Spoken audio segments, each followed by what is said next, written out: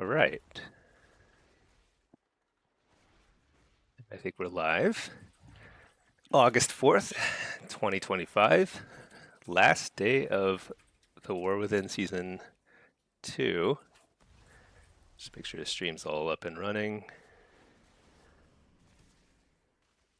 Kind of been a wild weekend. Let's see.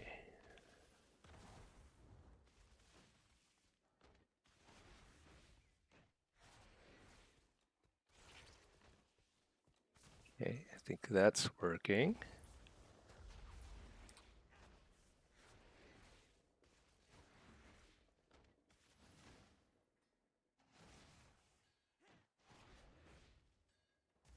Okay, I think we're up and running. All right. I don't hear anything. Oh, there we go. Okay, I think it's just really quiet. All right. Okay, well, let's check a few characters here.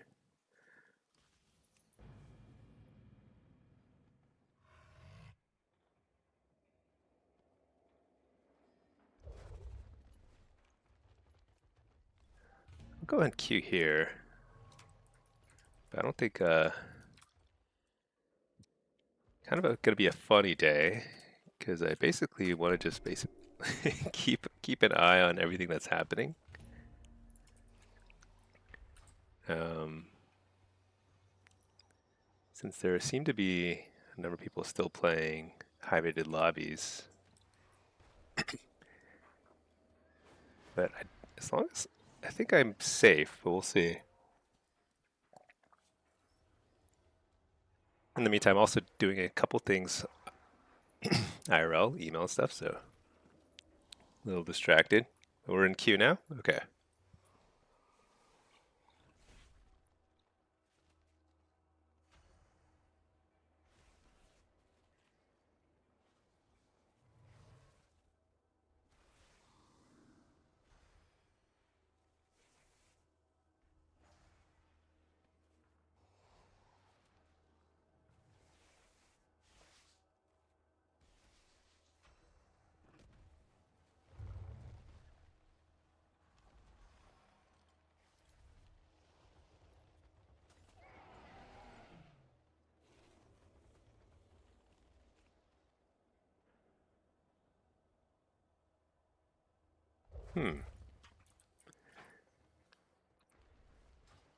Okay, so, all right. In a nutshell, here's the situation. I think I've got rank 1 secured on EU. Let's see. Actually, let's open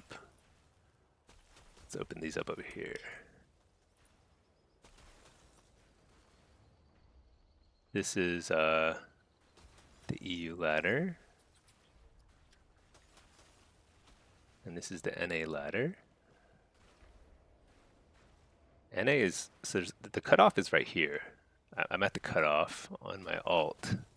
I won a lot of games on my alt, and I lost a lot of games on my main over the weekend, um, which I guess works out okay.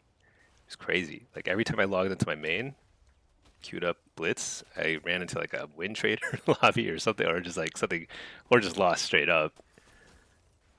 And then on Inky, I was winning a lot, so I ended up in range. And then in EU, I wasn't even really pushing for it, but I think my MMR is super high. It's like 32 something. Had a pretty good streak there. So I am in range in EU and in NA, I believe, but we'll see. For now, let's see if we can get some games.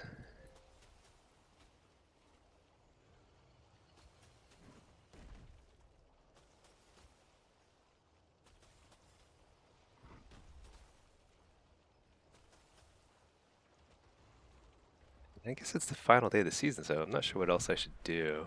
Buy some more conquest boxes. I've got honor saved. Supply of goods for outlanders.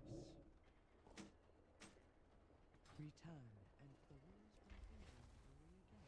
and Guy got a lot of boxes, plenty of honor, plenty of vicious bloodstones. Oops, lag.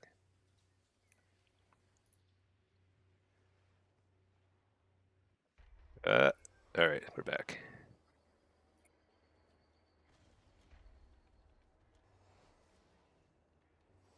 Okay.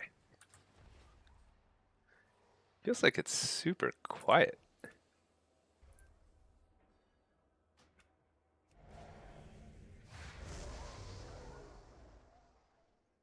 Okay, I think it's working.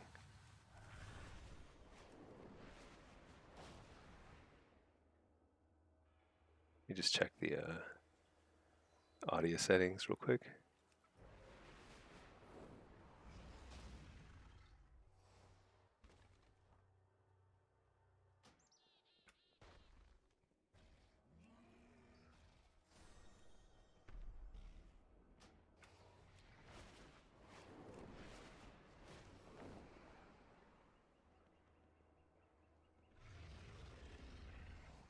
Man. Okay. I think we're good.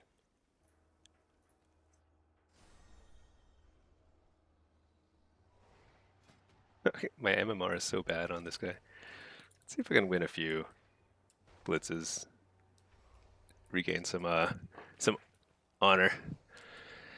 Hey there, Denzi. Why do you need to buy the boxes? So Blizzard, in all of its wisdom, oh my gosh, I've earned 150,000 conquests this season.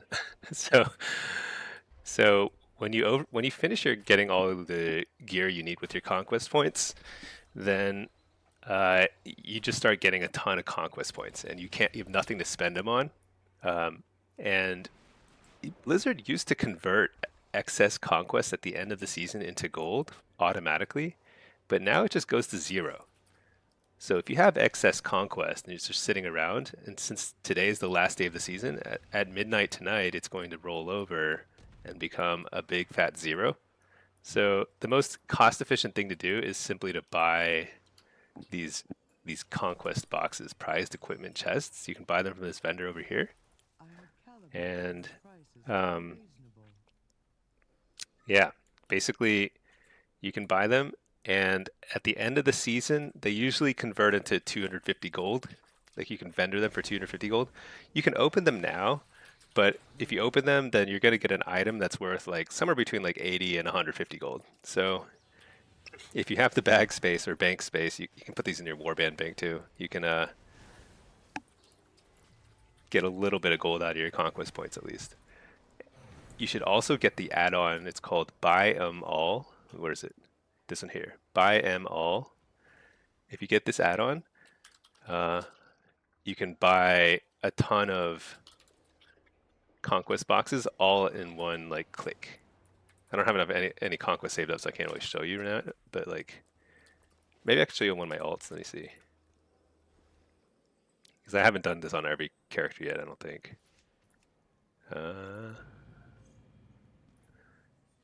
but yeah, it'll be. It can be worth it to get a few thousand gold.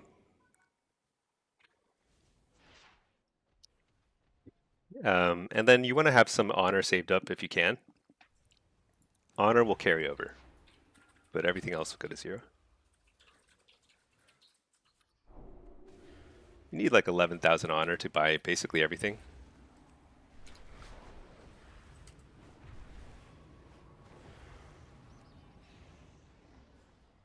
I have an extended supply of goods for outlanders. My thanks for your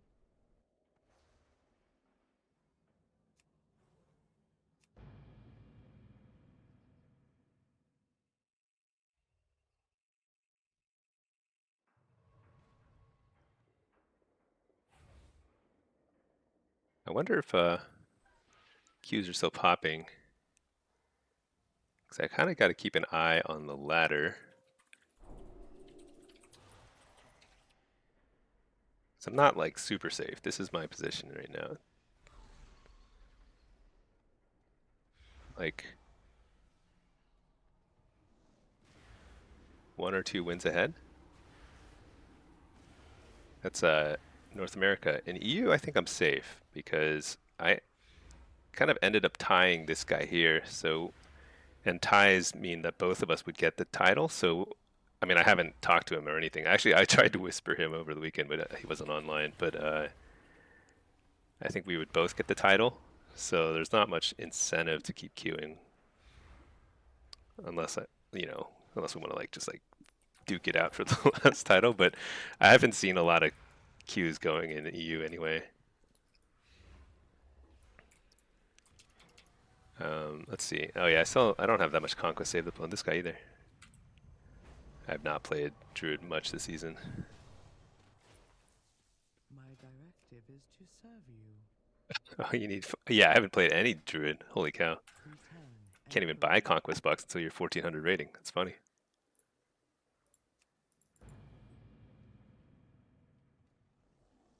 But other than that, I don't. You don't really need to do a whole lot of prep to get ready for season 3 on the PvP side, which is nice. I mean, you just go in with a little bit of honor. Actually, I don't even think they turn on rated queues for a week, so there's a little bit of a grace period anyway. This guy has a little bit of honor, so I'll show you the buy 'em all add-on for a little bit of conquest. I have calibrated my prices to be You just go reasonable. click max, and then because if you try and do this manually without the add-on, you have to click each one, and you have to click a dialog box each time. And then when you have like thousands of conquest, if you've been playing a lot, then it's a huge pain in the butt. So actually, you know what? I'm gonna. Well, we hit 24. That's kind of our goal on this guy. I think we're done on this guy for the season. Let's see. What else can we play? And then this is my character that's probably going to get rank 1. Seems like I'm in range. Denzi, the first week the honor gear's out? I believe so. I always forget the order in which things happen, but I think the first week, I actually think you can get conquest gear too, but there's no rating. I could be wrong, but like the first week you can get like a little bit of conquest maybe, so you can get a few purple pieces, but otherwise you're gonna mostly just be buying. Yeah, this guy's still rank 3, which is range. So I'll just keep an eye on this guy. I'm not against queuing, but like I was watching some other Blitz streamers, and there's like a lot of win trading going on right now. I think there's like basically this one warrior who's like win trading his way to rank 1 right now, and I don't want to like get caught on the wrong side of that. It's so ridiculous. And other than that, I don't think there's a whole lot of people queuing because like usually the high rated lobbies, they don't really happen until later at night. So I think it might be done. We'll see. Wait, did a queue pop? I think the volume is so low I didn't hear it pop. Something is wrong with my game sound.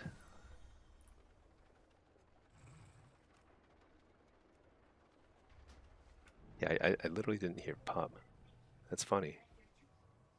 Oh, maybe. Oh, you know what? Sometimes yeah, there we go. Maybe I'll hear it better now. Okay.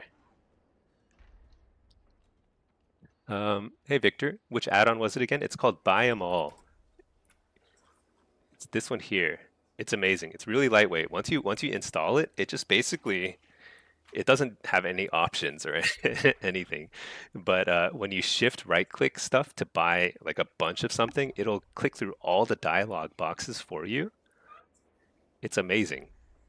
Like this will save you literally 15 minutes of clicking if you have a lot of if you've been playing all season long doing a lot of PvP, you'll have a ton of excess conquest.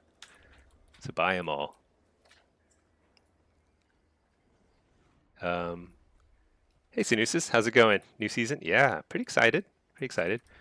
I'm yeah. There's a chance I'll be busier in the coming weeks, but I'm hoping to at least do PvP. I mean, in an ideal world, I'd be doing a lot of M plus too, but I think probably not as much this season. We'll see. Uh, but kind of excited. Patch notes are so long that like there's no way. I mean, there's no way to read it all. Um, okay, extended maintenance. Okay, so I guess basically it's totally offline for Um,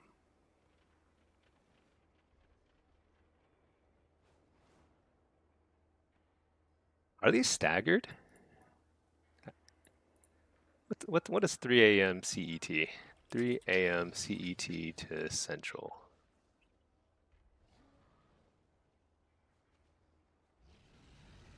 Why doesn't it just... Here we go. Is 8 p.m. the previous day. Okay, so it is staggered. So European realms will still be active while NA is down. I see. I wonder if the season ends though at the same time. Is there like... That's weird. Hey Crazed, what's the point of collecting the boxes? You started playing retail 2 months ago. So, so the only reason is just to convert conquest points into gold. It's the most efficient way to do that. So if you have extra conquest points, they're going to basically just vanish when the season ends. You're not going to get anything for it. But if you buy these conquest boxes, they'll turn into like, I mean, I think they'll turn into 250 gold. That's what I've been told. I actually usually don't do this. Usually I just let it go to 0, but uh, you know, I have bag space. I can do it. So, hey Roxy, how's it going? The big stink is here. Yeah.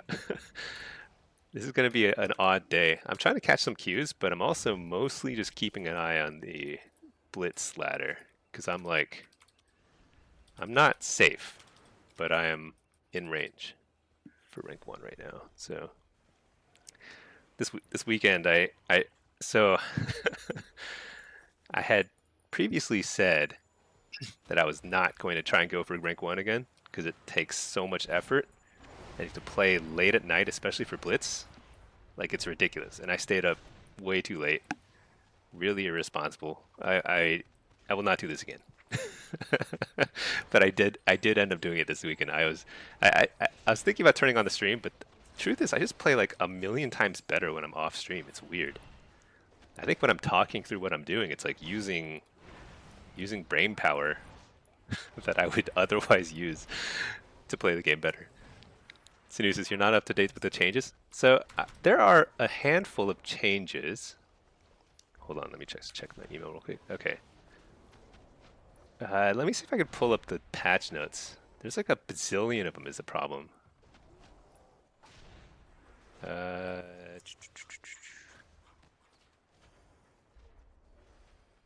That's not it. Somewhere here there's like a patch note compilation, and it's like, yeah, this is it. It's super long. I mean, they've reworked everything. So okay, the first thing to note is that when they rework a lot of classes, then the game balance changes a lot. And so even if warlocks don't receive as many changes, because we didn't receive that many changes, there's like a handful of changes. But what matters is like, what does the meta look like? Because right now the meta is extremely melee friendly, and it's you know I've had a lot of kind of newcomers on the stream just kind of pointing out like how hard it is to play warlock into triple melee lobbies, and it's true. It's just a lot harder to play warlock right now than most other classes, and that's unfortunate for sure. Let me just go ahead and stick this in a follower dungeon. I'm not really planning on climbing though in EU. So I'm just keeping an eye on the queue there. Today I might play a little less overall. I'm gonna answer questions and chat and stuff, but I'm gonna keep logging over to Inky, which is my warlock in range right now, because the websites don't update super frequently. But anyway, back to patch notes. These are all buffs. Some of them don't affect PvP combat. They're like PvE buffs, but generally speaking, they're buffs to Diabolus damage. Buff to Hellcaller damage was both affliction and destro. That doesn't affect PvP. There are some increases here that do like affliction. Yeah, Tormented Crescendo has more stacks now. I mean, these are all buffs. And demonology, these are all buffs. And some of these are meaningful. Like getting extra Tormented Crescendo for affliction is huge for your burst window. Demonology, you free up a PvP talent. That's huge. Demonology has really great PvP talents to choose from, so that's actually really nice. And then Destro. I mean, these don't affect PvP at all. You never take this anyway. So it's a TBD. So it looks good for warlocks. It looks like we're getting stronger, and we're already pretty good. Definitely above average. And maybe this pushes us into like kind of higher tier. But what really matters is like how are warriors doing? Because warriors are like they're strong right now, and they're kind of counters to warlocks. How are demon hunters doing? You know, these guys like they make our life difficult, right? So we'll see how melee does. Oftentimes, the last season of an expansion, though, casters tend to do really well because the scaling favors casters. But we'll see. Okay, I'm gonna grab Soul Rip. This is a Blitz. I just got this one. Let's see. Oh my gosh. What? Is it 2300 game? Okay, I don't know. I don't really care. I am out of the running on this character. Like I queued a ton of Blitz on my all my locks basically. I let me see. Can I pull up my match history? Here. I've been playing a lot of solo, but yeah, I just went on this crazy loss streak. I mean, like there's some wins in here, but like overall over the past actually let's see. This week? I mean, that looks better than it is. 11 and 11 is not great. Not when you're trying to climb 300 points. So, because I got up to 29 something, and then I just tanked all the way back down to 26. So this guy's out of contention, but I have two other locks that are in range. So we'll see. Hey Juan, yeah, we are getting buffed a lot. The problem is I don't know what the balance is going to look like because it looks like a lot of other classes are getting buffed too. And sometimes what that means, like if the meta is really fast, I don't actually know if that favors warlocks or not. I feel like warlocks tend to enjoy long, slow games, because we kind of, especially as demonology, kind of like grind them down, right? Sort of the rotten dot playstyle of old. Just trying to like, what is going on? All right, whatever. This is why I've lost so many points lately. I just wasn't paying attention. Also like this is also why when I was like trying to climb over the weekend, I had to keep the stream off because like I can't talk and play. But yeah, I'm trying to get back in range for solo shuffle, but I don't think I'm there. I had a few pretty bad lobbies. I think I encountered a few win traders in solo shuffle, which is surprising because I feel like that's not as common. But whatever. And I, yeah, I don't know. There's been a lot of win trading. I feel like the last few days, and I've never noticed this like to this degree before. It seems like okay, so that's good. We got the crystal. That rogue was very sneaky. Look at these two trees just like healing each other. That's all they're that's all they're doing, just healing each other. All right, I'm assuming the rogue can make it on his own over there, and I just need to hold this cart, slow this guy. Oh shoot!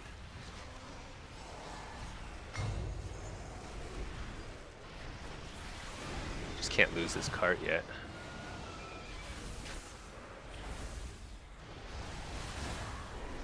Oh man, it's gonna be close. I think we're good though. We have two people here, they have two people. Alright. Yeah, we're good. And we're gonna get the crystal, hopefully. Did we get it? We got it. Nice. Okay, so we're up a good bit of points now. Not all is lost. I think the funny thing is these two healers are traveling together, so... And they're not really traveling with their team, so these two druids are just healing each other. They're like unkillable. But they're not really doing a lot for their team. So here is where this is where like demolocks really struggle. It's like on this map in particular, the carts are spawning, and it's like it's so it's so powerful being able to drop combat and just head towards the carts immediately, because people never guard them. It's amazing. Like if you just simply go to the enemy cart when it spawns, you will like take it every time. No matter what raiding lobby you're playing, this happens all the time. It's amazing. So I highly recommend doing that. But if you're a lock, like you just can't get away. Like I was stuck there. But like this rogue, he could have vanished and just run away and let's go grab a cart or something, you know? Yeah. See, we just lost a cart because like somebody just ran over and took it.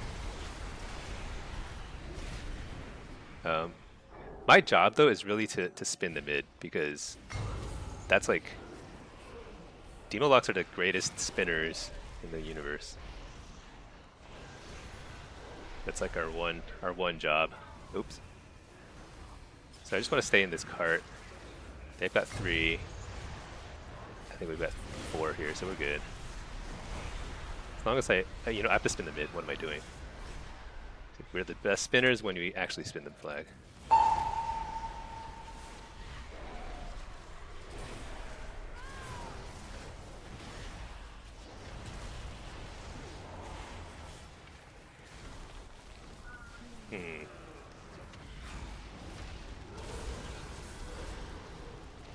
I think we're just winning each fight, so I think we're gonna win this game.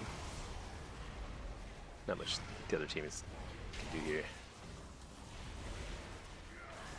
I swear these druids, they only heal themselves. I don't know. Oh my gosh. Ah, static field. I should have killed that ages ago. So bad.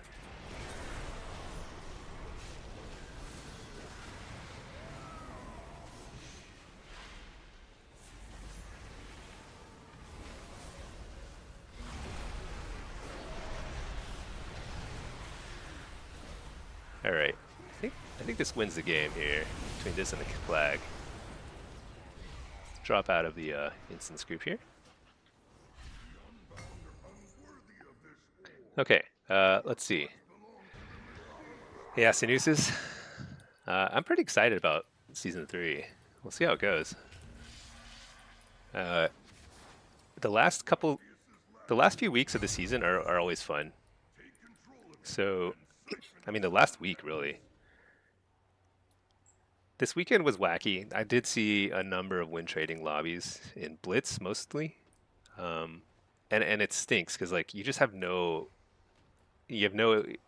It's a coin flip. Like sometimes you're on the team that the win traders are gonna win, and sometimes you're not, and it's just like there's nothing you can do about it. It's pretty frustrating, but if you play enough, it kind of balances itself out, in the sense that like you're gonna get on the win trading side, and sometimes you're not, and eventually it balances out. But I did have a number of really good games too. Actually, I had a number of great games in EU. EU, there were like a lot of queues running at the 3,200 plus. It's pretty nice. Starman, you met tank lobbies 6 times in a row win trading. So tank lobbies are almost guaranteed to be win traders right now. If they're like 3K rated, I think all of them. I didn't realize it was this bad. Maybe this is the first season where it's this bad. I don't know, because I mean, there's only been 2 seasons so far. The end of season 1, I was playing quite a lot right up until the end. I did not see this kind of like suspicious behavior. It's like so prevalent.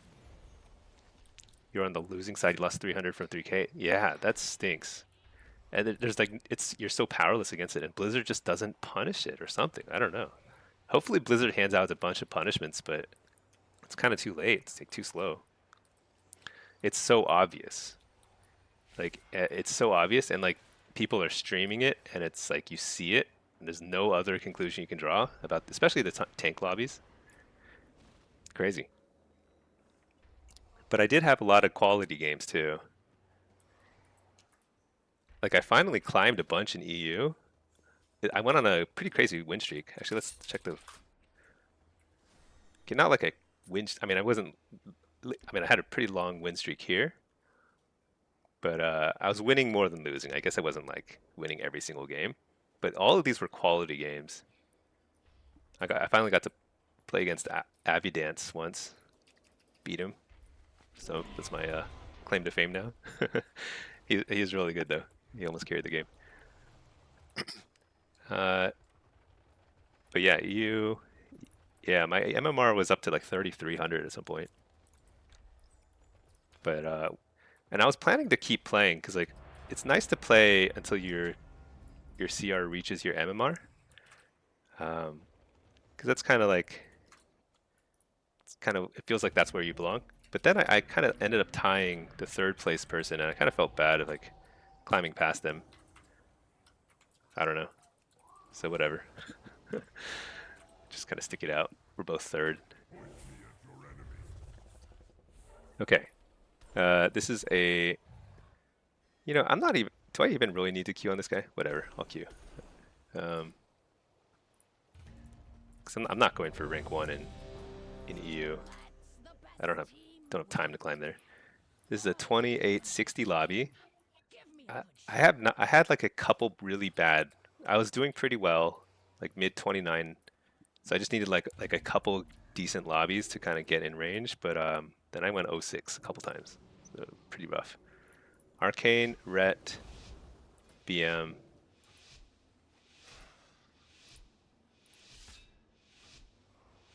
This is pretty tough. This is a pretty tough lobby for me.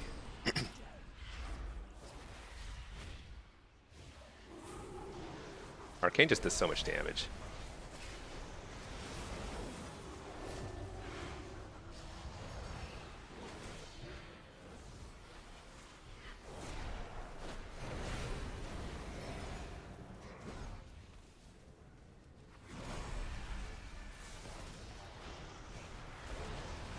Well, I can't get this guy to kick me.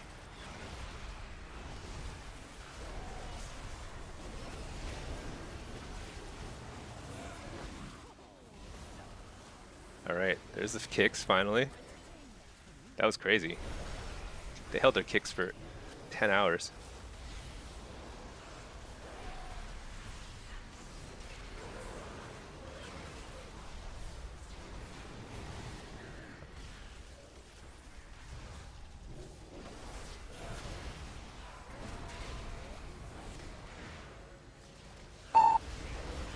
Alright, interrupt on the healer. This is a kill opportunity unless he bubbles. Nope, never mind. That was like a... I just died. I guess I needed a wall there, but why? Okay, I didn't play that very well. I think I was just so baffled by how like I didn't get past the opening 10 seconds very well. That was like the worst I've ever opened. Okay, Arcane Mage, BM Hunter.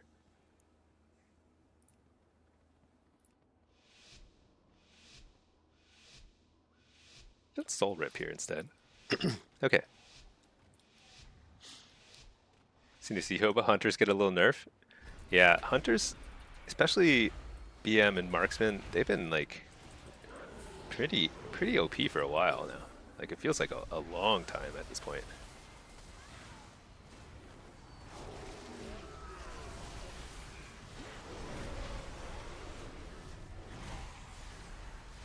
Wait, how did the coil not land? Can he immune a coil? He didn't feint it. It just didn't do anything.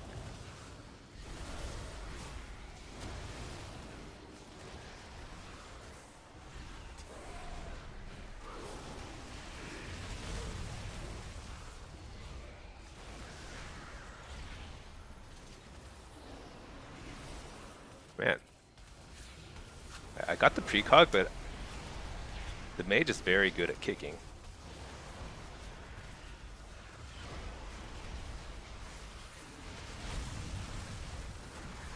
Alright, that time he kicked with shadow spells, that's good.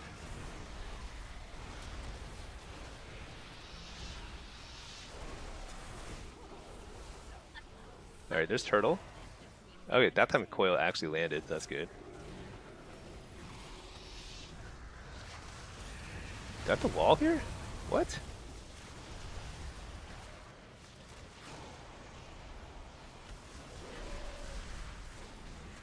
Wow, that was a great kick, right as my wall ended.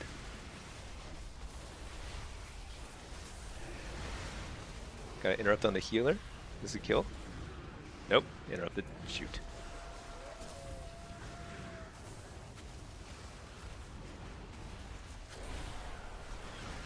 I think this is a kill.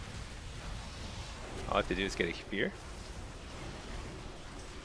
Nice, spell bomb. Thank goodness. I didn't get that last game. Stun the healer? Fear healer? There we go. Okay. It's funny, if you look at the damage meter, it looks like we're losing terribly, but it's just a...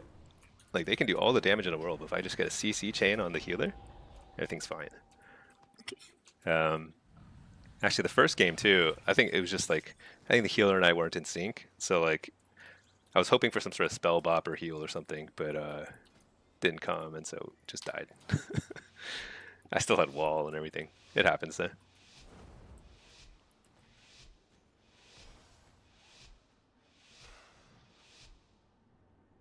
Okay, let's see.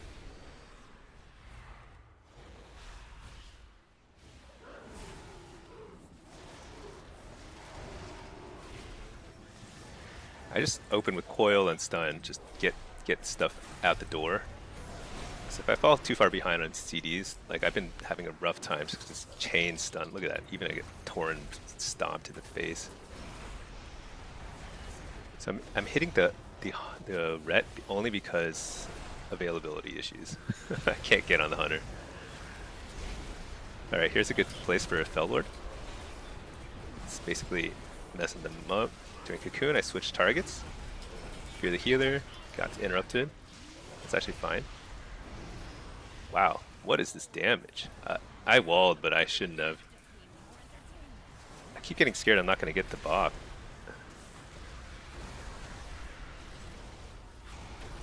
We're doing a ton of damage, a lot of pressure. Interrupt the healer, fear the healer, that's a turtle.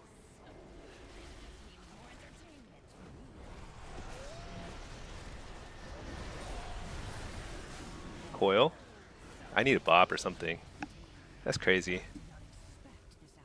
I didn't have forbearance, right?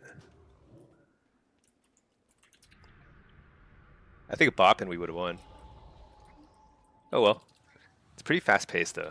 Like so here, part of what I worry about is that the next season is a series of buffs for everybody to the point where games end with crazy burst windows and it's just like too fast paced. Because that's not very fun. I mean, you don't want the game to be super slow. Like you know, retail used to be super slow paced. Every game was like 30 minutes, which is fun. And sometimes, like, I like having occasional, like, you know, skill matches that just I can't cast anything. What in the world? Wait, my Dreadstalkers are. Wait, what? Did I cast them earlier and they just? I don't know what's going on. I think I'm just really bad. It's the only way to put it. Kick me. No, he's not gonna kick me. This is the worst game I've ever played.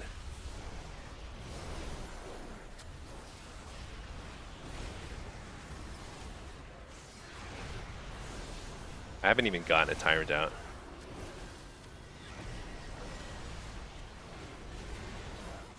Whatever. At this point, I don't need a tyrant. Who needs a tyrant? Maybe someday. Let's get it now. Nope. I get popped up in the air, stunned. Okay, interrupted healer is good. This is a kill opportunity. All right, man. I'm getting wrecked these games. But the healer's this healer is using his cooldown, so I feel a lot safer with this Mistweaver. Be the tyrant you want to see in the world? Yeah. I don't think I could have played that worse, but both of my 2 wins so far are literally just I get a stun on the healer, like an interrupt on the healer, and then a fear. That's it. And I'm eating every single stun and CC and interrupt so that everyone else on my team is doing like whatever they want to do. Oops, I forgot to change. I should have gotten a Fellward. Oh well, whatever. Maybe. I actually don't know if Nether Ward works on any of the ret spells. I've actually never tested that. It would probably work on Hodge. I've never reflected a Hodge. I mean, I have reflected a Hodge, but it's really hard to do that.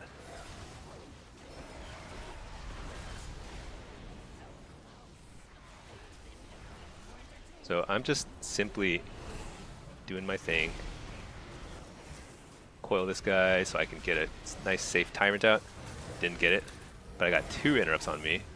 So I'm gonna get my tyrant now, finally. A little late.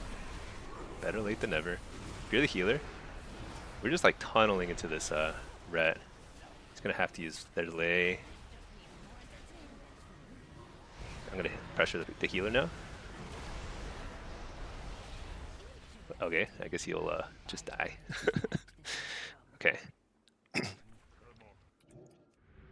Alright, I gotta win this one if I want to move up a little bit here. Arcane BM. Actually, I think I could have won more games this lobby. Even being bottom damage. I'm getting decent CC chains. I just need to survive. And the Arcane he does so much damage. There's so much burst.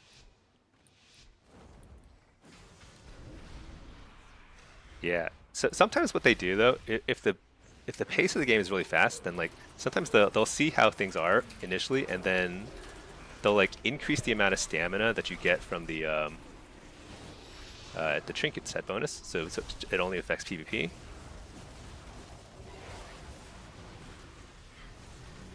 Man, I'm just gonna force it.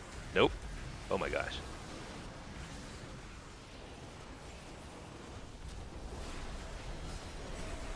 Wow, I thought I could actually like fake that next kick. Uh-oh. Reflect. Gotta fear something here.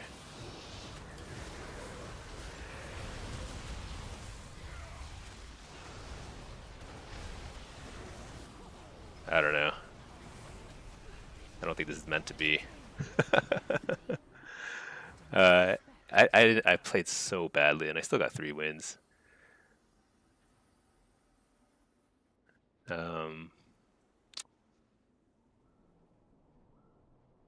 So that healer just crushed him.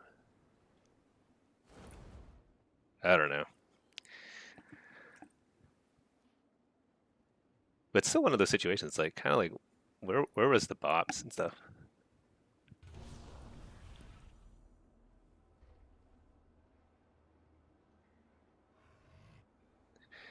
Oh, do you think that was a suspicious lobby? I can't tell anymore. I would never have suspected that in the past, but this weekend I saw like not in shuffle. I mean, I saw quite a few 6-0 healer lobbies in shuffle, which honestly those are pretty rare. So I felt like some of them seemed a little suspicious, but it's really hard to tell. You know, it's easier to hide it. In Blitz, it's more obvious when a team is like win trading, and I definitely saw some of that. Not like a ton, but enough to be, you know, once you see a few instances of it, it makes you question everything. You know, it's like kind of like what. It make like that now when I see a 6-0, I'm like, was that just a win trade lobby? But even though like it happens all the time, it happens like totally legit all the time. And like in Blitz, you'll have plenty of games where like someone just messes up and it's over super fast, and it feels like they threw on purpose. But often that's just like it's just a mistake. There's 16 people in the game. Somebody's gonna make mistakes, you know, no matter what rating you're at, and so that happens. Um, but I don't know. There were definitely like games where like people are just like literally not healing, you know, or whatever. Matt, you did a fresh tune blitz push yesterday, and the majority games were super one-sided, like the other team wasn't there. 7-0 for the day yesterday. That's crazy.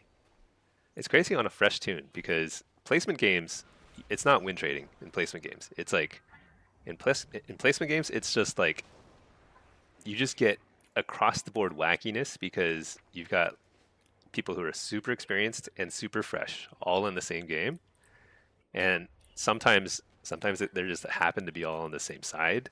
You know, like it was like a super stacked team versus another team, and it's like just unfair. And that just happens. So placement games are very wacky. I wish Blitz were a little smarter about the placement games. I'm not sure how they could do that, but I think there's a little bit too much.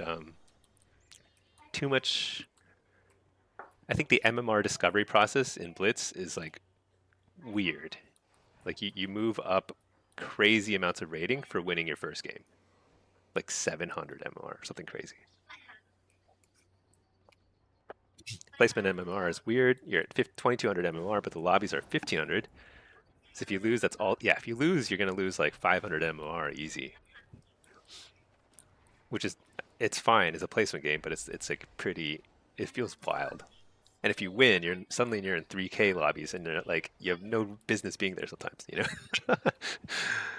Starman, it's fun if you have a class which has a huge influence in the game. Yeah, yeah. I think rogues and hunters they have it good because they just they can carry so hard.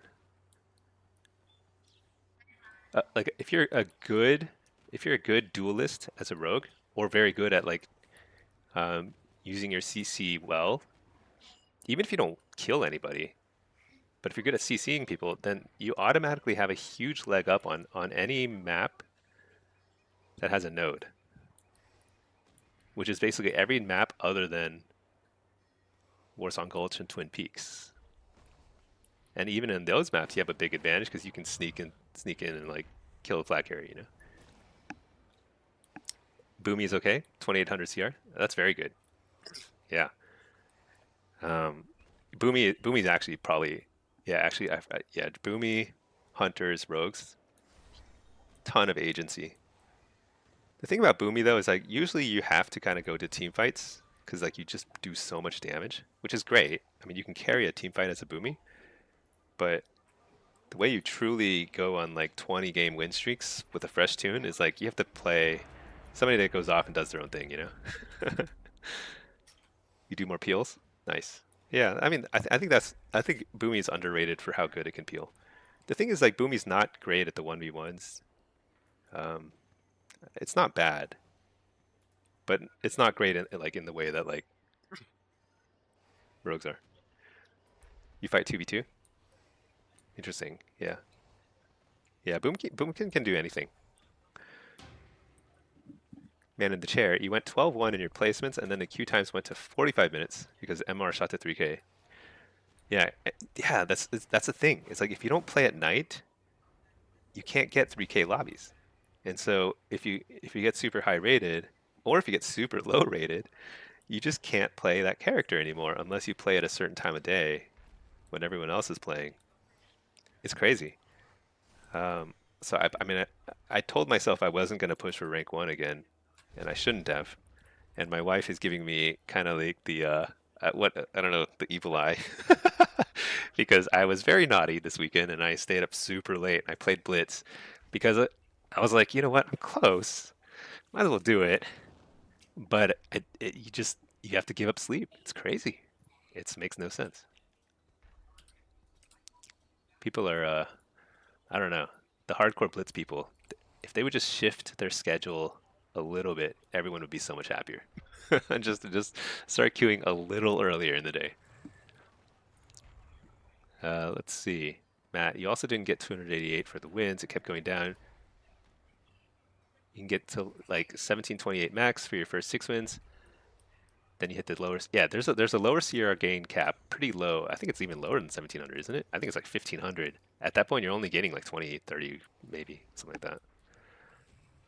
You're getting 250 because of MMR gap. So if you got 1800 MOG today, you have to win another 5 or 6. Yeah, and I mean you might win all of them, maybe, but realistically, most people, even if you're really good, unless you're playing a classic and super hard carry, or like you're duoing or something, uh, realistically you're gonna get like you're gonna climb usually with something like a 60% win rate, 55% win rate.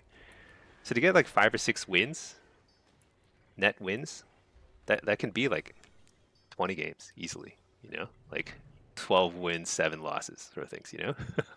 And that's like a very good record, uh, but it takes a long time to climb in Blitz uh, because the CR gains are capped and I don't know why they are capped. They're capped a little too low. I think it's okay for them to be capped at high ratings, but like they're capped at like 1500 or something. Completely trashed by subs. Yeah. If you play the wrong time, you get 2800 more. Yeah. If you lose 100. Yeah. Sometimes you'll get if you're like sometimes I have like 3200, 3300 MMR, and I'll get put into a 3K game, and that can be pretty frustrating because there's no upside. You know, there's no possible upside. Man in the chair, you don't understand it. Are we not all old now? Who's up this late? So there's a few people located in Asia who play on the NA servers. I've noticed. So there is that, but there's also the what I guess you could call the cabal. I'm not in the in crowd. I actually have no idea how they coordinate stuff, but like there's a bunch of people, like all the really high profile, high rated Blitz players who like they do a lot of duo queuing with each other and stuff. They all play super late. I don't know where they're located or what they do, but uh, it's pretty wild. So for like someone like me who's like a total outsider, just like try and climb, uh, it takes a lot of effort.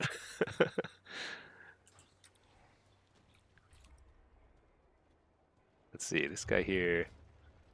So let's just keep an eye. So this guy's still rank 3. I think that's good. Oh, I gotta keep up. These are all low rated games. This is 2600. Because I got wrecked on this guy. I lost like 5 in a row at some point, and then when you lose a bunch in a row, you lose like accelerating amounts of MMR, and it's pretty rough.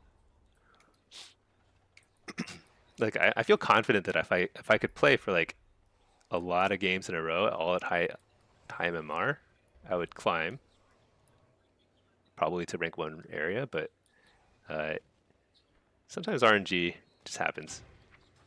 The thing about Blitz is like you can easily swing 500 points, uh, and it just happens. I've also been playing on stream with this guy a lot, and I just play badly. I don't pay attention at all to what's happening. So Matt, it's 1500, but if you're sub 1500, you can still get. Oh, so I see. So you can rocket up to like above 1500 with that. Yeah, so that can save you a lot of time. That's funny. It's only kind of relevant if you're trying to min-max the number of games. Yeah, I can't even fathom playing multiple classes up to high ratings. Takes a lot of effort, a lot of games. Uh, Maybe if I had a duo queue, shortened the queue times, and like you have like a little bit more combined impact on the game. But I don't know. Just like I like solo queue.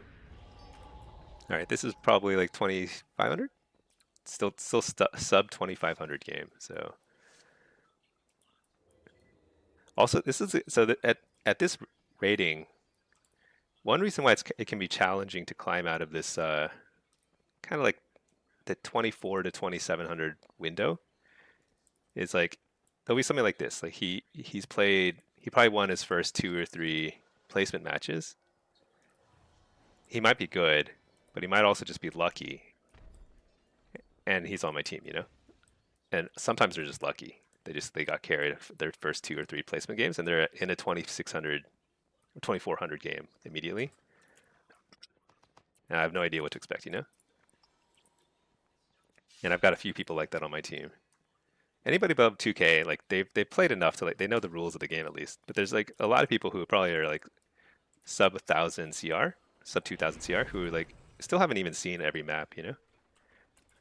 It's not like a strike against them. It's just like the MMR system's very wacky. That's all. You feel towards the end of the season, lots of tanks with high MMR want to fill 50 wins, and lots of win traders come in. Yeah, tank lobbies at the end of a season are highly suspect. That's like all I'll say at this point. I haven't seen a whole lot of legit tank lobbies lately. Uh, I think tanks should be viable and fun to play. The problem is like I think it's a little too easy for them to control who they queue into. So it creates a really bad incentive for bad actors. Let's see, Matt. You have only 4 classes: Lock, Rogue, Monk, and DH. The mental breaks after a while. Duos help. Yeah. Yeah, it's actually kind of nice to actually, let me put this in the follower dungeon real quick.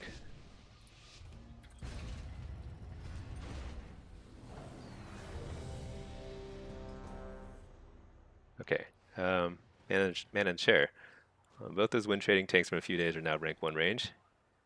Oh yeah. Yeah, ISO Speed and Dagda.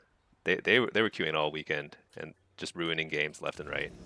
Definitely win trading. Like I was like not 100% sure, just like having seen it myself. I'm now 100% sure. Total cheaters. It's pretty sad. Wait, I totally forgot to change my talents and stuff. I don't know. Whatever. With demonology, it doesn't matter too much. Sometimes it matters for the PvP talents. Like I'll be missing some important PvP talents probably. Okay. Actually, I wasn't paying attention at all, but I assume people know what they're doing. We've got a flag carrier healer, hopefully. We'll find out soon.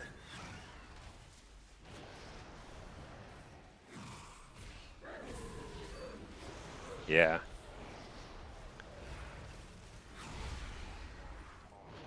Yeah, my encounter with those win trading tanks, Dagda and ISO Speed, like they and it's not just them. They're duoing with some healers that are also win trading. So it's like a big. So like 4 people out of 16 are part of the win trade. It's crazy. But like that was the start of the downfall of my Stinkies MMR. Never quite recovered from that.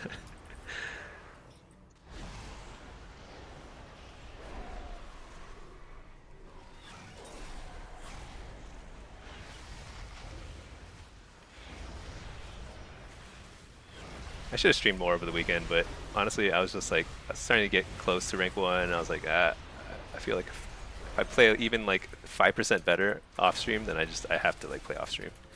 Maybe what I could do next time is I could turn on the stream and just like turn off my mic and just be like, I'm just gonna focus, you know. Maybe that's the thing to do. During most of the season, I don't care, you know. It's like it doesn't matter. But like the last 2 days of the season, it's like kind of like might as well. So this lobby. There's one thing you might notice is that we're playing capture the flag. Nobody has picked up the flag. Nobody has even tried. I'm on total autopilot, by the way. But I think so is everyone else. But nobody here really cares. Nobody here is in contention for rank 1. Because we're all like 2400 or whatever. I'm just kind of passing the time, so it's chill. The thing is, like, I would still way rather do this than a normal BG, because it's still, like, the quality of the game is still, like, a zillion times better than in normal BGs. And normal BGs are fun because you can just autopilot what, you know, you just jump in, start playing, it's whatever. The queue times are a drag, but at least you get, like, quality games, and you don't get, like, you don't usually get as many pre-mades. I think the last week of the season, maybe it's like, especially at the very high end of the ladder, a little suspect, but whatever. The only way to fix it from Blizzard's perspective is to simply, oh my gosh, I just walked right into, stuck. They simply have to hand out bans, and they have to be very like public about it. They have to like announce the fact that they just banned, you know, 50 people for like win trading and whatever, because they need to create a disincentive for people to buy it in the first place.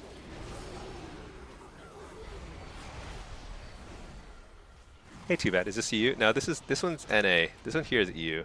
He's sitting in a follower dungeon, just kind of chilling. It looks like I'm gonna lose this one. I haven't been paying attention. This is only 2600, no 2400.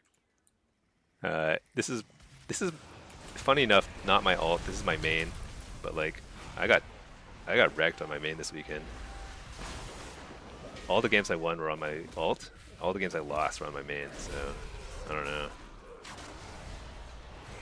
Is what it is.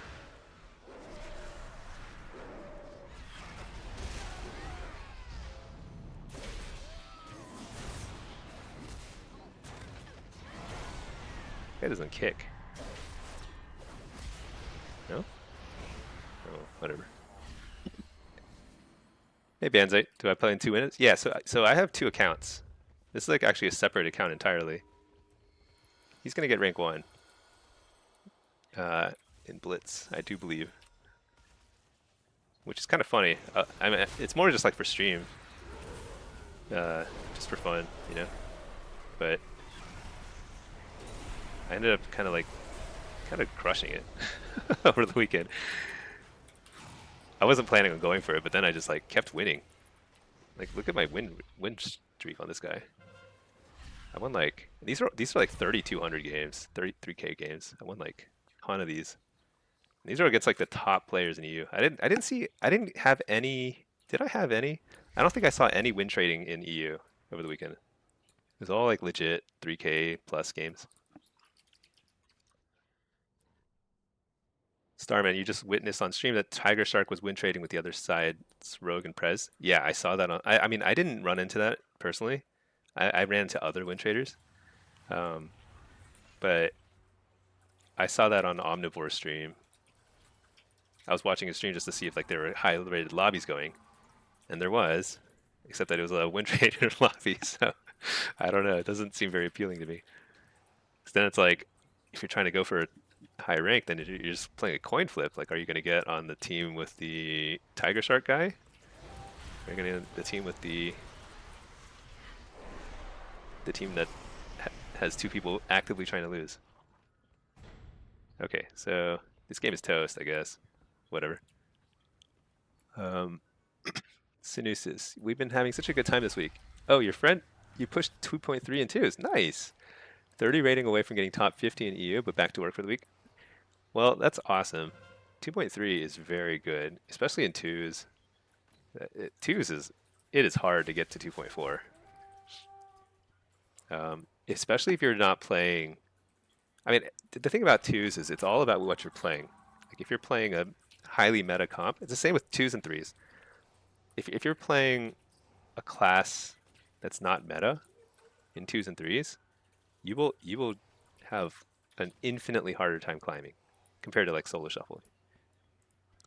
Like I don't think there's any Resto Shamans who are rank 1 in 3s, for example. So if you play Resto Shaman and you're trying to get rank 1 in 3s, should I kill this guy or like do I just get out of this lobby? Let's kill this guy instead. We're playing a Mistweaver because Mistweavers ruined the 2v2 bracket, by the way, because they're so OP in 2s. They can play with anybody and solo carry because they do so much damage in 2s. It's ridiculous. Alright, let's kill this guy instead.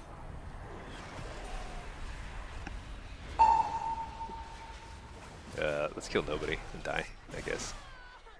Whatever. I think everyone else is kind of...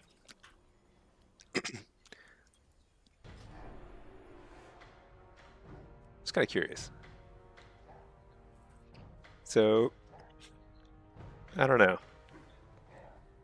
So this this Mistweaver...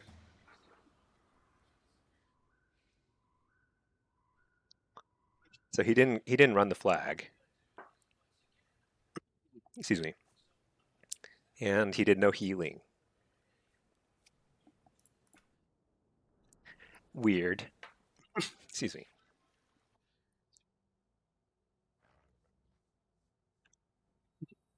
Excuse me. Starman.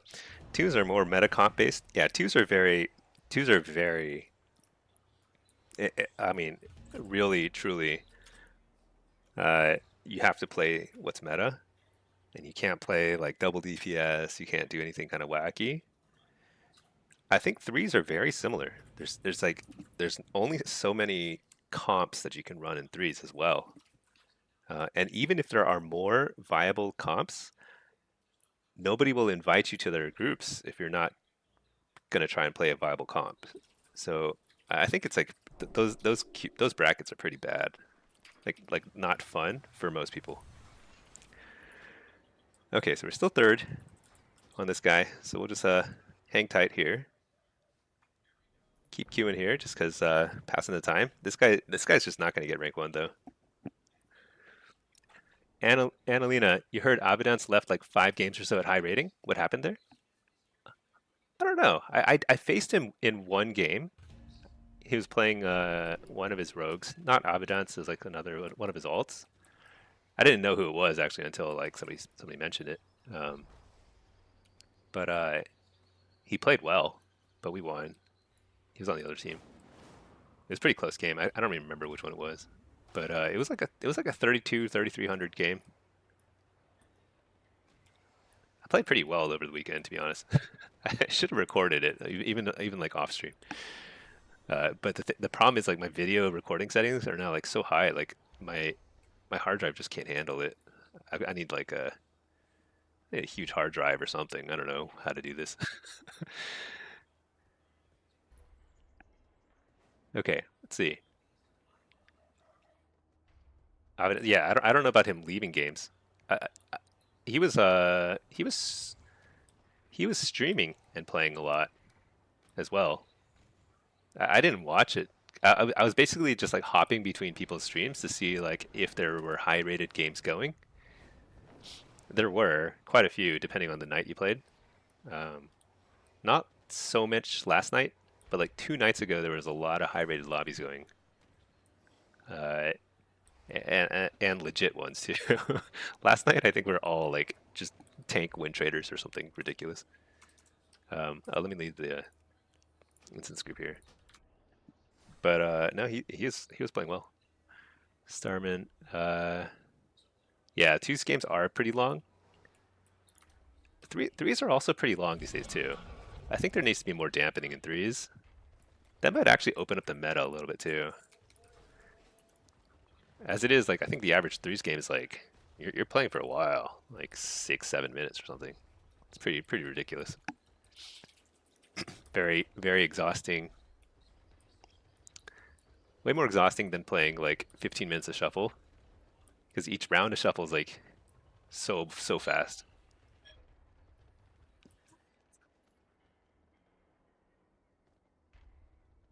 All right, but let's take a look at the notes and stuff.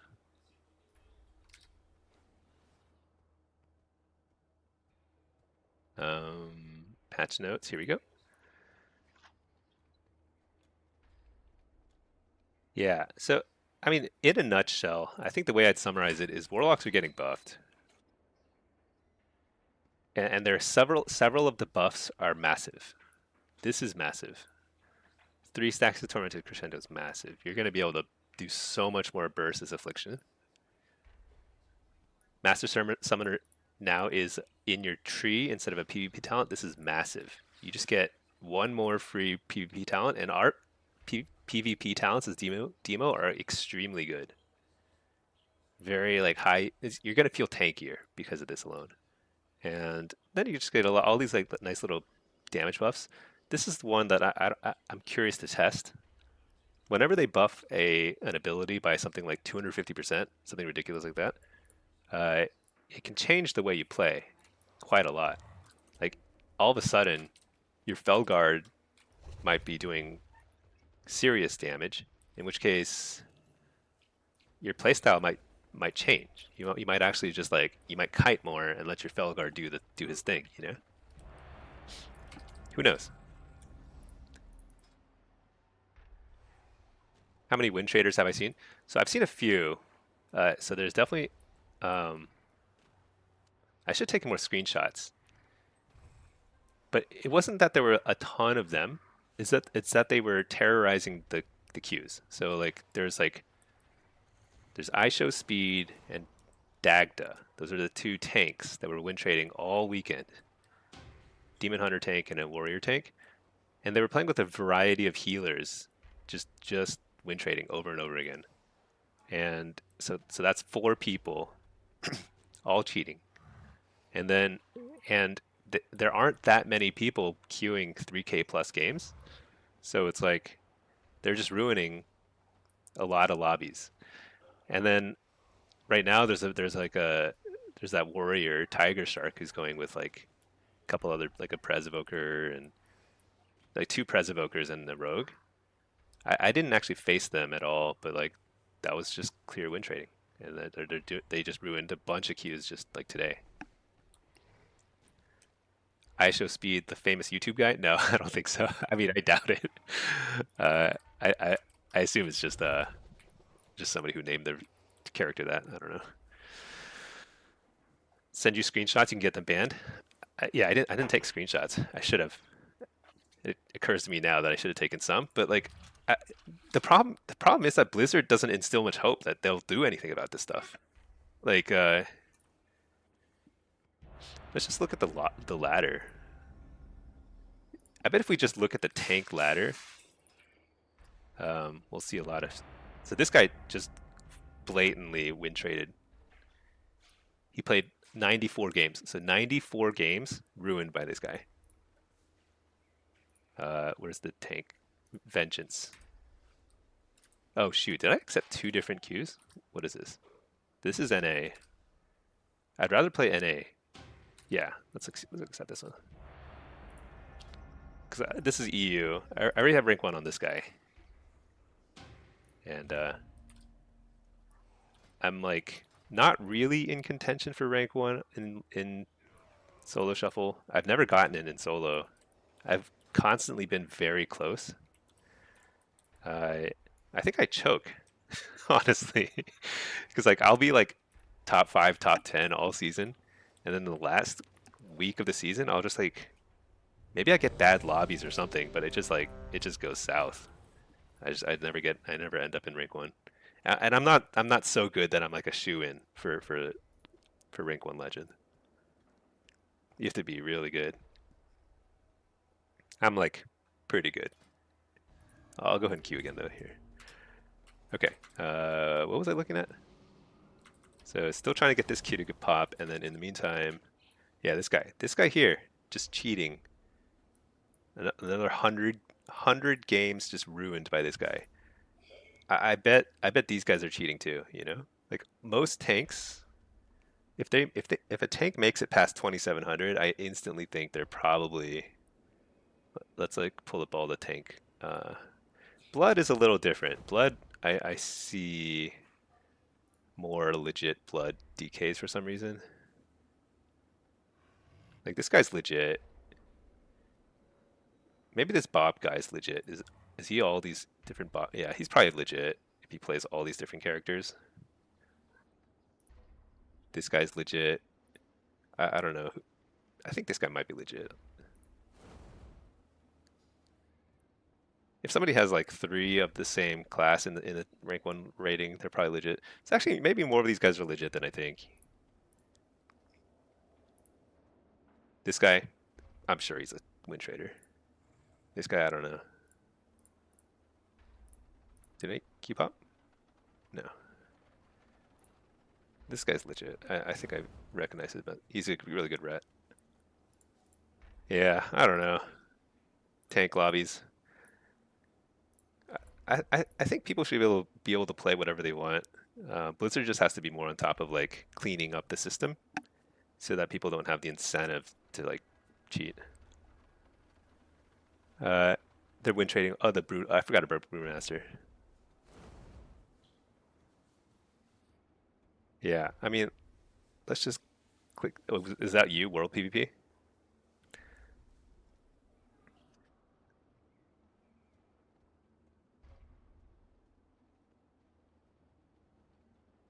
So like a a history like this, like challenger, rival, duelist occasionally, and then suddenly rank 1. It's like maybe, maybe legit. Doesn't seem very doesn't inspire a lot of confidence though that he's a good player, even if he is legit. I don't know. Doesn't seem legit to me. This seems like probably got win traded. This is you? You're season 1, Andy? Yeah. See, you got elites and stuff. Strategist, rank 1 blitz, rank 1 solo. See, this is a legit character. I mean, granted, you don't know. I mean, like, it's impossible to know for sure without seeing it firsthand. Like, if you look at this guy, Stinky, no ratings at all, no history. suddenly rank one. It's because it's my EU guy. I just created an EU lock, you know. Uh, but it's legit. I can promise you that. Uh, but yeah, I don't know. Most the latter is legit. Let me just go ahead and say that though, because like if you just like scroll through most of these people are real and they're good. It's just that a few bad apples can spoil the whatever you call it, the bushel or bunch or whatever. I don't know. Because like most of these people are good and like qualified, you know. Like when I scroll through, I see like people that um, are tough to face when I face them in Blitz. But then you got this guy. This guy is an absolute blatant cheater. Just blatantly cheated. And he actually, it's weird. He's got okay. Maybe he paid for all these Glad titles too. I don't know. But like blatantly cheating on stream, crazy, crazy, crazy. That EU lock is for sure a win trader. Yeah, it's funny. Came out of nowhere. Came out of nowhere. I finally got some people to sign my guild charter though. So I got my I'm now advertising paid advertisement TTV smelly stinky. I don't have the smelly title though, and to get the smelly title on a fresh account, it's no way. I mean, you gotta grind low omnifin reputation. I'd be stuck in that cave for like hours, days maybe.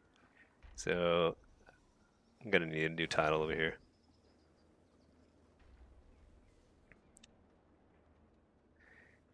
I guess I didn't push any affliction. I realized on this guy.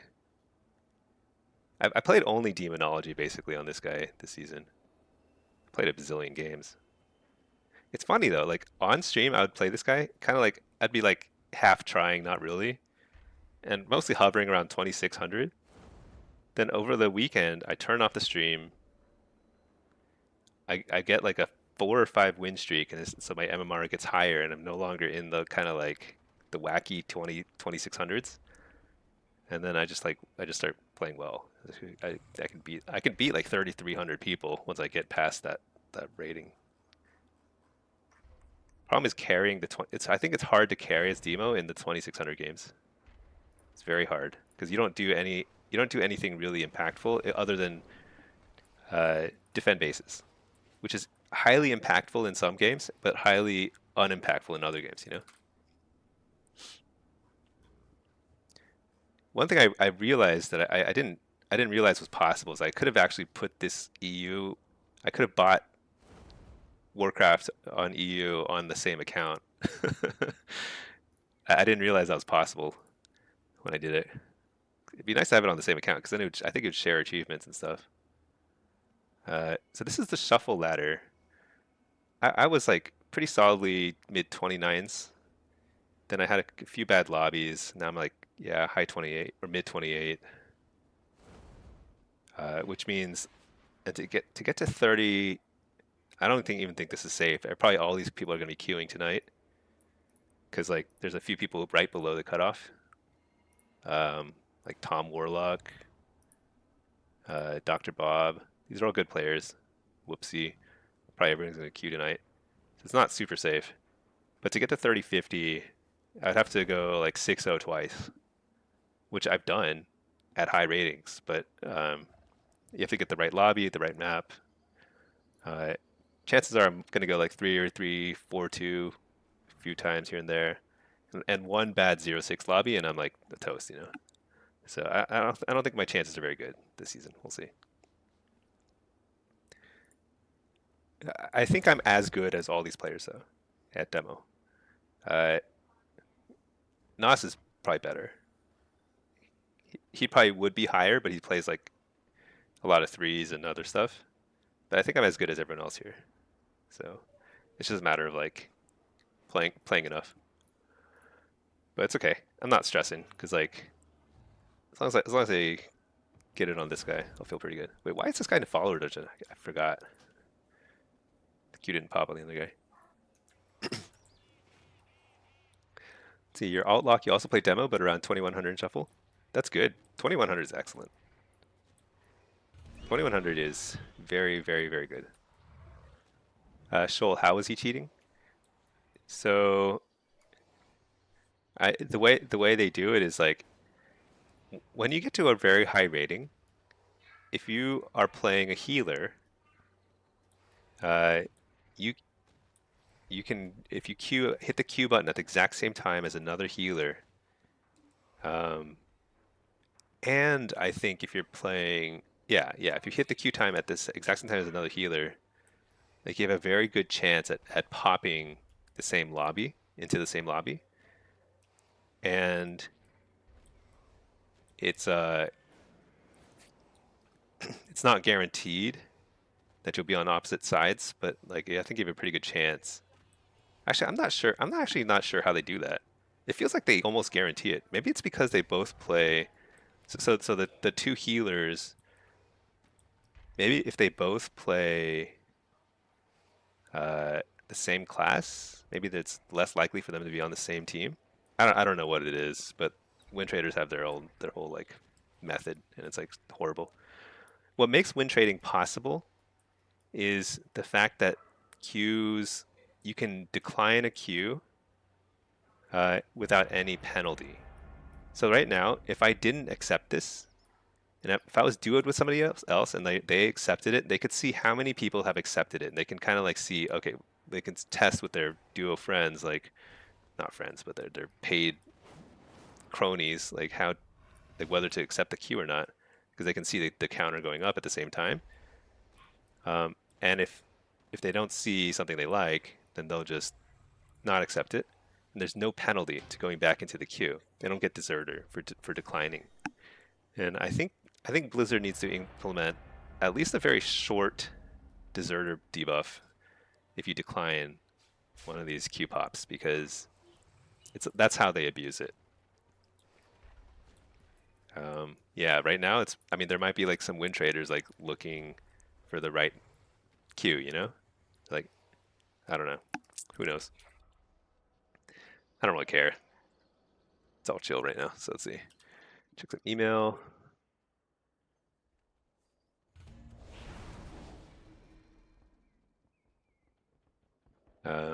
Yeah, my MMR is so toast though. So 24. Oh my gosh, I gotta win this one. Not because like I can actually get in range on this guy.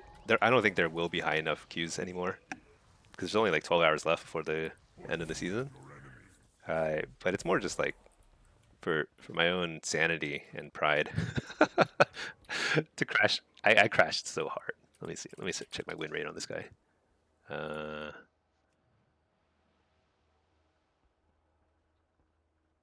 Yeah, I don't know. I feel like I see a lot of green check marks here, but I swear I lost like more than maybe the ones I won were low rated. I don't know. This looks not. This doesn't look bad at a glance, but I tanked a lot. Because at some point I wish this showed what MMR I was at. It doesn't though. But if it showed my MMR, like at some point around here, I was like 2950. Definitely like all I needed to do was just play reasonably well, and I would have climbed up to 3K plus and get rank 1 on this guy, but I just tanked super hard for some reason. Some of these were win trader lobbies, but some of these are just I just played bad. I don't know. Whatever. It's kind of funny though. It's kind of funny how much you can tell yourself not to care, and I told myself not to care. And yet, I found myself caring.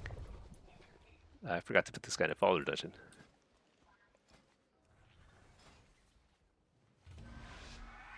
Okay.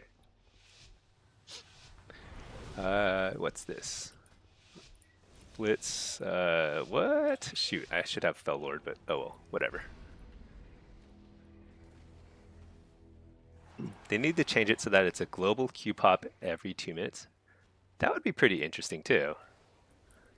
That's an interesting solution. I never thought about that. I think that's pretty smart. Then you wouldn't have the deserter thing, and you wouldn't really know. I also wonder, like, so at some point they made queues fairer in the sense that like you would get more quality games by because like it balances the team compositions a little more. But I think what that does is that leaves open more abuse. Like it used to be you could get like one team with like 5 rogues and one team with like 5 warlocks, and guess what? The rogues would win, you know? And that's like, that's not a quality experience for most people. It's not. I mean, it's actually pretty horrible. But, and so like now you get more balanced team comps, you like some melee, some range on each team, you know? And that's good, but it's also kind of like,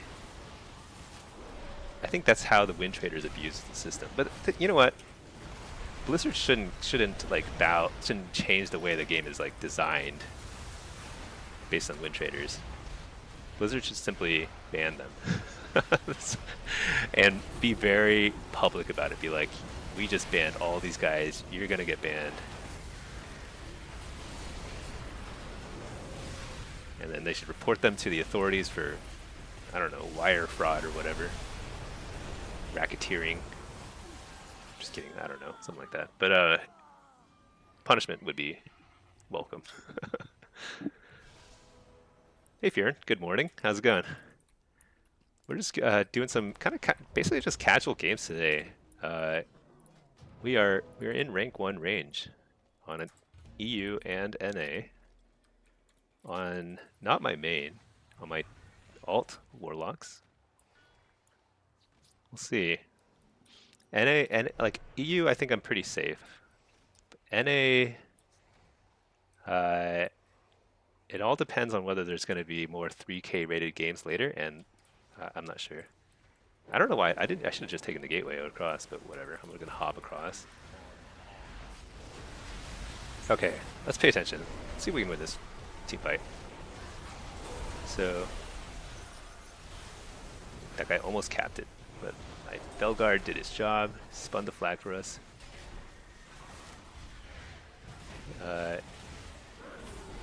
What kind of rogue is that? Oh shoot, one of our healers is down. Very bad. So this is where like I really want to have a Fell Lord. Oh, I should have I got interrupted. The very bad time to get interrupted. Oh shoot, I'm dead anyway. Oh my gosh, I could have spun that. Who capped it? Oh, the pally. I hit the evoker instead of the pally. That's kind of my fault. Demo should be able to spin, but we were losing that team fight anyway. Oh, nice. So we took their lighthouse, which means that yeah, they're reinforcing lighthouse, not coming mine. So I need to head straight to lighthouse. Spin there, spin like crazy. I really wish I had Fell Lord. Fell Lord is so good for spinning. You plop him down, and for 20 seconds, nobody can cap that flag.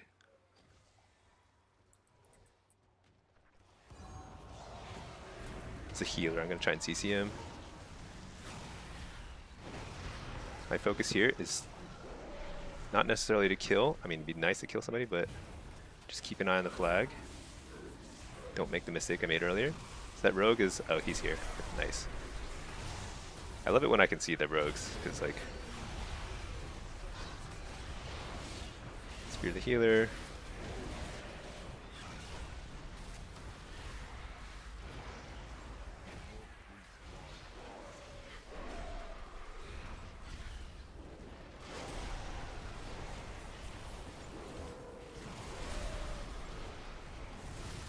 Banzai.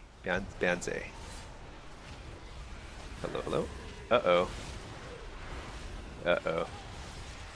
Uh-oh. Down. Where's our resto druid? Oh no, what's he doing over there? Shoot. That's a huge mistake. Huge mistake. So when you're a healer, you need to be at the objective. If you're not healing at an objective, um, you are definitely losing the game for your team. Uh, so what we need to do is group up. This guy needs to group up, and we can win something maybe. The problem is like we're not winning the team fights. So the way we win, it has to be through stealth maneuvers, whatever. Let's just do it.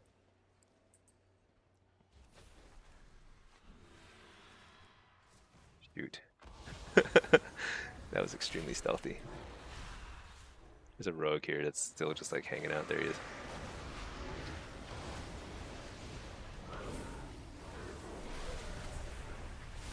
So now they have 1, 2, 3, 4, 5, 6 here, or 5 here.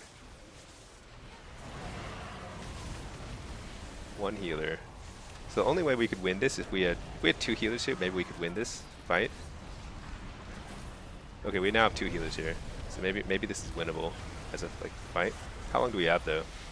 We don't have long. You know what's happening is like our chat is exploding. People are so mad for whatever reason.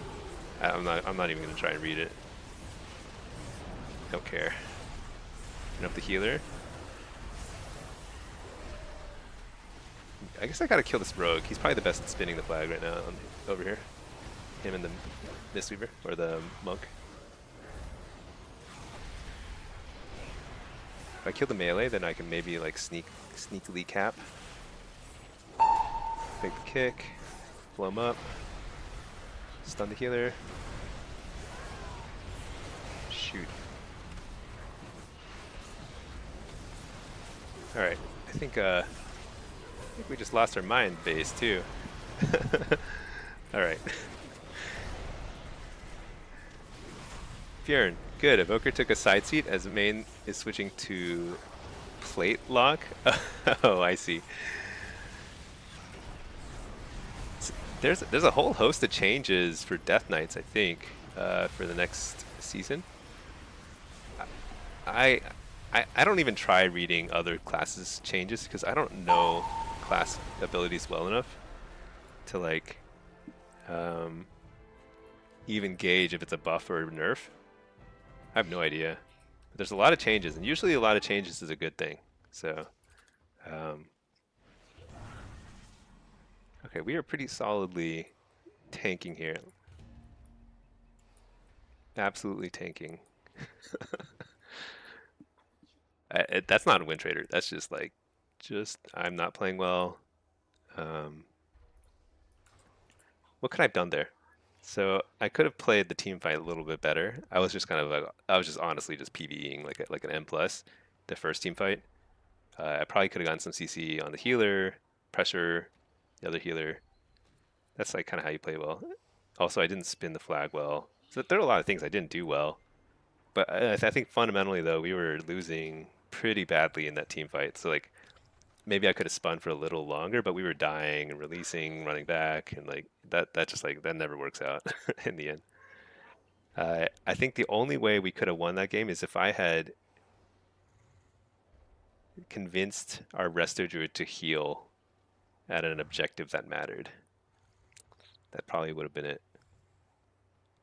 But and it's crazy because Resto Druid is like one of the healers that is most able to get out of a team fight and get to the next objective that matters.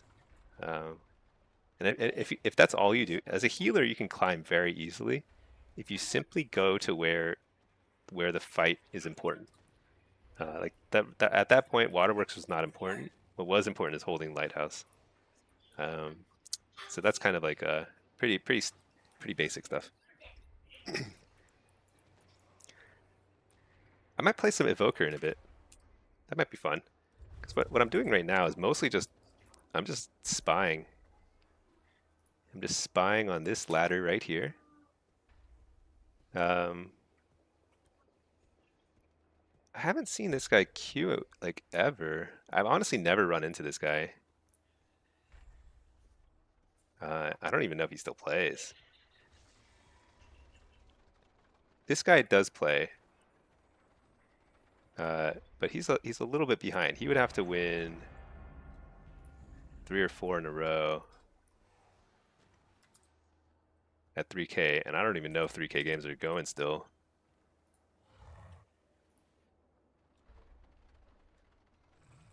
I'm not sure.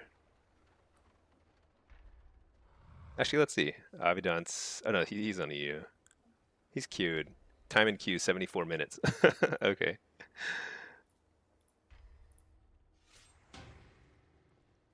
Yeah, I don't know. Maybe I'll switch over to Evoker in a second here. Actually, I mean, I guess I should still try and get shuffles. So I think with shuffle, with 12 hours left, I mean, there's not much time left. I think my next lobby in shuffle, like I have to go 6-0. It's like there's no other way. Otherwise, I'm like pretty much out of the running.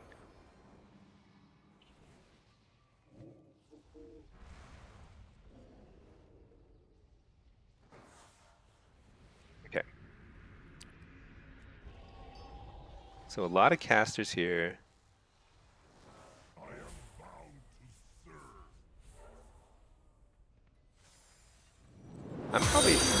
I'm probably best suited to sit this flag. And I kind of enjoy flag sitting, especially when I'm feeling lazy. So stick this guy in a follower dungeon. Actually, yeah, maybe I should queue for something other than demo on this guy. Hey, shiny TV. I did. I think I've secured it. I'm in a funny spot where I am tied in EU here with this guy. I don't know who he is. I never encountered him on my climb. Um, but we don't have a whole lot of incentive to queue because we're both going to get it. And the next person is like 200 rating below. So I think it's pretty safe. It's kind of funny because I wasn't like planning on going for it in EU, but just kind of like won every game. Okay. Q is AF. You'd love to see how I play it. Yeah, maybe I'll queue some other specs. That's what I'll do. Let me leave this queue. Switch my spec to, and this is going to be low rated. I'm pretty sure. I don't think I've played any AF on my EU lock. I guess he's not low. He's like 1900. Okay. Anyway, I don't know what's going on here, but I can. Oh Lord, whatever. Okay. All right, I'll go sit. That way I can chat more. You're even then. Zax won't queue. Yeah, I think it'd be hard to get 200 rating in one day now. Hold on 1 second. Let me just cap this flag and then let me just 1 second.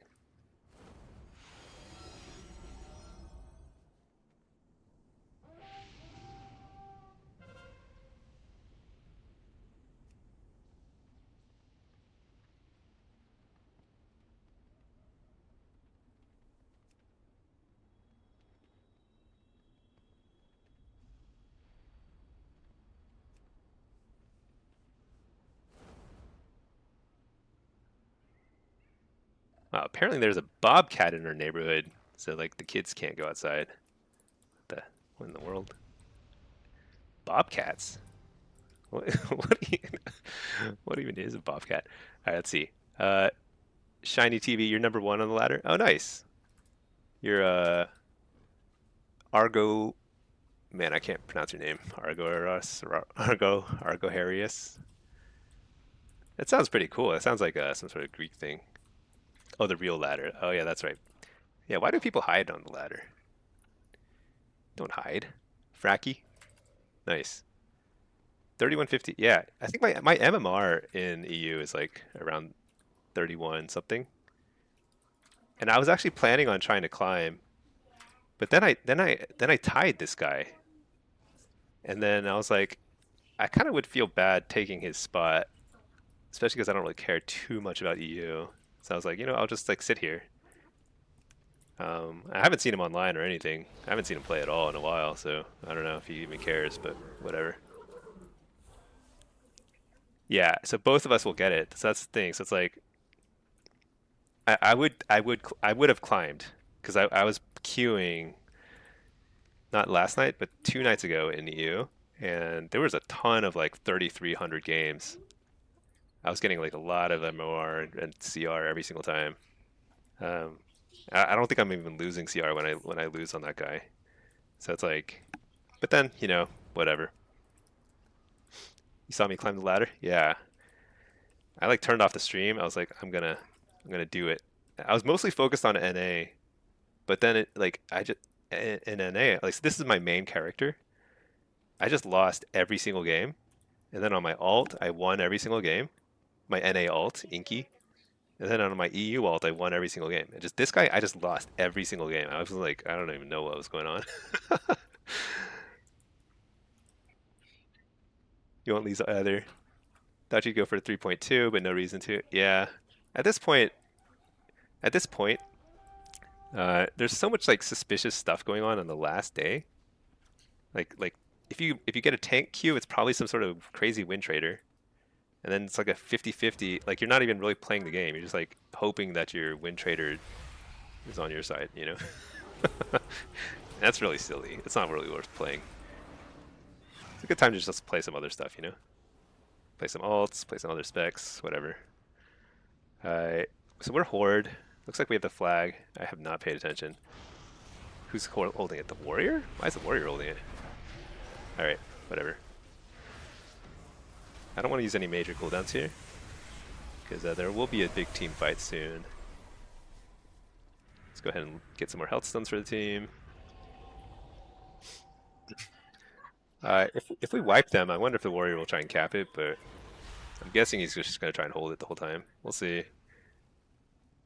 They don't really have good like grips or anything, and they're coming in one at a time, so it's kind of like perfect for us. We're just like killing them in order. There's like no way they're like gonna kill this guy unless if they come in one at a time. Always some dirty games. It's kind of funny because like I don't at the end of last season. So last season when I pushed for rank 1, I didn't have an EU lock at the time. I was just playing NA. Um, I didn't like the last week of the season was really fun, and I don't think I saw any like weird stuff. This guy is going way too close to the edge. What is he doing? The thing is, like, you want to stay close to the graveyard if you're holding the flag. It's simply safer, because if anybody on our team dies, they can easily, quickly get right back into the fight. Where's my pet? What is my pet doing? So here we're going to wipe them. I'm going to stun the healer. Let's kill the healer real quick. Or just keep pressuring him, since he's trying to cap the flag, so just keep pressuring him. So here we have like an opportunity to cap, but we're actually pretty close, because I was like kind of just chatting for a while. I didn't realize so much time had passed.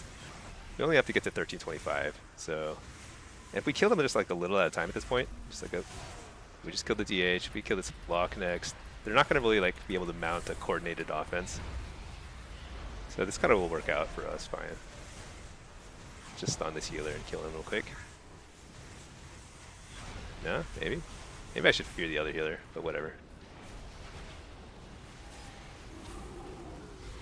This is actually working out great. So the healers are going to die right as their DPS are rezzing.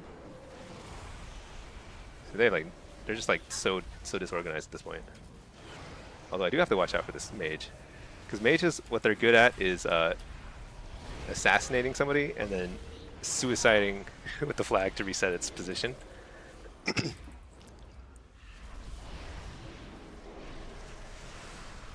Okay, I think we're good. More health stones for everybody. 200 more points and then we win.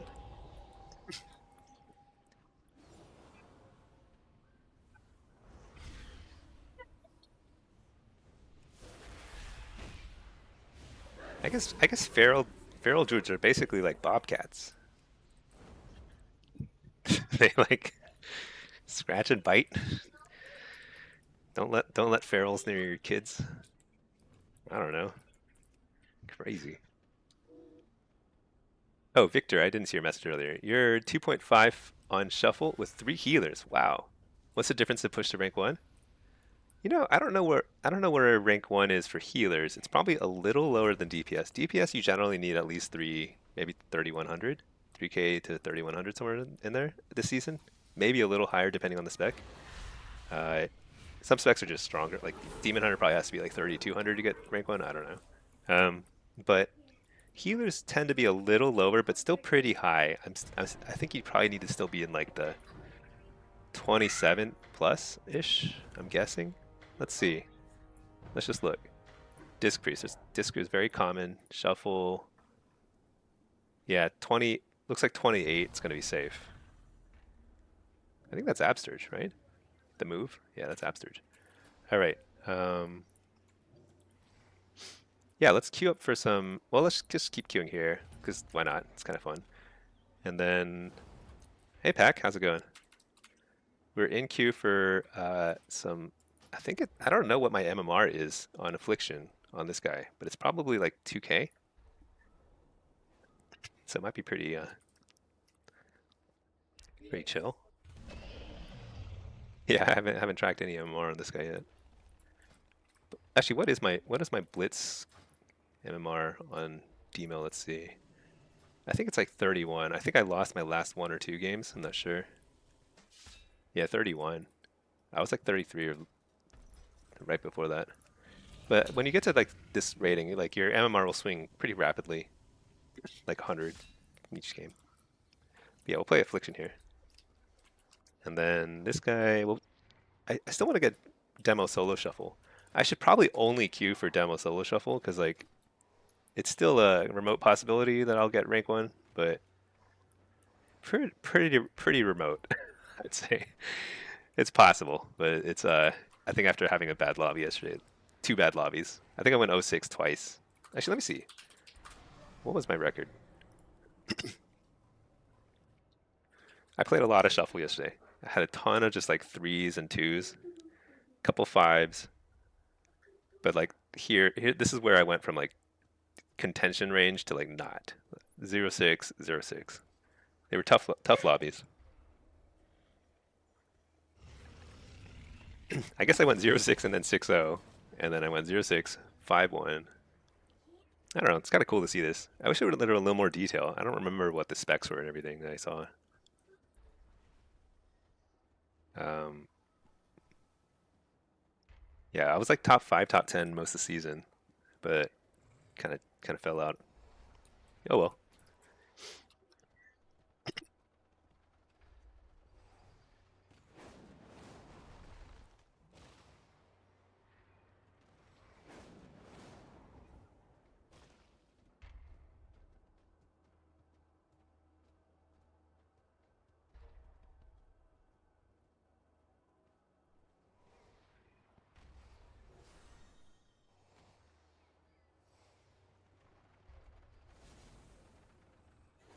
Digito shift mouse over gives more info in reflex. What?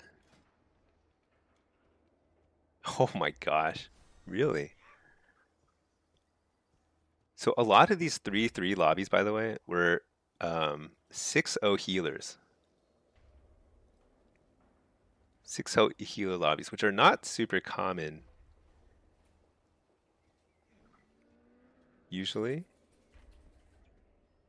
But like, yeah, you can see like four of these 5-3-3 lobbies were 6-0 healers in one direction or another, and little odd, little odd.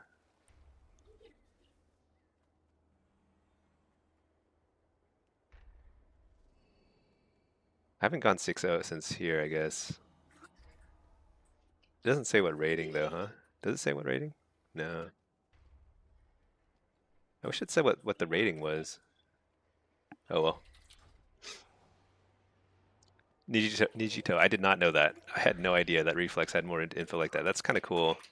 There's probably like a lot you can unpack from something like this. Actually, let's see. What does it show for? Oh, here's Blitz.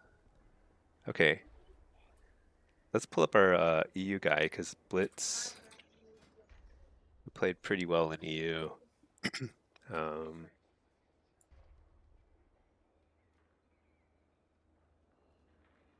I don't think. Oh, it shows the MMR. Yeah. See, I stopped queuing here because like I started getting plopped into these like low-rated games, 2900, 3K.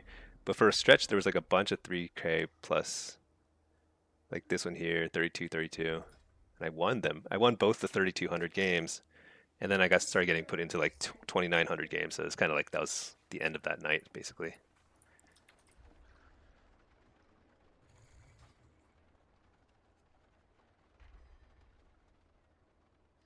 It is interesting though, because like say AB, I do fairly well. It kind of makes sense for me to go kind of even in AB. Oh wait, that's the wrong character. Because in AB, yeah, about even. Because I usually get assigned to like one of the spin nodes, so I don't have a lot of influence over the map. Whoops. Okay, I got into a game. Let's go and put this guy in a follower dungeon.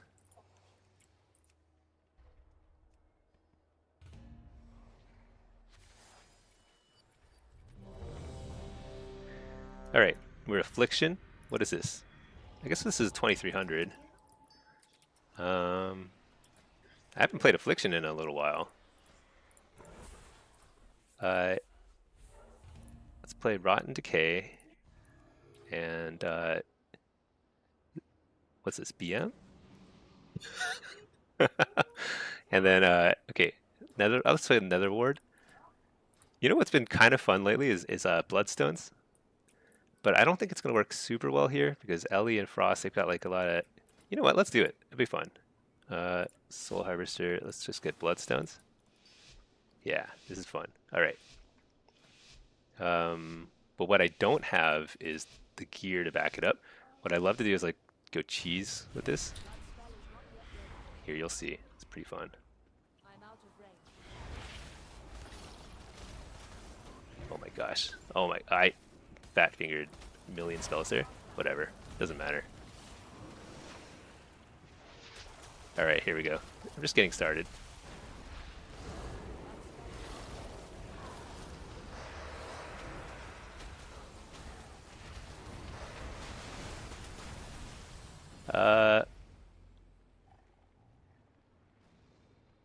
Okay. Don't ignore that. uh, should I have walled or trinketed there? I don't think so. I feel like there were a lot of tools. What did this guy do? Did he heal? I, that's not usually the situation where I want to wall, but who knows? Who knows these things?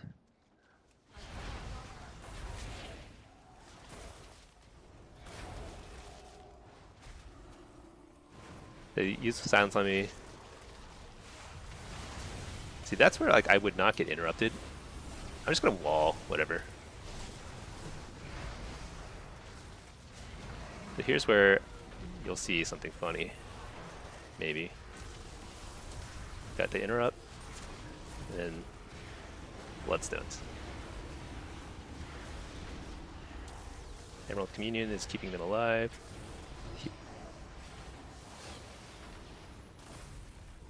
Oh, I had Trinket. I thought I Trinketed earlier. I should have Trinketed that stun. Could have feared the healer. Alright, didn't work out.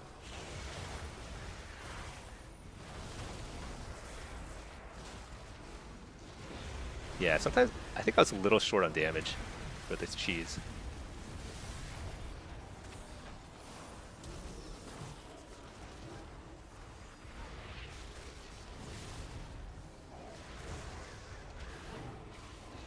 But, you know, they use a lot of cooldowns. They don't have Emerald Communion, they don't have anything really at this point. Port for a second just for the buff, really.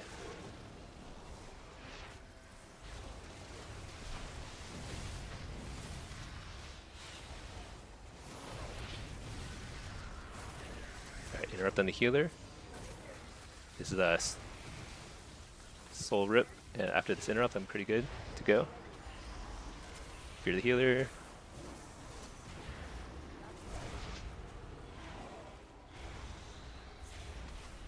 Having to play a kind of more standard style right now. because I don't have bloodstones anymore. You only get one use of bloodstones in a game, so it's kind of like better win with it. All right, not the best showing. I feel like I'm a little rusty with affliction. I think we go back to normal. It doesn't feel very good. Uh, what's this? Frost Mage BM? Frost Mage BM, I think I'd probably run... Yeah, I have a lot of options here. I could run Soul Rip, Impish. I'm gonna run Impish. I think they're gonna go on me. Probably need Health Stones.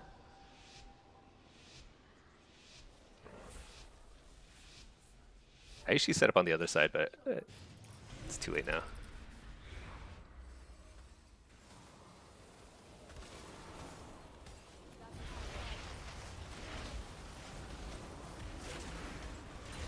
Okay, start with a precog.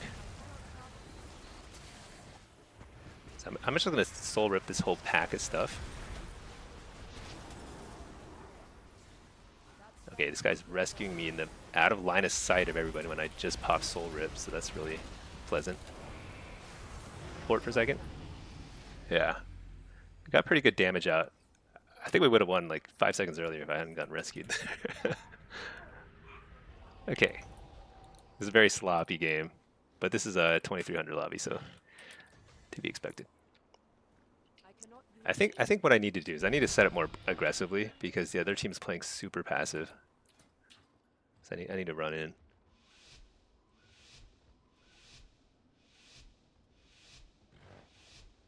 Oh yeah, let's run a Reflect here. Against Ellie, I always run Reflect because it's like...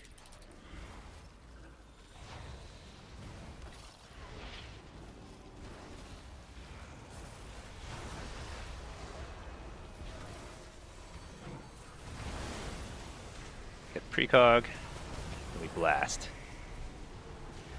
He's gonna stay in that little shell of his. Oh, he's back out. Got precog again. Coil, blast. Oh, I got interrupted. Hellstone, Fort for the buff. Still fighting though. Fear the healer. Precog again. Fear the healer. Second block. Just fear the shaman for a second. Oh no, it doesn't matter. I'm gonna... Should I wall? I'm gonna wall here. Because I don't want to die after we've done so much work.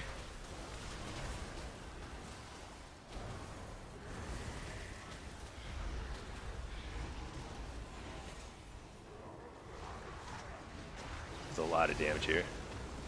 Alright. Did the PM really do that little damage?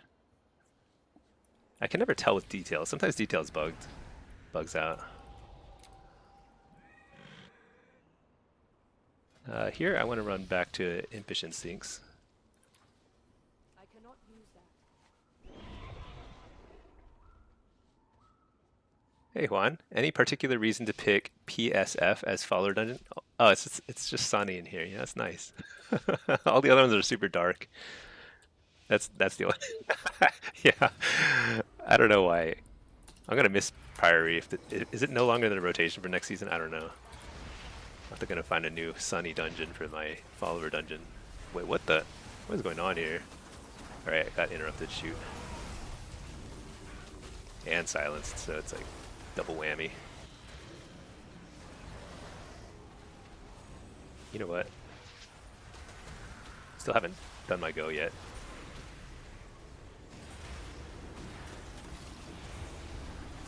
Got precog. Dang, I was hoping I could interrupt one of his frost spells.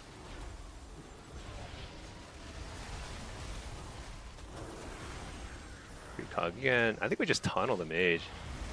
We're going through all his cooldowns so fast. Fear the healer. He got polyed. So he trinketed both. Or no, he didn't trinket. He got dispelled. Shoot.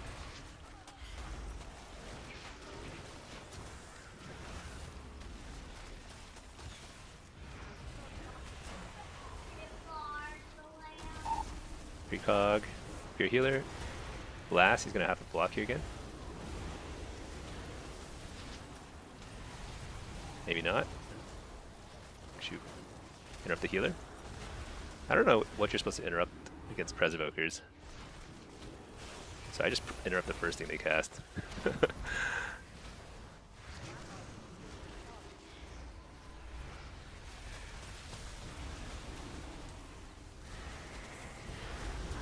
I'll wall here. There's second block. Can I get the Null Shroud off? Dream block? Oh, he's out. Full fear on the healer.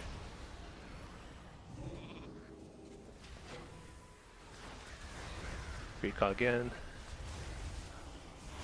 Interrupt the healer. Ah, can't get to the mage.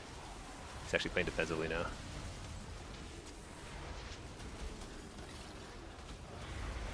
This is it. I don't have Hellstone or anything though, so hopefully got something for me. Barrier would have been nice. Oh no, he used barrier earlier.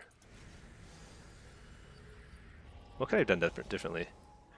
I think I needed to play more defensively there. I needed a peel. I got greedy. Greedy. Alright. Another ward. You know what's funny is this guy doesn't even have all the gems. I don't have gems on like several pieces of my gear. I didn't realize that until later. After I'd done the rank 1 push.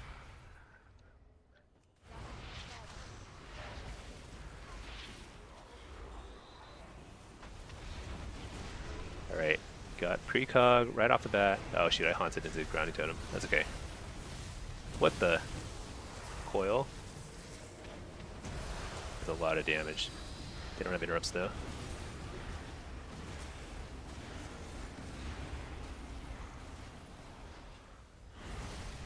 Interrupt the healer? We can actually kill healer here.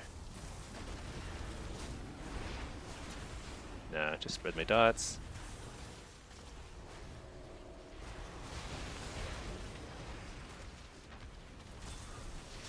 I don't understand why I'm dying so much. I feel like there's like a lot of things we could be doing. I guess part of it is like not really letting anybody else use any CC. I just need the mage to pump damage. Interrupt the healer. Got the precog.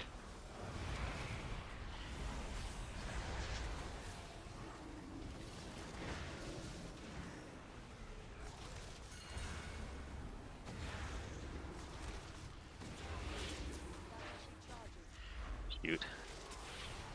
Silenced.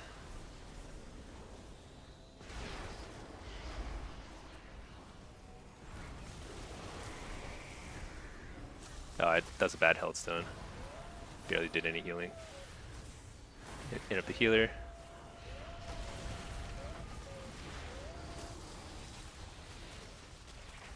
Shoot. Reflect. Die! Fear the healer. Alright, there we go. So I only got 4 wins there. I think I could have played a lot better. So the first round was so sloppy because I was trying to do the Bloodstone thing and I just like I had like forgotten how to play Affliction. I probably could have won 5. The round that I lost before, like the second to last round, I think what happened was I think there was just like there's this window where I wasn't really doing a lot of damage, and so as Affliction you have to play. You can't play like Demo. Demo you can play super tanky in their faces the whole time, but Affliction you have to actually like kite sometimes. Like that would have been a nice time to like kite or play defensively or something. So that cost me. I got greedy, but I do like weaving in one round every shuffle. When I play a lot of Affliction, I think it's like I think Bloodstones is actually super fun and very effective. At least one round. It makes people respect your damage a lot more. Outroot, the Ecodome dungeon or whatever is nice. Oh yeah, is that the new one? I haven't seen it. I tried to play the PTR. I like downloaded it and it wouldn't. I couldn't find a server or something. I don't know. I don't know how people play the PTR to be honest. It's beyond me. Should we check our rating still? Let's see. This guy is. Let's quickly check our rank 1 contention guy. Inky. lagging.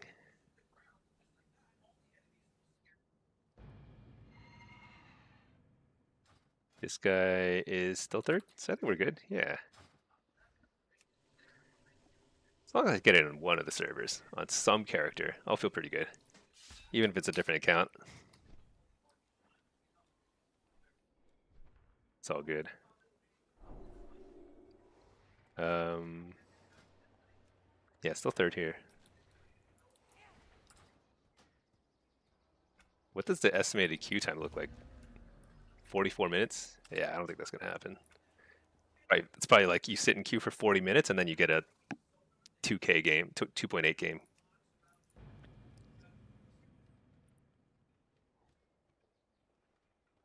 I think at this point, people are probably, if they hit rank 1 rating, they're probably done queuing. Even if they're like right on the, like right above the cutoff. Because there's a lot of risk with queuing if you're right at the cutoff and there's only like, a few hours left. And it's simply because like even if you're very, very good at the game, you're still only going to win around 50% of the time, at that rating. So even if you're not facing a bunch of like win traders, it's still kind of a coin flip. So yeah, I think people will probably be sitting at this point. Nijito, Arena. Oh, you good? You didn't know that streamers don't like it when you tell them stuff sometimes. Oh no, I appreciate that stuff. Like any sort of feedback is helpful because I'm actually like pretty much a noob with a lot of stuff. I just play the game, and then like all these add-ons. A lot of these add-ons that I've added have been like from streamers, stream viewers have recommended them. Like this like GCD tracker thing, the shuffle MMR, all this stuff is like new for me. Arena Analytics gives more information, but it doesn't record Blitz. Yeah. I don't really play a lot of Arena. I mean, I play Shuffle, but like Shuffle, there's only so much analysis you can do anyway. You're just like Shuffle. You face everything. So it's like with Arena Analytics. I mean, if you're pushing for like rank 1 in threes, all right, not even rank 1. If you're just pushing, in threes and you want to really figure things out, you really need to understand your matchups. And so that requires a little, like if you want to play like AWC, you kind of have to really better understand what matchups are working well for you. Because then you probably have to be smart about how you queue if you're trying to go for like rank 1 or whatever, unless you're like super, super good and you're playing a meta comp. Like if you're playing warrior or mage, you can climb. You can face any comp and it's fine. Or demon hunter plus anything. We will have Priory next season. Revisit Priory and Floodgate. Yeah, so you know what? I can have a nice, sunny little follower dungeon no matter what. Let's stick this guy in the... Because, like, what are the other options? Floodgate's not bad, right? It's like... Is it like... It's a little darker. What does it look like?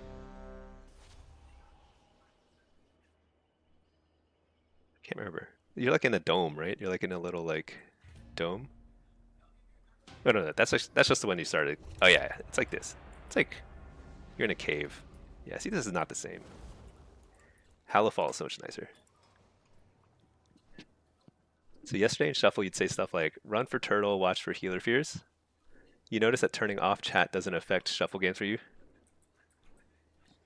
I mean, if you are able to just like say something that doesn't trigger other people, and it's like helpful, it's a positive.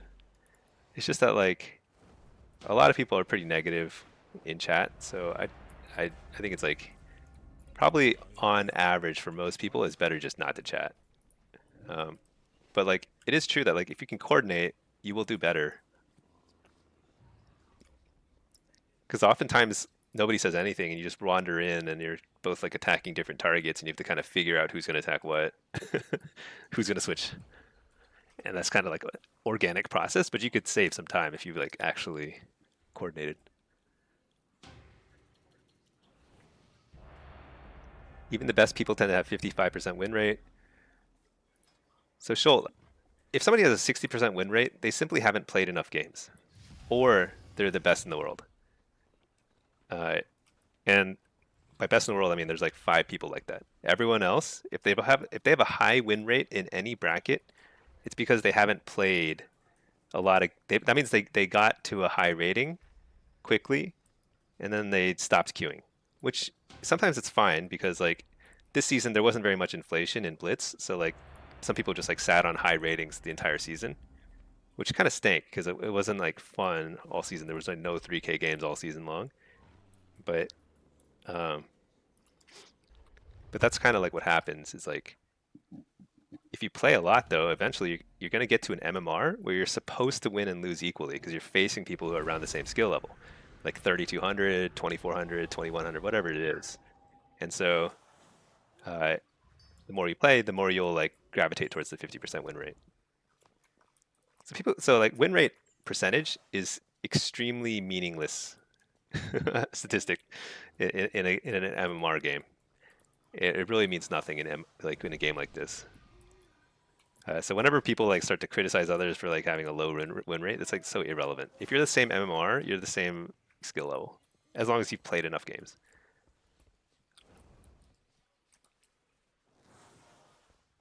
Matt, you're excited for the lock changes next season, although a little bummed your MMR is tied to app. You want to go back to demo? You're not remotely good enough to want your MMR to fully reset? Yeah, I'm not sure how much reset there will be between seasons. I feel like Blizzard is pretty inconsistent about that. Sometimes they reset a lot of MMR, sometimes they don't reset it at all. I'm not sure. You know, just play to have fun, and you'll if you play a few a few demo here and there. Seasons are 6 months long, you know, so you'll have plenty of time to figure it out. All right, let's go ahead and run this. What is this? This is 2500.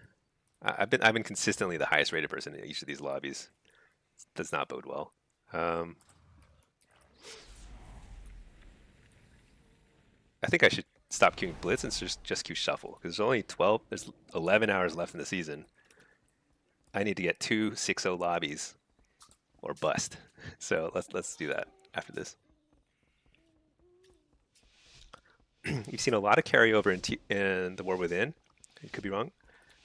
So Blitz MMR definitely carried over. The vast majority of your MMR carried over from season 1 to season 2. I know this because like the first games I queued up this season were like 3K games. It was like really high. I don't think that's good. I actually think that steady inflation is better for the game because it keeps people more interested. So some people, so like I got to 3K on my main on this guy Stinky. He was like basically rank 1 eligible within like the first couple weeks of the season, and some people got there and then they just sat, and that was a smart thing to do because then everyone else sat. And I kept queuing into like 2,800, 2,700 games, like just consistently lowering my MMR. And the only way I could have, oops, he reflected my coil. The only way I could have gotten rank 1 on this guy is if by playing well in the very last week of the season, because I kind of ruined my MMR, and I didn't. But I played well on like 2 of my other warlocks, so that's kind of how it worked out. But it's not a proper incentive. I think they need to slowly inflate every week to keep people like kind of playing, so that the whole season is like fun. Because that's the best thing about PvP is like it's like repeatable fun content the entire season. Unlike PvE where you're just kind of like you run out of things to do after you're fully geared, you know. That's happening to you yesterday. You were 200 MR over the rest of the lobby. Yeah, so that happens when people start sitting. You're just not going to get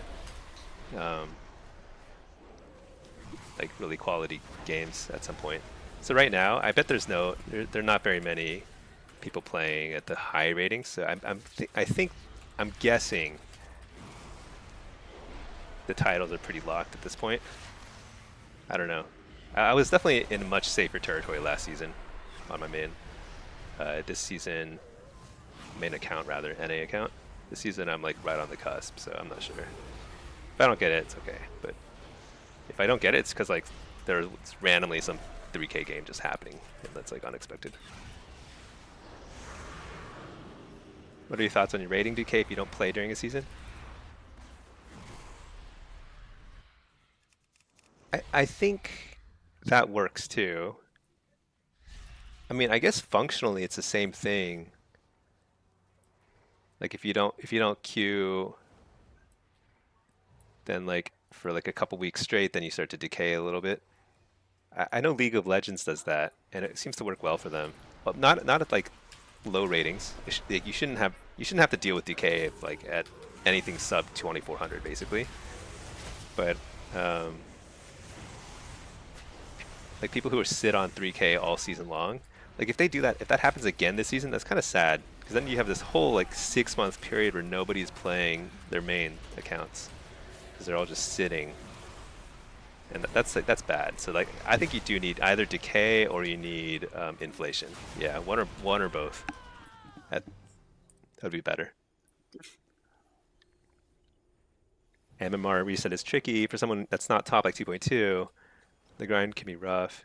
Yeah, if it's completely fresh, agreed. And you'll be queuing into really high rated people too, because they'll be all squished together. It's a plus and minus. I think though that they shouldn't encourage squatting, because right now squatting is pretty encouraged, and I don't think it was. So in shuffle, it's not like this. In shuffle, you can't get to 3K the first week of the season. Like shuffle MMR works way better. I don't know what the difference is in the programming. I didn't even realize we capped the flag. I've just been literally just thinking about MMR and running around middle, just attacking stuff like I'm doing a dungeon. But I like at shuffle, you can't just camp MMR. Like there's no such thing because like there's steady inflation throughout the entire season, and that means that you get quality shuffle queues all season long. Shuffle is actually great.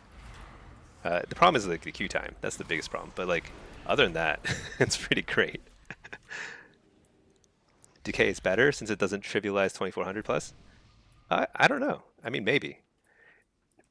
You might be right because the problem with inflation is your very first game is totally fresh account, totally fresh player. Your very first game at the end of a season is something like 2K. It's like a 2K lobby. And that's insane. Wait, what am I doing? I should be on defense or offense. Most of our team is like dead. Okay. I guess our wow, we're gonna lose this one. Where is their flag carrier? He's over there. I'm like so blind. Let's kill this guy though, real quick. Coil him. Who's their healer? You're the healer. The wall just so I can recast here. You're the healer again. Let's stun this healer. Fear him. Ah, shoot, I didn't get the flag. Okay, we return it. Alright, nice. Yeah, if you look at the Blitz ladder, there are lots of people in the top 100 who haven't played that character in months. Yeah, I mean, because like, this guy's top rating in Blitz, see, I was 30-18, and that was like week 1, maybe week 2. That would have been eligible for rank 1. Yeah, that would be rank 1 eligible. That's how ridiculous having no decay, no inflation, and no reset is. It's bad, really bad incentive. And simply, yeah, squatting is bad. And you'd think that Blizzard would want people to play all throughout the season because then they have more subscription money, you know? I don't know. It's also just more fun, and they should make the game more fun. Let's see. If you, for someone like you, fully agree. So you think breakpoints are important? Yeah, I don't know. I just want to be able to play. Not run into, so I want them to fix win traders, but actually win trading is not like on the grand scheme of things. In the grand scheme of things, win trading is not like a huge problem.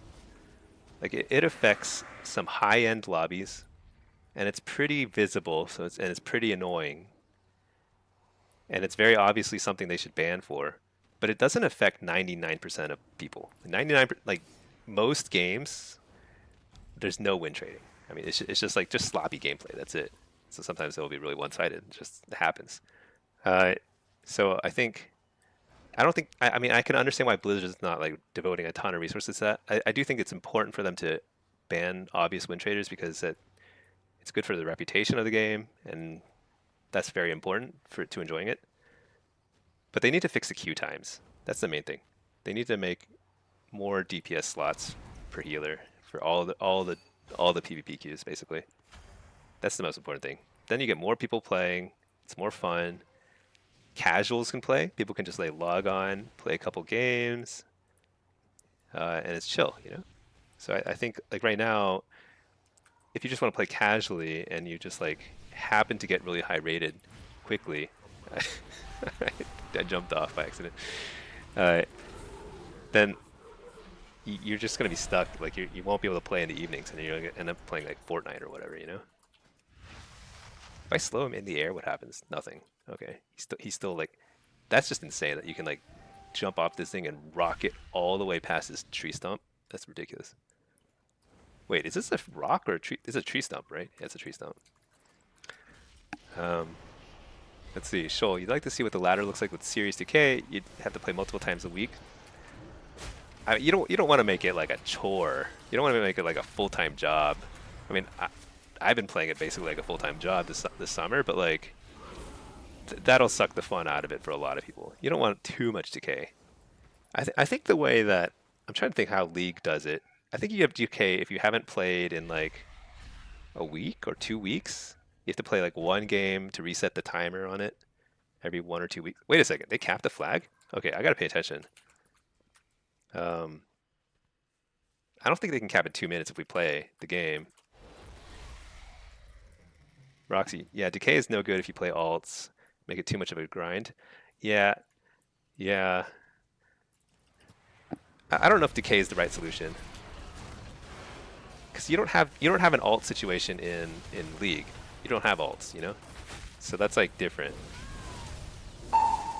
So their solution's gonna be different. I think inflation actually works pretty well. The problem is like the inflation shouldn't kick in for.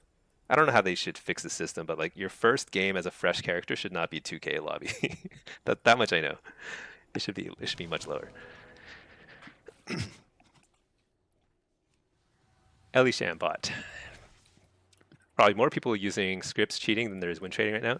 Yeah, that I have seen a little bit. I've seen a lot of suspicious kick activity.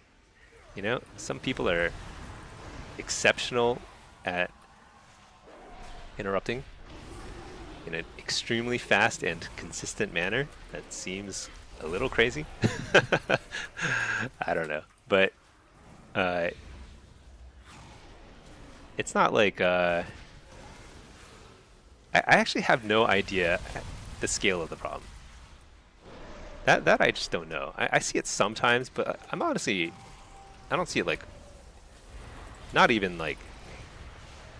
close to every lobby, you know? Or I'm just not very good at noticing it. I don't know. All right, I'm not paying attention, but I should because they actually, if they cap in 1 minute, we lose. So let's, where's our flag carrier? Okay, let's fear this healer. Let's kill this hunter. Clear the way for our flag guy. So our flag guy is actually struggling over there.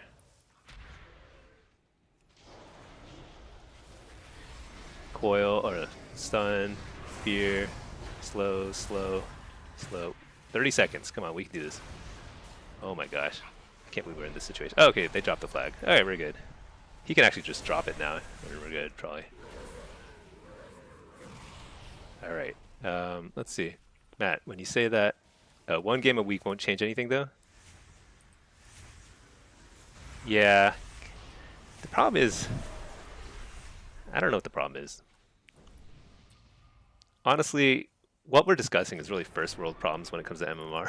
I think like a number of people in here are pretty high rated, and it's like Blizzard should not cater to that. Like the fact that all the high rated Blitz people play at like 3 a.m. or whatever ungodly hour it is usually. I mean, that's just like, that's fine, you know, whatever. They don't have to fix that. And the fact that there's like some win trading at the high end, again, it's not like such a hugely common problem, and it's fixable with just like some band-aid fixes just by like banning a few people here and there. So it's not a huge problem. I don't know what they need to do about and the people sitting at 3K like rating all season long. I think that is a problem because that means that people are not playing the game. That's what they need. They need people to play the game. And it also means that like some people who are like pretty good, like 2700, but they're not able to find high rated lobbies for most of the season, they're not incentivized to play. So it's kind of this ripple effect. So if they're not playing, then like there's fewer and fewer playing. It's like a network issue, and then like people just aren't playing to the degree they would if there were inflation or decay. So I do think they need inflation or decay of some sort. I don't know. I don't know how they would fix it though. When you say that, referring to shuffle, you can get a high lobby with first. Oh, first blitz is going to be 1300. You're right. Your first blitz is 1300. God forbid you win that game. Your second blitz is like 1700, and then like 2K, and then suddenly you're thrust in like 3K lobbies, like 4 or 5 wins in, and it's just insane. But yeah, shuffle inserts you at like 2K or 2100 or something right now. Fresh character. Pledamuse. Hi, do you know if it'll be necessary to use the new cape in PvP? So I don't know. I think it depends on a few things that we're not, I don't think we know yet. The main thing is like whether it scales down. So this is the belt that they added in the last patch. It's a PvE belt. So it's item level 701, which is higher than you can get in PvP, which is 684. However, when you put this on in a PvP, like arena or BG or something, it scales down to 684, which I had never seen that before. But the fact that it scales down and it has its abilities kind of nerfed a little more means it's totally worthless. Like you can't use this in PvP. And I suspect something similar is going to happen with the cape, but you never know with Blizzard. So if it doesn't scale down in PvP, then yeah, people will be using it. It's like we just won't know until we see it implemented, unfortunately. But generally speaking, Blizzard is pretty good these days about keeping PvPers in their own little world. So like if you only have stuff that's PvP vendor stuff, you'll be perfectly fine usually. But TBD, we'll see. Shoal, you feel like inflation trivializes a lot of the achievements PvP is designed around?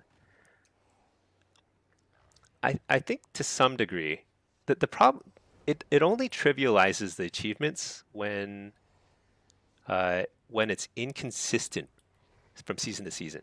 Like when they inflate some seasons way more than others and inflate some less. Like the fact that like some seasons you could get like literally 4K rating, and some seasons you can't even get to like 2,500. That makes like some gladiator in a season where it's very compressed. Like this season is pretty compressed. It's a lot harder to get it than it is in seasons where like everyone is 3K rated. So that's what happens. You could have, as long as the inflation is consistent from season to season, then the achievements have the same meaning, I think. Because there's inflation right now in threes, but it's still very hard to get gladiator. So I think it's a very meaningful achievement still. So inflation alone doesn't do it. It's the inconsistency. Roxy Bolt's percentage achievements are how it used to be. It would demotivate so many people. Given, yeah, I think having more percentage achievements would be good for the end of season push. Like more people would be queuing. But I think that centering most of the major rewards, like the mounts and stuff, on flat achievements is probably better. I do think that the gladiator mount should be available for legend and strategist, but whatever. They're like all those tiles are very rare. Gladiator is like 0.3%. Strategist is like 0.4%. No, 0.04% or something like that. It's like very, very low percent of people get it. Legend is like the least. Like nobody gets legend. Okay. What's the benefit of Charhound over Shadow Damage one? Charhound is simply Is it a school lockout? No, they're both shadow spell. So either way, if you get kicked casting Gloomhound or Charhound, it's it's actually good because you can cast other stuff that's Shadow Flame. This guy simply does more AoE damage. This guy does more single target. So in Blitz, I'll usually use Mark of Farg, the Charhound. Uh, there's two benefits. There's one benefit is AoE damage, like in a team fight. The second benefit is he pulses AoE damage, so he can knock people out of stealth. It's really nice. You stick a Charhound over by a flag. Sometimes he'll knock a rogue out, or you stick him like in a doorway on a capture the flag map, and like if a hunter or rogue or something tries to run past it, they'll get knocked out of stealth. So it's pretty great in Blitz. In Shuffle, I tend to take Gloomhound more often because you want single target damage usually to try and focus down your target. So that's the only difference really. Actually, hold up a second. I have to take a phone call. I'll be BRB 1 sec.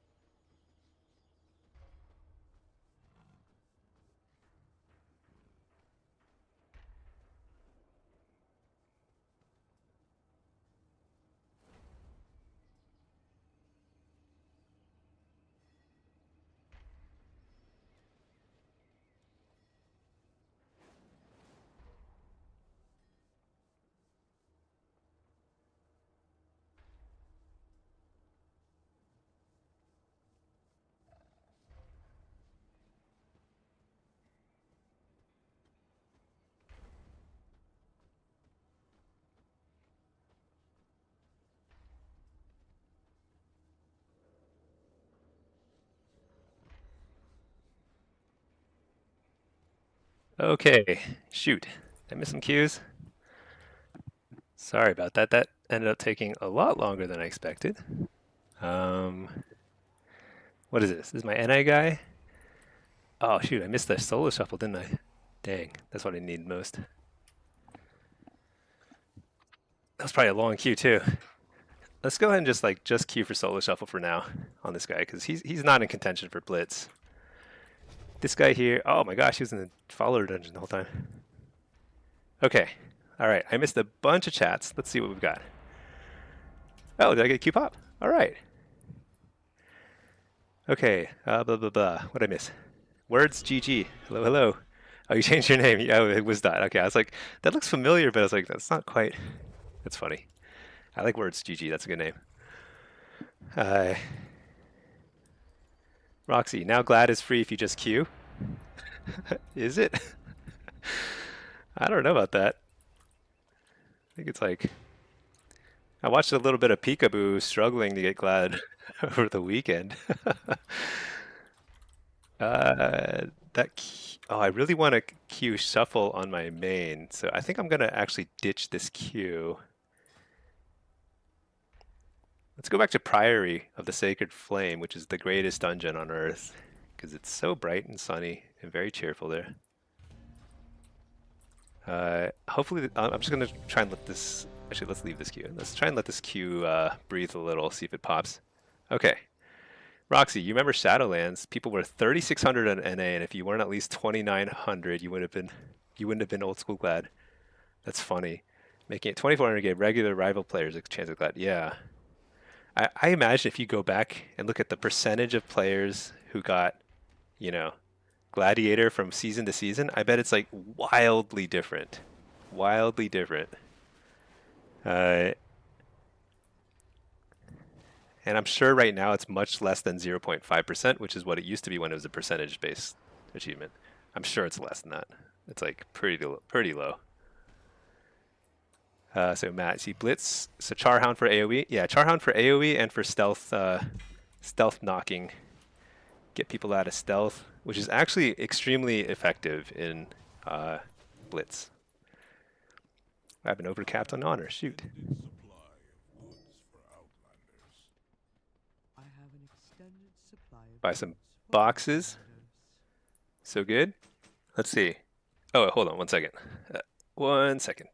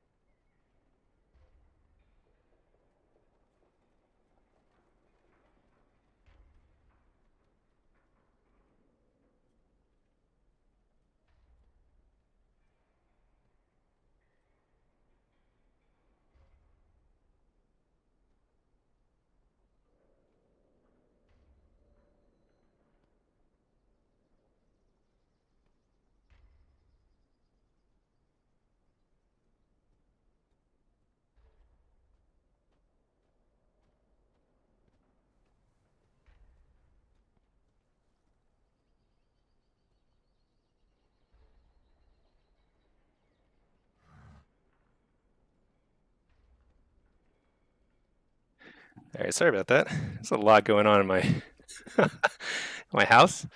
A lot going on in life. All I'm trying to do is catch a few cues, but we're good now. We're good. Okay. What was I saying? the population playing was massive because of how easy it was. There have been times when PvP was very popular. Uh, Part of it was PvE was such a pain in the butt, and it's a lot easier to jump into PvE now. Most people just find PvE less stressful, so they will mostly gravitate towards that. That's fine. But I think PvP, if queue times were lower, I think people would queue more. I also think they should have an unrated version of Blitz. I think that would also be very welcome for casual players. It's actually insane there is no unrated version of Blitz. Because random BGs and random epic BGs are just like broken. They need to just get rid of them. I mean, there's a lot of people who play them, but they're all like pre-mates and whatever now. Lilac Raven, don't open boxes until season 3. That's what I've been told. I've been told that if you don't open these until the season rolls over, they're going to be worth more gold, like 250 gold each or something, which is much more than you would get by opening it. If you opened it in vendor, you'd get like 80, 100 gold, something like that. So I think that's what you're supposed to do. I don't know for sure. Who knows? We'll find out in about 12 hours. Let's see. Levitt, will Affliction be good next season? As good as Demonology? Affliction is really binary. Sometimes it's great. Sometimes it's just good. Sometimes it's bad. That's not three things. It's not really binary. The thing about Affliction is it's all about the damage. And we can't know yet until we start seeing it in action how much damage it does. When it does respectable damage, it's a great spec. That's just like, it's just hands down a great spec. When it does damage that you can ignore, like currently, like good players will simply ignore Affliction locks. And they just don't do enough damage to be threatening. And Affliction kind of struggles in that situation. I mean, Affliction's good in BGs. So Blitz, Affliction's always going to be good because of Curse of Exhaustion. It's just so strong. But we'll have to see. In Shuffle and Arena, Affliction has suffered a little bit this season because the damage profile is just a little too low. But when they overtune it, then it's like, it feels like it overshoots by a ton. So I think it's really hard for them to balance it properly. Let's see. Nijito. 3v3 ratings are higher than Shuffle, even though Shuffle has 3 times as many players, which is wild. Yeah, I think it's like an inflation thing. Also, it's a lot easier to push the very top end of 3v3. When you're when you're one of the top players in the world and you're playing with 2 other very top players in the world and you're coordinated, you're going to be beating a lot of other top players who are just like, I mean, you're going to have like really crazy win rates. So basically, I don't know what the term is in statistics, but it has a long kind of tail. There's a lot of like spread, I guess, between in the distribution with 3v3. But yeah, Shuffle is definitely more played, and it's more fun. Shuffle's like 1,000 times more fun, just because of variety. Justice for Affliction, yeah. Affliction was amazingly good for like a solid month early in War Within, and since then it's been like decent, but not great. It definitely could do with another solid run here. We'll see. Affliction tier set will be gone. So the Affliction tier set's going to change, yeah. So right now you get free unstable Affliction procs, and that's actually very nice, especially because you can just toss out your Dark Lair and instantly get a UA on the target that you want, which is great because that's like, it's one less step towards doing your big combo. But you're going to get other benefits. Like I think you get more Malefic Rapture procs and stuff, and so like that'll also help your burst damage. So TBD on whether it's a good tier set or not, but it seems like it's pretty good to me on paper. Because spreading UA is not really the point. Like the point of the tier set right now is like it spreads UA very easily, but really that's not why it's good. Why it's good is because when you press your Dark Lair button, you get UA on your target, so you can instantly start blasting them. But it's not a huge time saver. It's just like a little quality of life improvement. I think it'll be a lot. I don't think it's going to be missed as much as people suspect it will be. It's a good tier set, but it's not amazing. Uh, Shoal, why does no Destro Lock use Dimensional Ripper? So Dimensional Ripper is okay. It's actually very good. I bet it's pretty good in threes. Because in threes, you're trying to like line up a kill so you can save up a couple of the... Oh, Dimensional Ripper. With this one here? I use this one. I use it because it's just free damage. And like the other options down here are not that great. I mean, this is bad. This is definitely bad. You can't get this without getting this. And this is okay. You could get this, but this is only going to add a little bit of damage to your burst. This sometimes will add 1,000,000 to your burst because you'll just get a free Chaos Bolt occasionally. Now, Dimensional Rift is pretty good, but it's like a playstyle decision. It adds globals to your burst, but your burst will be more consistent because when you do have a bunch of Dimensional Rift charges saved up, you can do pretty crazy burst, get a ton of shards. It's pretty nice. Let's go ahead and accept this, I guess. You know, my Destro build may not be the best. I'm like a top 10-ish Destro lock. Maybe currently top 20, I don't know. Hold on one sec.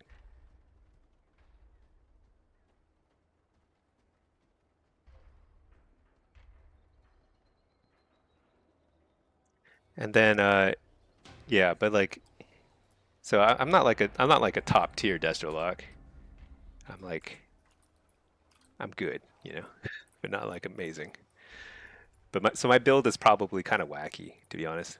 I also play Diabolist more than Hellcaller, which is definitely worse, but way more fun. Okay. What is this? Rhett, Holy. Hey, Cars, how's it going? Packed. Does the new season start tomorrow? It sure does. I think it rolls over at midnight. Midnight NA time. Very exciting. Okay. I'm Affliction. This is like 2400? Yeah, 2360. Is it a rollover? Oh, rollover? No. Well, let me see. Actually, what's probably going to happen is the season ends, and then tomorrow we have like a extended maintenance, and then when the servers are back up, then it'll be like that kind of like, yeah, week break exactly. I don't think there'll be rated queues. You can get like you can start collecting gear and stuff. Okay, I should probably get health stones. I don't know what I'm doing. I have not been paying attention. This kind of follower does? Yeah, okay. All right, this is the 2350 Affliction lobby. I'm playing like a normal build right now. What is this, demo? Okay.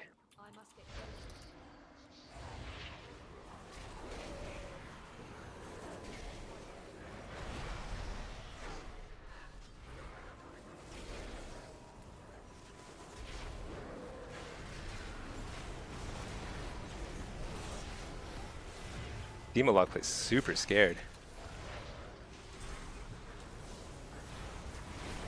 Coil.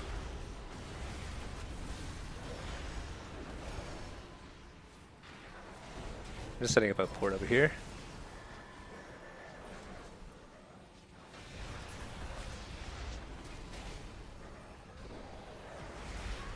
What? I missed that kick? Are you kidding me? That's a great kick. Port for a second during Searing Glare. Man, these guys are playing super scared. Weird. Alright, there's Bubble. Alright, let's fear this guy. Let's go on the lock. On the Red Pally. I have Soul Rip in like a few seconds here. Okay. These interrupts. Didn't mean to get interrupted, but... Shoot, I'm trying to... I have a lot going on in my life. I feel like I'm a little distracted. Alright, let's... I don't think I've casted Fear yet. There's my first Fear. That's a nice, solid first Fear. Alright, we got a bubble out of the way.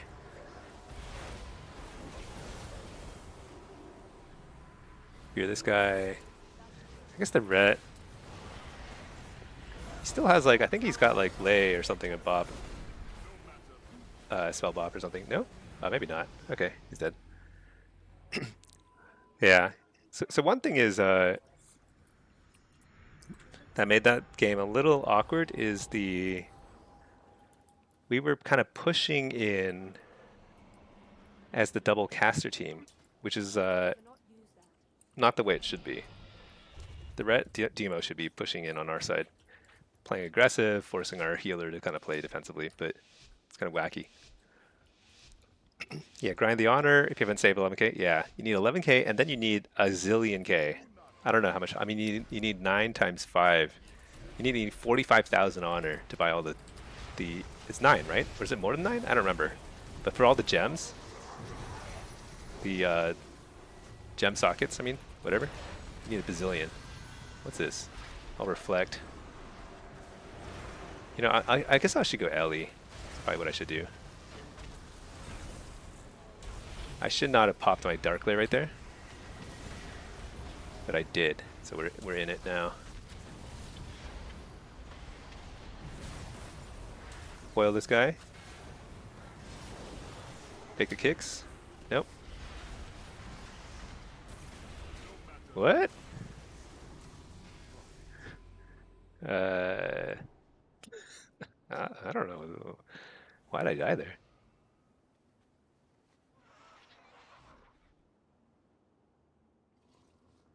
Okay, 1 second. All right, had to respond to a text message. All right, what was that? That was wacky. All right, you know what time it is? It's time to pull out the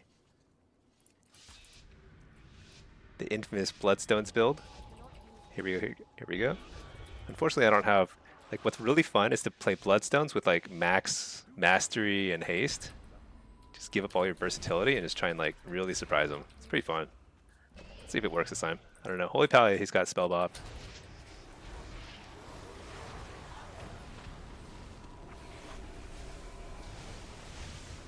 This guy's plays so scary. I'm just playing port right here. Look at that. I canceled it too fast. Whatever. Pop this, get our dots back up.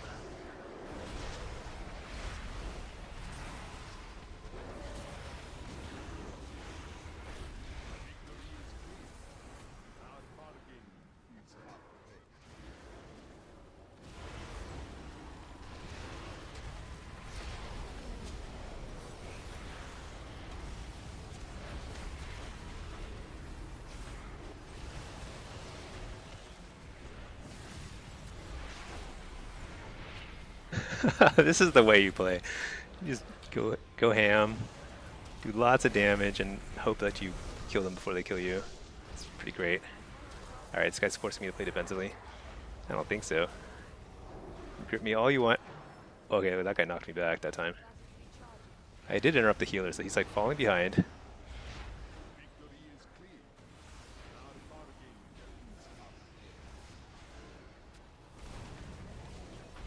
Alright, I got Soul Rip in a second here.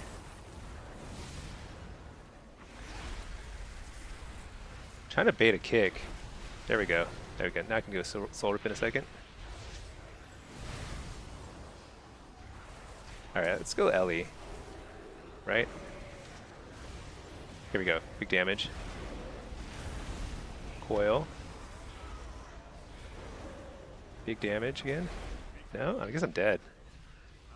I think we still had a lot of stuff there. Like we had swap, we had angel formy thing, whatever. It's wacky. Let's play I should probably play standard here. Oh well, too late. I already made my bloodstone. We're committed. Committed down this path. Nijito. In vanilla WoW there was a warlock that would say he needed a shard break when he needed to go a shard break. Man, I remember you had to farm shards. Like you had to go kill a bunch of critters and stuff just to get soul shards for your like arena or something. You only was that in Cataclysm? I don't remember. There definitely was like a time period. So one of the odd things about playing EU. Oh, that's spellblock. What the? All right, this guy is super deep. I'm just gonna port. I'm gonna wait it out. Get the dots back up. Interrupt the healer, and we go ham. Bam, dead. That was a crazy spell bop, though. Okay.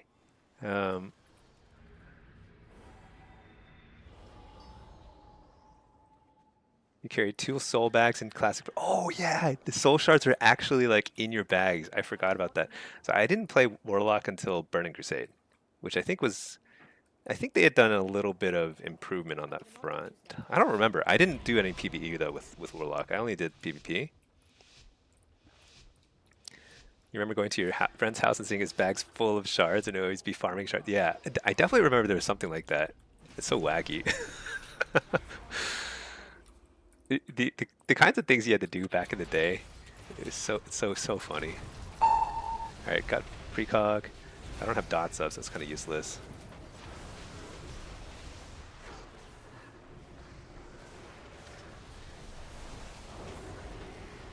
Can trinket.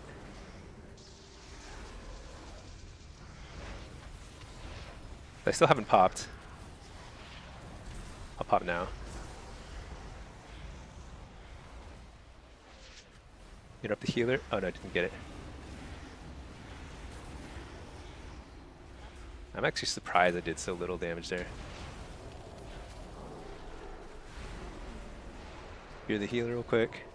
Oh, he baited it. What? It's actually not bad, this rating. Usually people don't like fade heals and stuff. Fears until like 2600 or something.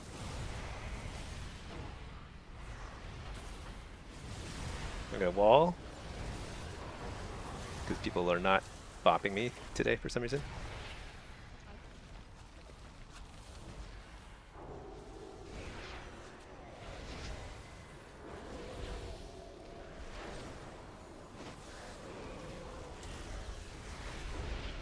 So this is kind of awkward, but I'm just kind of biding my time until Soul Rip, which is now.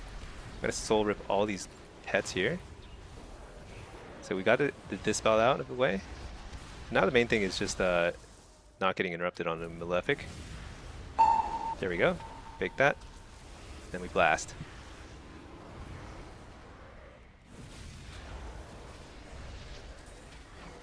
We just have to switch. So we're playing this pretty standard at this point, which is bad because I'm down a health stone basically. I don't have health stones at all.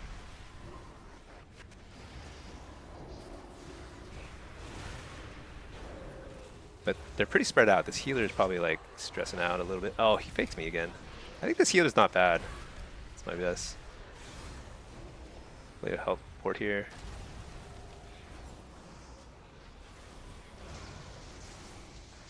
I think I don't trinket that. So I have big go in like 10 seconds, so I just have to live until then. They probably have a similar timing. Ah, shoot, I'm gonna die. Let's go. Oh, shoot. Got precog. Coiled him. He's like super far from his healer. We just unload. Somebody's gonna die. Alright, we did it. That was a lot harder than I thought it'd be. I think the priest outplayed me a few times there. He like dodged some fears and like did some other shenanigans. I'll let them get the regular healthstone. I'll keep my own bloodstones for myself. Okay. They got rid of shards in Kata, TBC and Wrath, just kind of improved the acquisition usage a bit. Yeah, I think that's right. That's right. At some point, you just had shards yourself, and you had to like get shards, like not like physical shards, but like I guess they were never physical shards. They were always digital, but still, it was a lot easier to acquire. You can only have like 5 or 3 or something like that. I think you only had 3. So you only had like 3 soul swaps in a game or something like that. I remember it was like kind of wacky. I don't know. It's a while ago. Oh my gosh, I wasn't thinking. I'm Bloodstone build. I didn't fully dedicate my efforts here to the Bloodstone.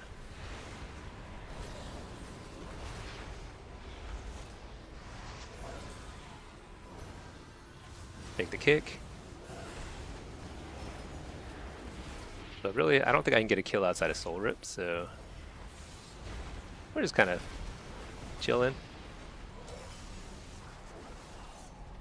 I can get interrupted, doesn't matter.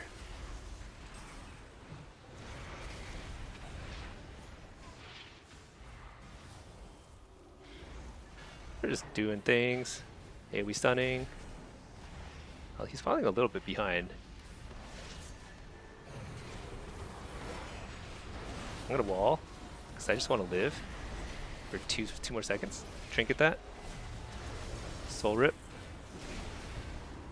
He countered it with a Divine Shield, or whatever you call it, Divine Bubble. What is it called? It is Divine Shield, right? See if I can fear him out of this. Nope. Searing Glare, that's fine.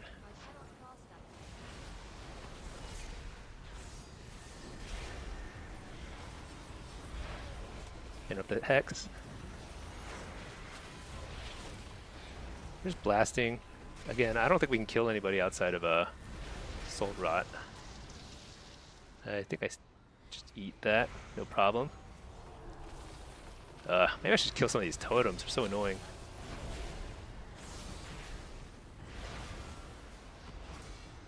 This is the definition of cowardice. You just run around in a circle like this.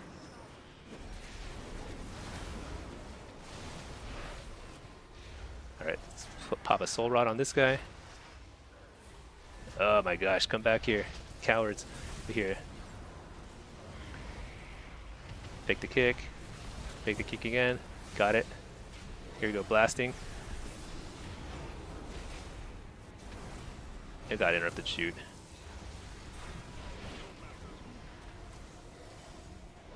They're all super dead. He's like dying underground. He's like scared. Scared for his life.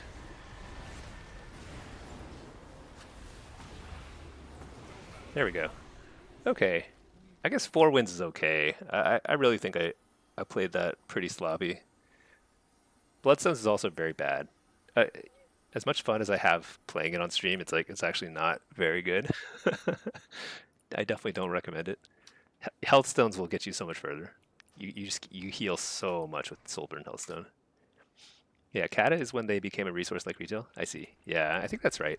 It used to be really hard to get soul shards though. Even in Kata though, I remember you'd only have so many uses during a combat. I think. Maybe you could get them back by like killing stuff or something. I don't remember. Or like you just drain soul and you eventually get it back or something like that.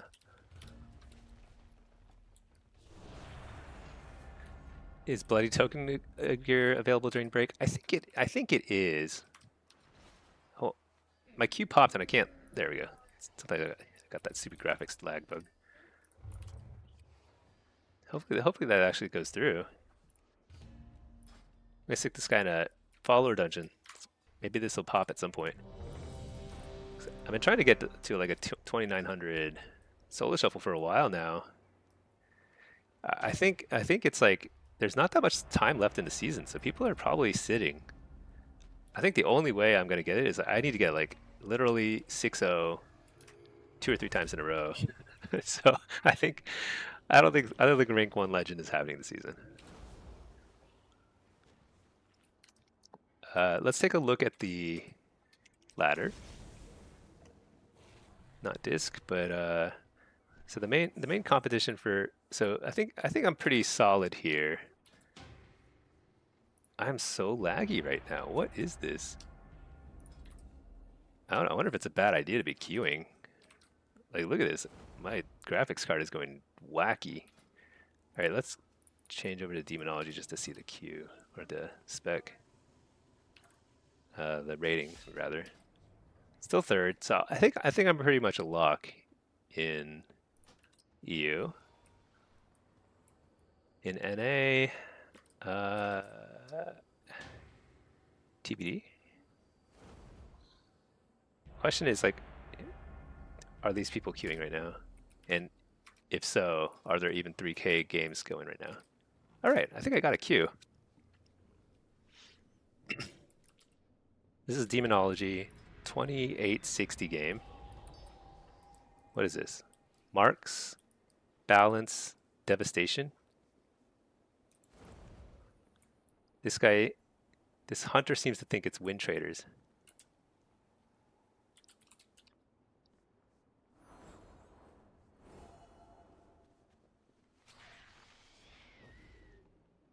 I don't know.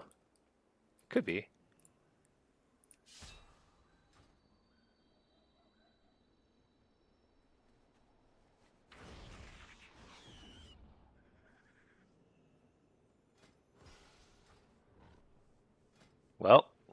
If it's a win trade lobby, then there's nothing I can do about it.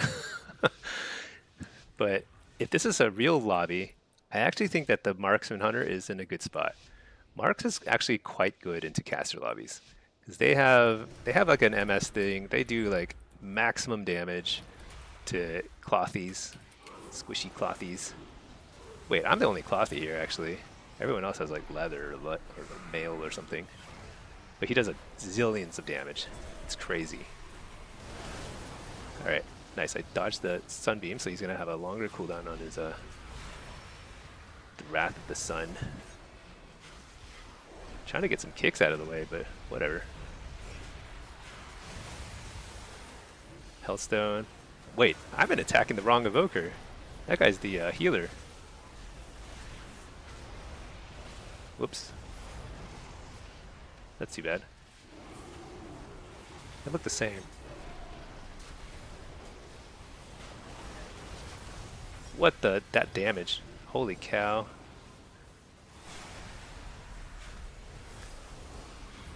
I had to stun him.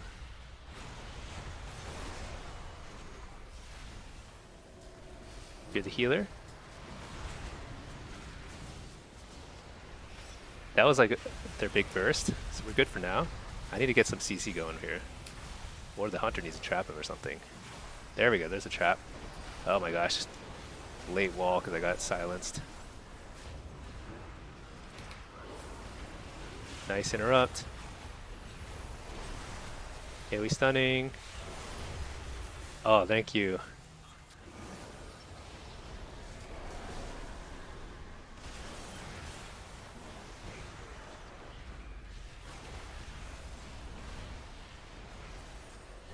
Nice. That spell bop saved me. Holy cow. I forgot we hadn't used that. And I was like, why am I dying? I would have preferred if he used it before my wall, but actually, I guess Spell Bop is probably the more important cooldown. It's like complete immunity to whatever they're doing. Okay. I don't think this is a win trade lobby. I think either team could have won there. That was crazy. Crazy stuff. Devastation is so awesome. So much damage. Stun this guy. Just get a quick tyrant out so I'm not behind. Nice. He missed a kick. I don't have a ton of kicks anyway.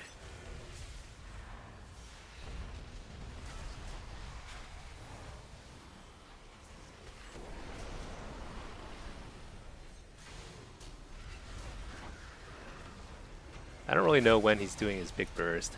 It's probably now.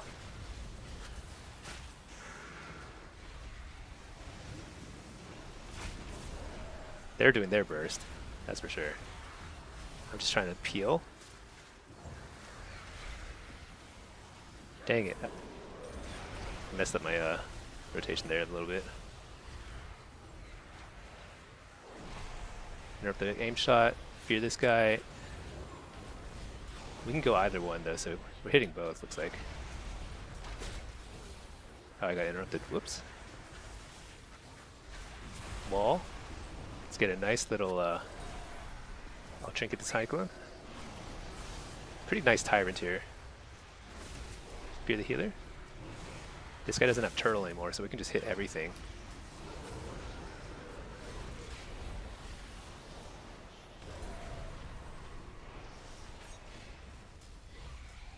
Oh my gosh.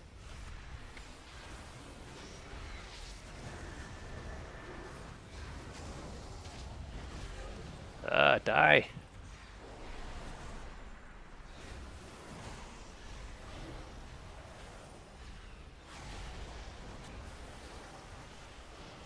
Everything is dying. Except not dying. What? Oh my gosh. I almost died there. He almost one-shot me. We were winning that entire round, just completely demolishing them. And the dude almost one-shot me. That's crazy.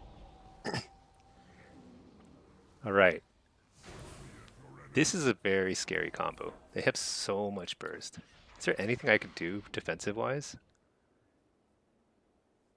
I feel like this is my most defensive build. Like if I die here, it's like that just is what it is, you know?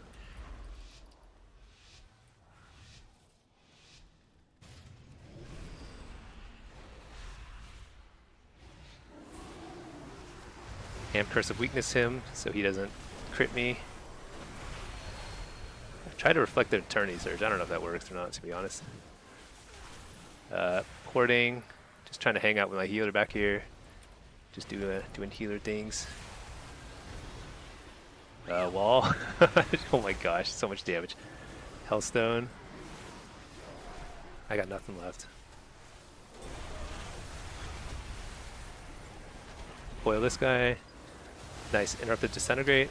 This will buy some time. I think that's all his Dragon Rage, more or less. Okay, oh, good job, buddy. I'll take a look in a second, okay? Trinket that. I think this is the sort of situation where you just like literally pop every single cooldown you have.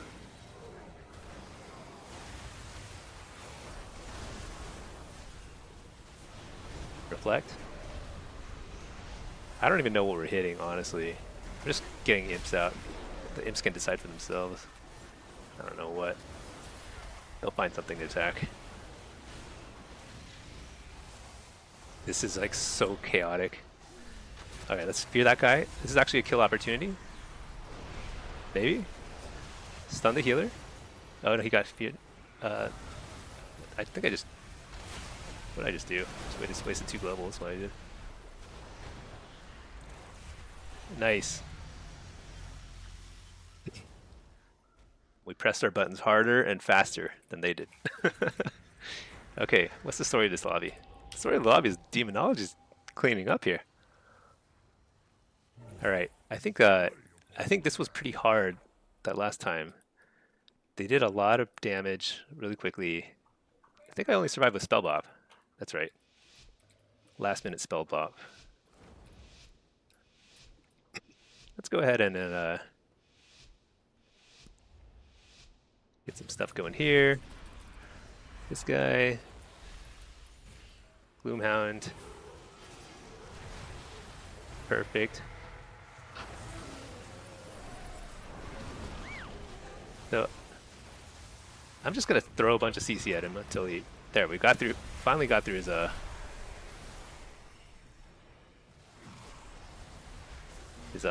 Null Shroud.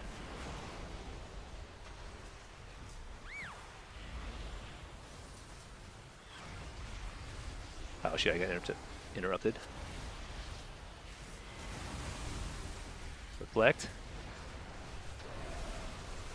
Interrupt this disintegrate. Did it? I don't think it interrupted. It's weird. Shoot. I need to get a fear here out of the trap. That'll be huge. That's bad news for this healer.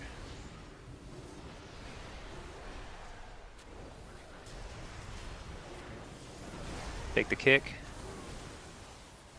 I don't know what I'm hitting. Foil him. Amp Curse of Weakness. Wait, I put tongues on him by accident.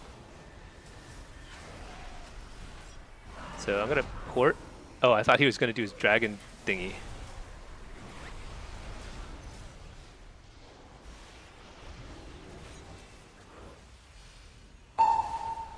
So predictable. Fake his kick. Interrupt the Null Shroud.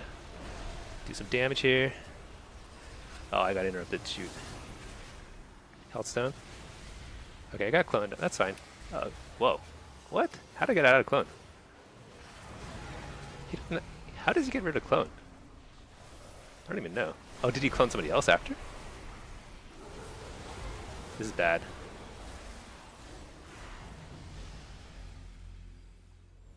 Dang. Marks got shut down. He did no damage. What was that? Who got shut down? The Marks Hunter. He's the greenish guy. Yeah, I don't know about that round. I thought we were actually doing pretty good, but then I looked at the damage meter and I realized, oh, he's over there. Then we got pooped on, I guess. I agree. Half your UI Blizzard wants to ban. Not really. I don't actually use that much stuff. So I did a no add-on challenge a while ago. I got the 2400 no problem.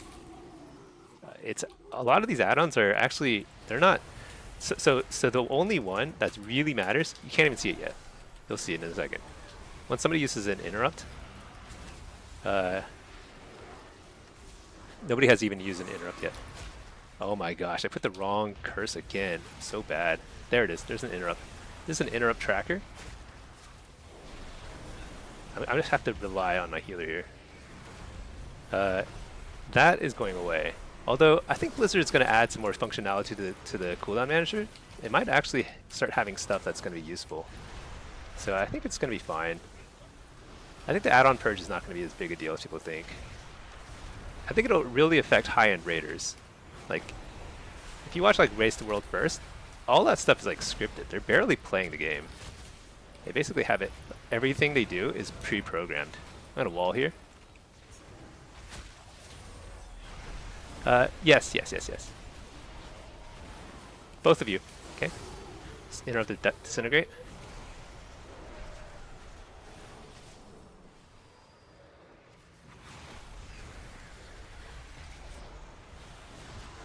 Oh, I tried to reflect some damage there. Oh well. Oh shoot, I couldn't stop that. Spear this guy.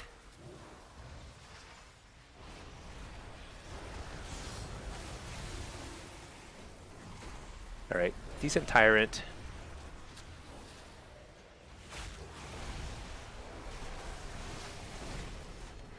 Coil healer. Nice. Is that thing a kill? Trinket that. It's a kill for somebody. Somebody's going down. Hopefully on their team. Hellstone.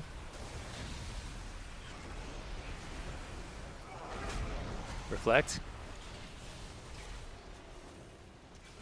Dang, I got interrupted. Okay. Stun this guy. Oh, I can't stop that. Oh boy.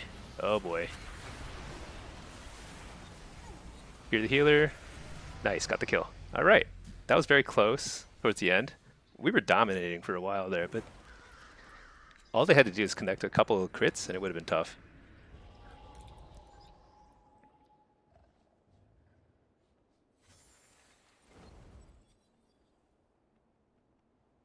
Yeah, the main thing about no add-ons is you lose some stuff that is going to be still very much viable, like cooldown management and targeting stuff.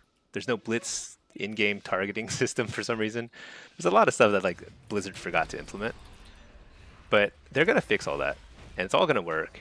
And all the cosmetic stuff, like the stuff that makes your UI just look not ugly, that's all still gonna work too.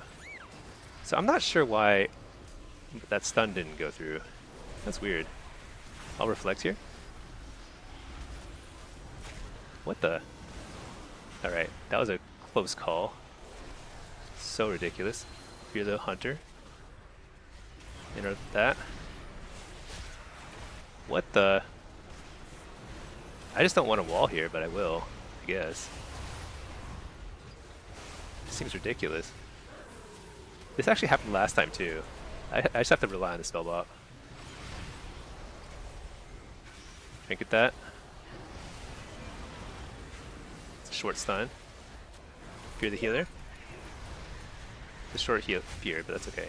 Just kind of looking for some pressure. Oh my gosh, I got pacified here. I bet my healer gets wrecked.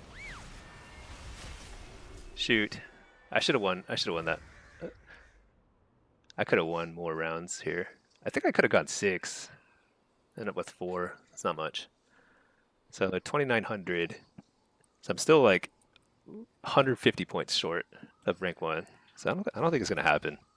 But I'll keep queuing. I mean, I think I need to go 6-0 in lobbies like that. That's like a pretty doable lobby. I think that lobby favors hunters a lot.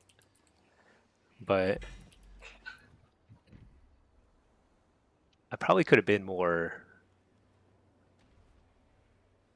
I actually don't know. I mean, the main difference I could make in my gameplay is I could play more defensively. But that never seems to work that well for me, to be honest. I tend to do better when I play super aggro. All right, hold on. First, let's check our rank 1 guy, make sure we're still in range. Because I haven't been keeping tabs on who's queuing what, whatever. Who knows? Maybe I'll play some Evoker. Watching that Devastation like one-shot me every single round is kind of inspiring. Not quite one-shotting. He was a little short, but still pretty cool. Okay, we're still in range. All right, we're just chilling. I mean, I want to play something else, but it's not impossible that I go for rank 1 here. So I think I just keep queuing solo shuffle on my main. I don't think it's gonna happen. I've never gone solo shuffle rank 1 actually. I didn't try in the past. Like I never queued this aggressively in the last day of the season. Usually I'm like doing other stuff. So we'll see. But the queue times are getting longer and longer. Every time somebody crosses the threshold of rank 1, they're done. That's one fewer person that's queuing. Probably on the healer side, that's like the main thing.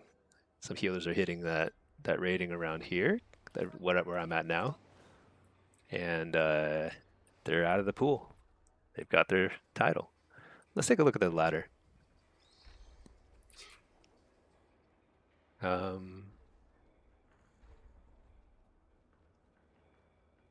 Yeah, so they haven't queued at all, the top 3.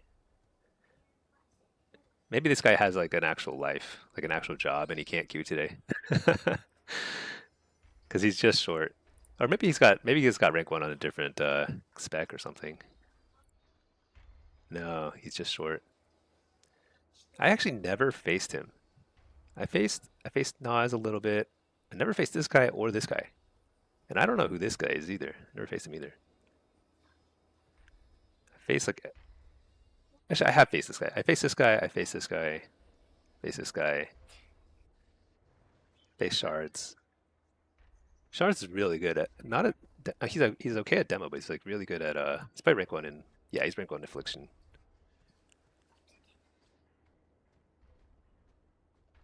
Yeah. I'm like I'm right here right now. Yeah, I'm a ways off. I don't think it's happening. Unless more people are queuing than I would expect. The thing is like if you're locked in, I mean, if you're at 3K right now, it's like you should be queuing, but it's also like people have jobs and lives. There are things they have to do. Matt, you want to try and get 4 to 5 blitz wins today after work, but if you don't really lose any or only 1 or 2. Your negative streak is DOA. Won't be able to start until 7 or 8 central. Oof, I don't know if you're going to be able to even get that many queues. Yeah, if you have a healer friend, beg them to queue with you because I think it's going to be tough to get in to even get 5 games. It is a bit more active at 2K, you're right. Actually, queues are a little shorter at 2K. That's true. People are not going to be sitting on rating at 2K. If they play, they just play. I mean, yeah, it's fine. But if you have a healer friend, you'll get queues a lot faster. Because what you need is just more queues. That's probably the main thing. But yeah, with you will only have like 4 or 5 hours. Because queues will definitely stop. I mean, if the season ends at 12 or midnight, it's going to be more like 11:30. Oh, wait.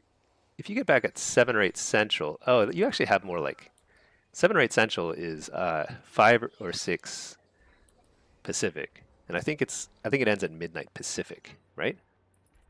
Actually, what time does it? I don't even know what time it ends, to be honest. I should probably know.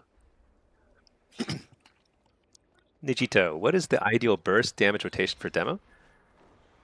So your burst as demo is here. I'll show you. It's simply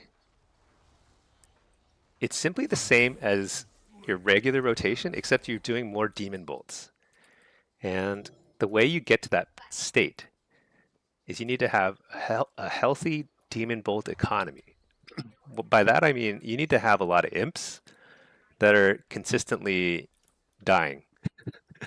So basically, once you reach this, so right now, if you haven't casted anything, you're just in your opener. These imps, you're only gonna have like one imp dying every like 12 seconds or whatever. I don't know, 6 or 12 seconds. It's not very much, and that's how you get shards, not shards, demon bolt procs. What are they called? What are these called? Demonic cores. So you need demonic cores. So I'll show you the opener. The standard opener, you start. I demonic core or power siphon, get a gloomhound, start attacking. You know, get some. If I can get a hand of Gul'dan out, great. If not, I cast my Dregstalkers. If they kick it, then I get my hand of Gul'dan out. Just kind of doing stuff. I usually open with this, and then I get my Tyrant out. At this point, your first burst is so weak because you have no demonic cores really outside of a couple power siphons like this. But you're just keeping damage rolling the same damage rotation as your regular damage rotation, except that now I've got like a pretty healthy economy in the sense that I'm getting a lot of demonic cores to the point where once you're like, if you're doing well in a game, you're gonna have like a steady flow of cores. See, they just keep like I shadow bolt very little. I'm not even spreading my doom, which I should be normally, but like I have to shadow bolt occasionally here and there. But in a real game, you won't even be shadow bolting. You'll just be fearing instead. This is not the burst rotation. This is a standard rotation. I'm trying not to overcap shards. I'm spending my cores so they get them. I'm kind of saving power siphon a little bit because I'll show you the burst now. Because the burst, I'm about to get my tyrant back up. I get my major pets out. Tyrant. Immediately spend those shards and start blasting. And then when I'm trying to kill somebody, I'll blast him, hand of Gul'dan, and then power siphon, 2 more demon bolts. Those do more damage. That's it. And then you also want to do your demonic strength. That's it. It's not very different. The only difference is you want to make sure you enter your tyrant, and especially your Felguard plus tyrant, with a lot of imps if possible. That'll help a lot with your burst. Oh, did I miss a Q here? Whoops, wrong spec. Hey, Shuggles. Are you doing Blitz's demo? I mostly played Blitz's demo. I do like Affliction and Destro up to 2400 or so, 2024 or 25. But I don't play them very much in Blitz. I actually might play them more next season. Affliction and Destro are straight up better than demo in Blitz, but demo is really fun to me. I think it's like unique. You did Affliction this season to 2400. You're not sure if this is the best spec. I don't know if Affliction or Destro is better. It kind of depends on the map. There's some maps where Affliction is better than Destro. But on the whole, Destro is going to be probably better. It just does more threatening burst damage while also doing a ton of AoE damage. Those little explanations would make amazing YouTube shorts. Yeah, honestly, I should be more on top of my my YouTube editing and my career as a streamer, but here we are. I'm just like so noob at that stuff. My big plan is really just to keep my guides updated. So I've got like pretty detailed guides for each spec. Try and keep the Blitz guide updated. I've seen a few different strategies kind of emerge over Season 2, which is kind of interesting. There's some new strategies. And then I'm just going to stream and like kind of have fun. That's it. I don't know. Take notes while you stream with timestamps. Just edit them out of the stream, double the content. Yeah, I guess I could. Honestly, I get asked that a lot about the demonology rotation. So I probably should do more little clips and videos about that because it's not very intuitive. Because when you read the abilities, you don't understand how you generate shards. It's not very obvious from reading these abilities. But it's all about the cores and the imps. And what isn't apparent until like you start playing more is that you need the imps to die. So you want the imps to continually be like dying. So that means that you can't. There is no on-demand, super fast burst right at the start of the game. Most other classes, you just press like Incarnation and you're doing a bazillion damage, right? Or Dragon Rage, you know. But with Demo, you need to have kind of ramp. Demo's fun, but you're doing duos next season, so picking the best one to play. Ah, yeah. So if you're playing duos, Demo's actually not terrible because you'll probably end up like doing a lot of spin nodes. But yeah, I think Destro and Affliction both tend to be better. Now we'll see what the balance is like because game balance is, whenever there's a new season, there's like new meta and stuff, and demonology is getting considerable buffs. And demonology is getting some quality of life stuff that it doesn't have right now, which it doesn't have an immediate way to spin a node. Spinning a node in Blitz means that, let's say somebody's here trying to like capture a flag or something, capture a base. You have to do damage to them immediately, as fast as possible, in order to stop them from capping. And the fastest way with Demo is like there's still travel time. Like I can send my pet in and he'll like turn and then attack. That's pretty fast. I can summon a Felguard, still pretty fast, but it's not like. But that's only on a 2-minute cooldown. But we're getting instant corruption in like a day, tomorrow, and that'll help a lot with spinning nodes. So Demo may not be as bad. We'll see. Right now, I'd say like you can probably, if you are equally skilled at Demo and Affliction, and you play both a ton, not Affliction or Destro versus Demo, you'll probably be a little bit higher rated as Destro or Affliction. You're using Drain Life channel, but still need a tick. Yeah. Yeah, I think the instant application. I didn't even think about Drain Life, honestly. I actually didn't even know Drain Life spun nodes. I don't think because like whenever I play Affliction, which is the only spec that I actually have Drain Life keybound, is you have instant corruption. So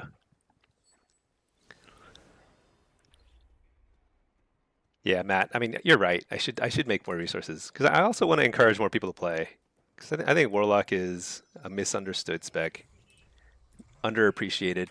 It's not easy to play. It is definitely harder to play than most specs, but it's fun.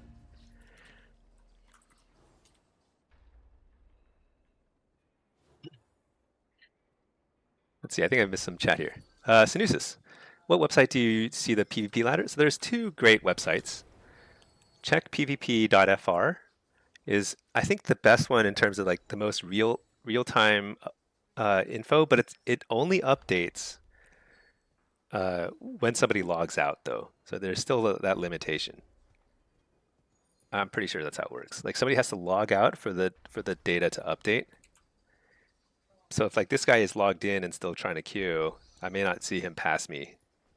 The only way to truly see real-time data is like actually looking at this number here, like rank 16. That's truly up to date.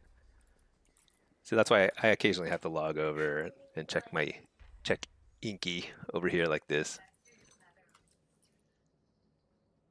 But I'm getting a ton of graphics lag today. I don't know what's up.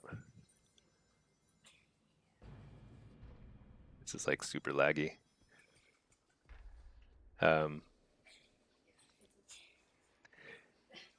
Let's see. Do I cast Corruption as demo? So currently, no. Corruption is not something you're going to cast as demo. It shouldn't even be in your spell book this season, honestly, because it is so bad.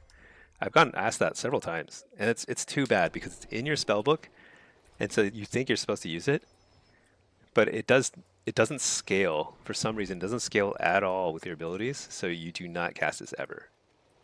However, if you play Blitz, you may cast it next season just to spin a node from range, because it'll be instant application, instant damage from range, which is huge because we don't have that currently. Yeah, I currently don't have it on my bar. I plan on adding it to my bar tomorrow. I don't know what I'm going to keybind it to. It's going to be kind of annoying adding a keybind, but that's okay. I'll deal with it. You won't use it that often. It's only to spin a node.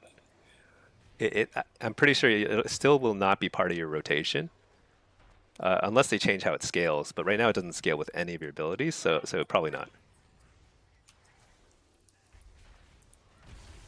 Oh yeah, sorry. I was in the middle of explaining. So there's two websites that are great. The other great website is Drustvar. Uh, Drustvar.com. This has a lot of cool information about like stats. Like you can see solo shuffle stats.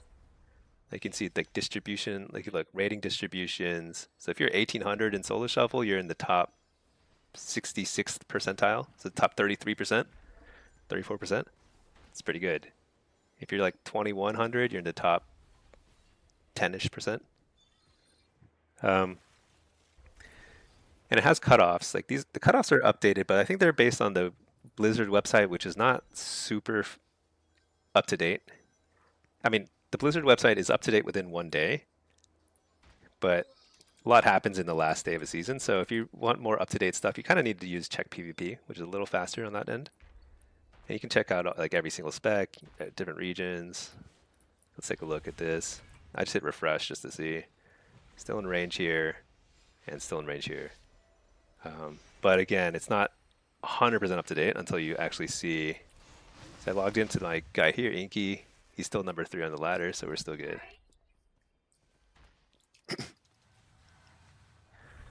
Shuggles, you could use Implosion as well, thinking about it. Yeah, but the problem is you have to have imps nearby, and there's still travel time with them because they fly across the screen. And it's not as reliable because sometimes when you're moving around fast, like and your imps have a mind of their own, you know. Imps just like sometimes they run literally across the entire map and there's nothing you can do about it. You just watch them just slowly hop across the screen. It's like so funny. Uh, I feel like in the past you could control that somewhat, but these days you can't control it. So implosion is extremely unreliable. For totems too? Oh yeah. It'll be great for killing grounding totem. Right now, the only way to kill a grounding totem super fast is Demon Bolt, and Demon Bolt is like so good. Like that's such a huge part of your damage. So wasting a Demon Bolt on grounding totem is like it feels horrible. So that'll actually be very helpful. 3K's demo is impressive. I think so too, because I think it's pretty hard to carry games as demo. Um, I have had trouble with it. That's why my main character, I tanked so hard. I was 3K on this guy earlier in the season. Now I'm 2600. I played a lot. I played a ton on this guy. I could not get out of the 26, 27 bracket. But then on two other of my warlocks, playing the exact same build, exact same play style, I got to 3K and above. So I don't know. It just happens sometimes. It is. You tried and tanked. Yeah, there's a little bit of RNG for sure in Blitz. You can swing. I've swung 400, 500 points, no problem, in like in Blitz. It just sometimes you just get crazy bad lobbies over and over. If you play hundreds of games, you'll eventually get to like within striking distance of like where you should be, but there's definitely some randomness, which makes it pretty stressful in the last week of the season. The last day, you're like, I don't know, am I gonna get it? Wait, why am I not queued? Shoot, thought I was queued. But yeah, I can't. Yeah, my Blitz MMR is toast. I'm not even in queue for it anymore. Just queue for a shuffle. Why? These always pop at literally the exact same time. I was going to put this guy in a follower dungeon. Okay, we actually got into a queue here. That's great. Okay. We have got Destrolock, Balanced Druid. Oh, this is a pure caster lobby. Okay. This can go in a lot of directions, depending on... this is going to be a skill matchup. I definitely could do well here. I could do well here. But Destro and Shadow and Balance, they all have a very good shot in caster lobbies too, because they have a high degree of just like consistent damage and burst. What I bring is Mortal Strike. So nobody else has Mortal Strike, so it's a big advantage over longer games. But there's no guarantee there's going to be any sort of long games here, because you know what? I'm going to grab Banish. But I think this guy tends to play Skyed. He tends to play Succubus. Oh, he's not playing Succubus. Okay. I don't really care to banish the Fell Hunter. It's not that big deal. I'll let him kick me. Oh, he didn't kick me. Let's just banish it then. Whatever. Wait a second. Oh, that's a Resto Shaman. Shoot, what am I doing? So if this guy plays up, that's bad. I don't want to play up. I'm going to play down. Kind of interesting. Like his Fell Hunter, he just leaves it right there in the center. Just trying to kick or something. I don't know. Whatever. It's time to cast.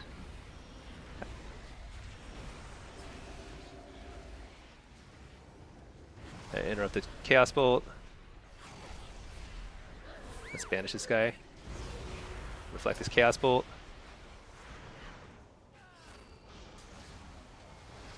Yeah, see this Boomkin might actually clean up here because he's doing 10 gazillions of damage. And I'm doing no damage. Oops. Make the kick. Whoa, that guy just, he was like flying high. That's some crazy stuff.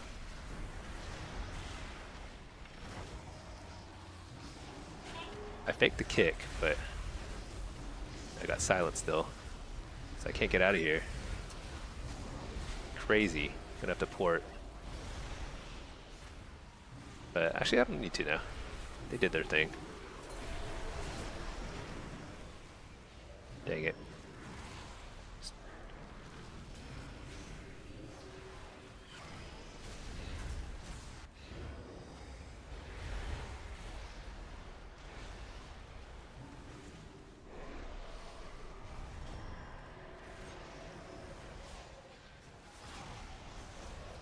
Well, this could be a long match.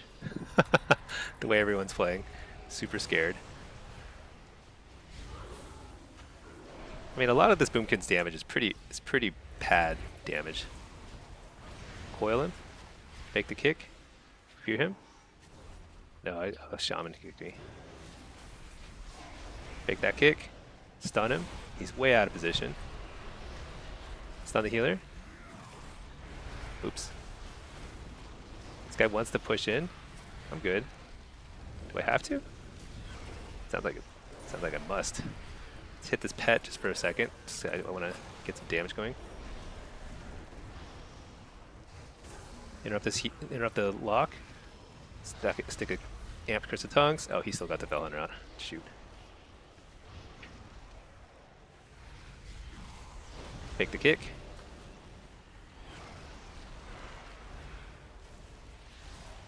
I don't think I trinket this. I probably should have, actually.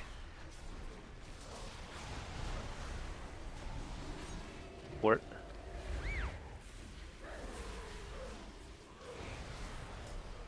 I'm gonna kill his pet. Maybe he won't notice. With some luck. A little luck. Oh, he noticed. Did we kill it? I think we killed it. So he's got to go figure that out. Okay, he figured it out very quickly. Man, we're dead. That's crazy.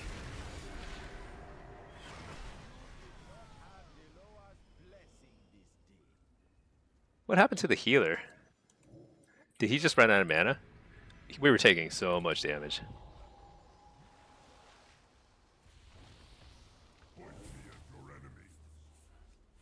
Oh, that's what this Resto Shaman's saying, just like play damp. Yeah, he's probably right. I don't like playing like that. I want to play aggro. See, Nijito, do you constantly need to be spamming pet attack? Yeah, I spam pet attack. So I have pet attack bound to shift spacebar. So I'm pressing that a lot when I'm like, especially when I'm like casting other stuff. Although as demo, I do tend to set my pet on assist, so he's like always attacking something. But when I'm playing like other specs, I tend to set my pet more to like passive.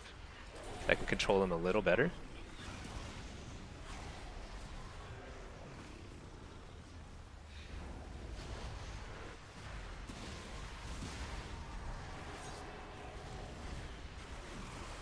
Hey, very little in the way of. Oh, I reflected too soon there.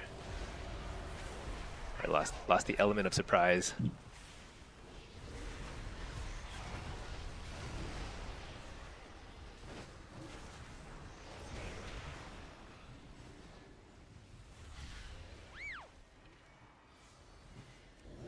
I needed to port there because that druid was gonna like do some bash cyclone nonsense on me or whatever.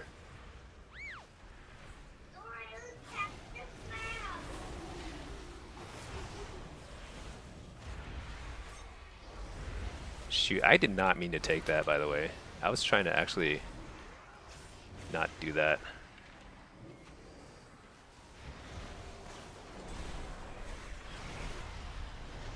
Keep reflecting a little too soon, so he has time to react and like stop his chaos bolt.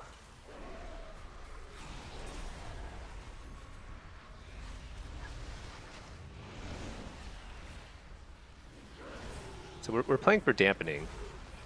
So I probably shouldn't be pushing in like that. I should just be just chilling, you know? I can hit whatever I want. Did he sack his pet? He did sack his pet.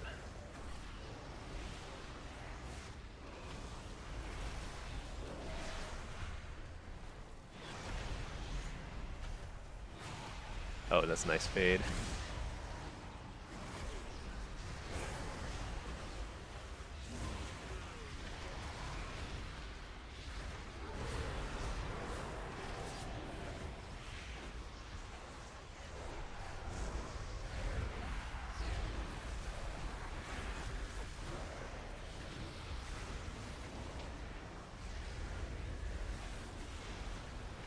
Can't get a...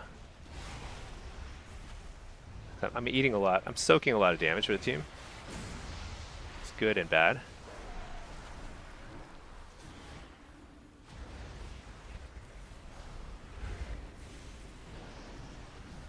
I guess there's no reason to. We can just play more damp.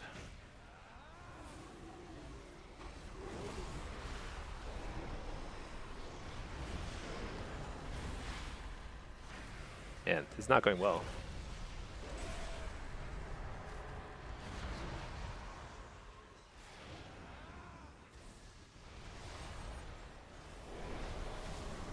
But we have a big advantage here. JK.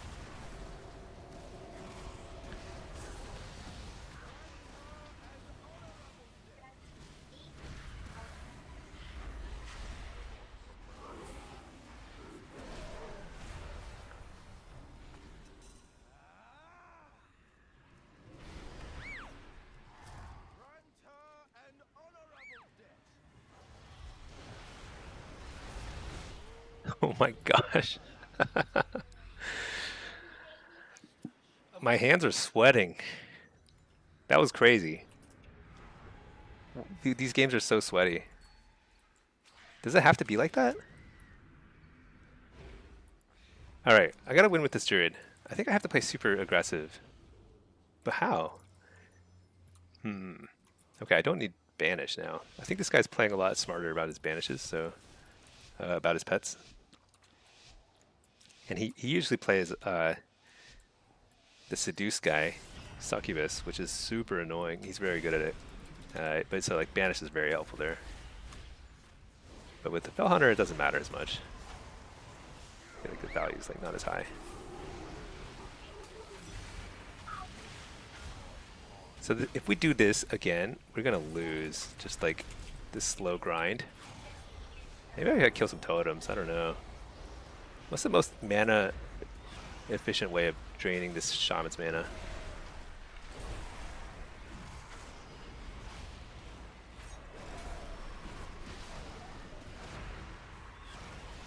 Damage is the answer, right? I mean, I just have to do more damage. It's actually not me that has to do damage. I have to free up.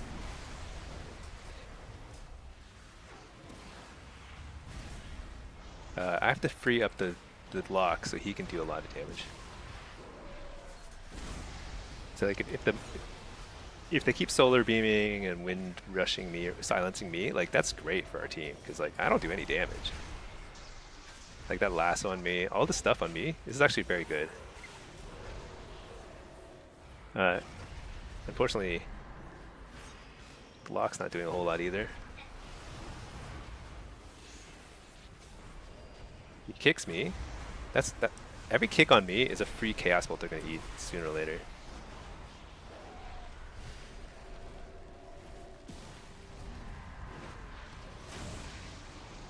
But he's doing no damage. Is it just the kiting?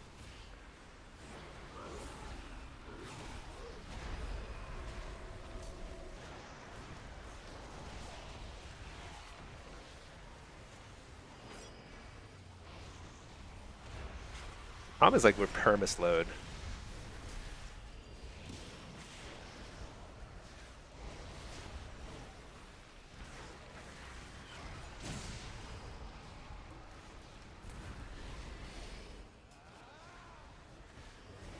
Feels bad.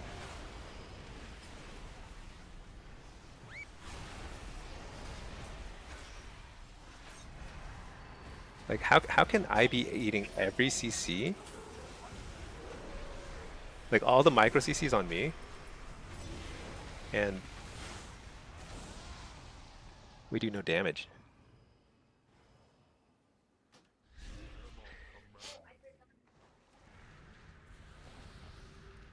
How do I enable the lock when he's on my team again? Shift space is your mount, underrated bind. Yeah, I use Shift Z for mount. Even if you cancel a cast, it gets the job done, which is nice. Yeah. Macro pet attack into hand equal in. I used to macro pet attack into a lot of different abilities like Chaos Bolt and a bunch of other stuff, but I've increasingly started taking a little bit more control over that. I think basically pets don't do a ton of damage. They dispel, which is great. What I do macro is like devour magic into pet attack, because you want to devour magic basically on cooldown.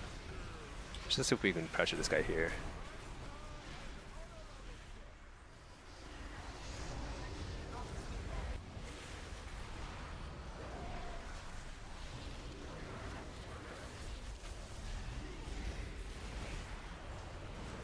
Oh my gosh, I hate the way everyone plays in this lobby. Super cowardly.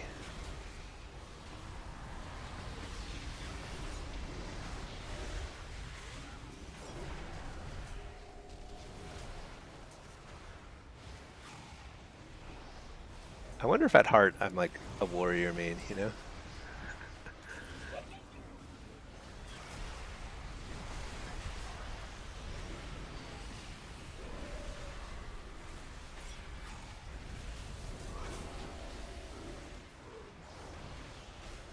Reef, you're out of that. It's pretty good for us. They don't have any interrupts for a hot minute here. Reflect.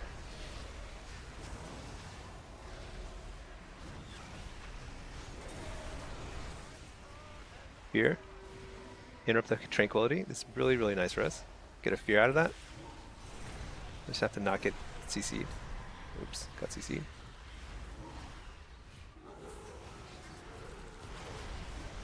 So I'm hitting the Rested Druid a lot more this game because I just don't want to play this stupid like game that everyone else wants to play, which is like, let's just see who wins when everyone's out of mana. Which I think is it's a loser's mentality.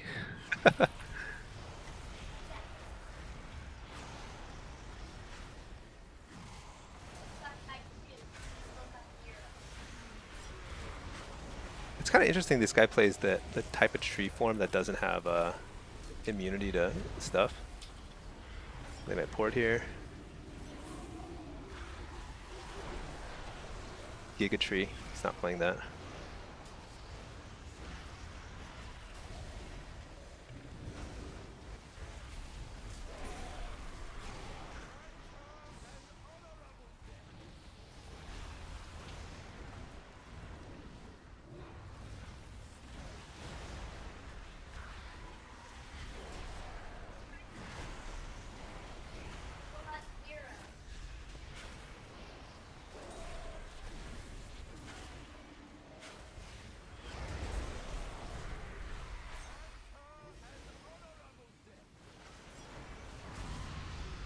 Okay, I should have walled there, and it's a good thing he spirit linked just in case. I, we just pushed on top of them and killed them. That was like so simple. We should be doing that every single round. Both teams should be trying to do this, just to outplay the other team. I almost died though, because he almost got 2 Chaos Bolts back to back, killed me. So that was risky. I should have definitely popped wall there. It's hilarious. You just, let's see, after 20 years, you just changed Shift Z to your attack ping. My attack ping is like, it's B, which I switched it out of my bags.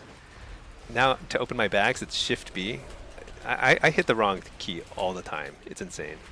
So I'm constantly like pinging stuff when I'm trying to open my bags, which is kind of funny, I guess.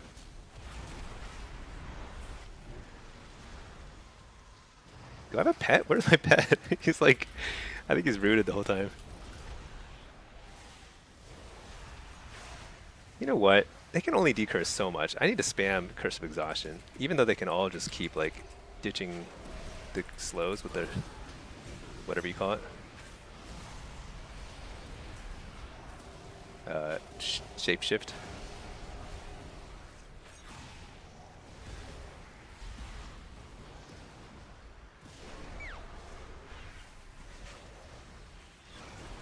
Trying to play more aggro, and I think this is actually working. I think the lock is definitely on the same page this game.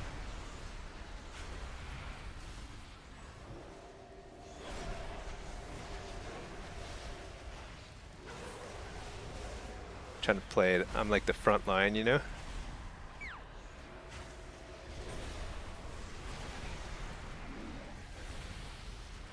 You're the healer. Interrupt the healer. There's a lot of pressure.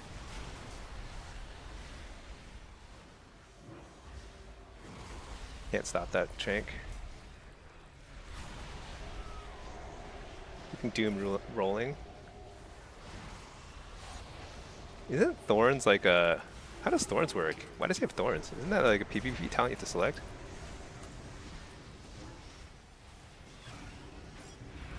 Maybe it's not anymore. I don't know what it is.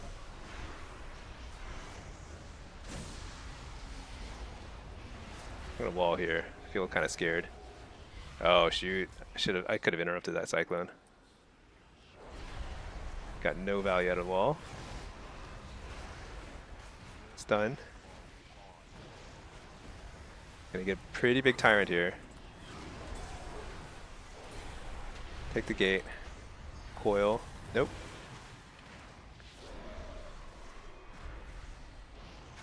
Trying to fake the solar beam, but he's not using it. He's waiting for a Chaos Bolt, I guess.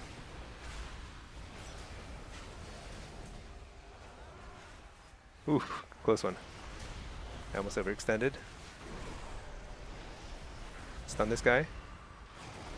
Oh, I think he got solar beam like Chaos probably. It's too bad.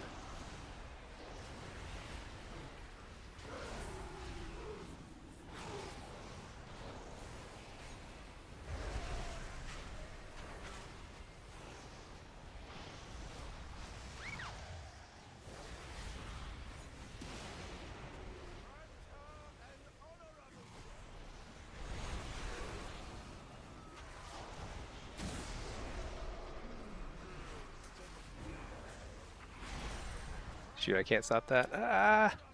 Don't die! No! Oh my god. Did I have anything I could have done to stop that? I mean, did I have anything I like failed to use? That was like that was an auto win, but he got a triple fear on us, and Shaman didn't have any answers for the burst there. It was an auto win at that point, though. I can't afford to lose those sorts of rounds. That's crazy.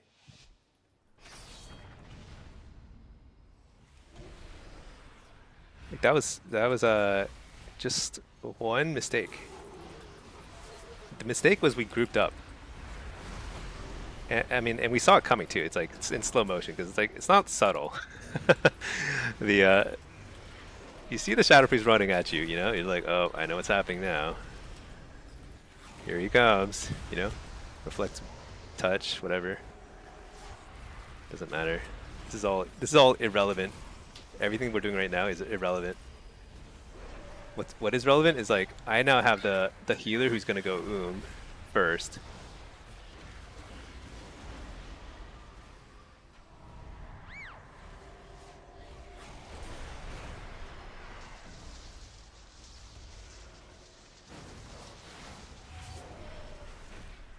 Gonna interrupt that. Just recast other stuff.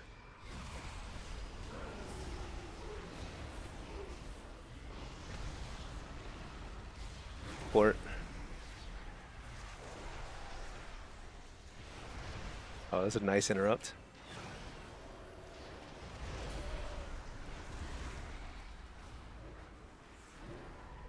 Interrupt the Chaos Bolt.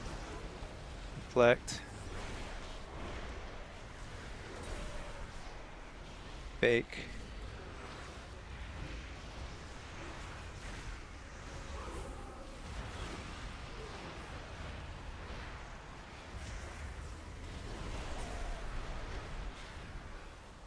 Trinket. Wall.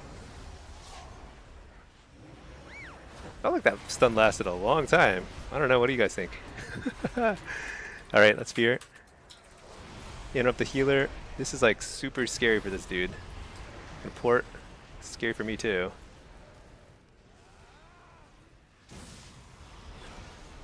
Can't underestimate the burst they have.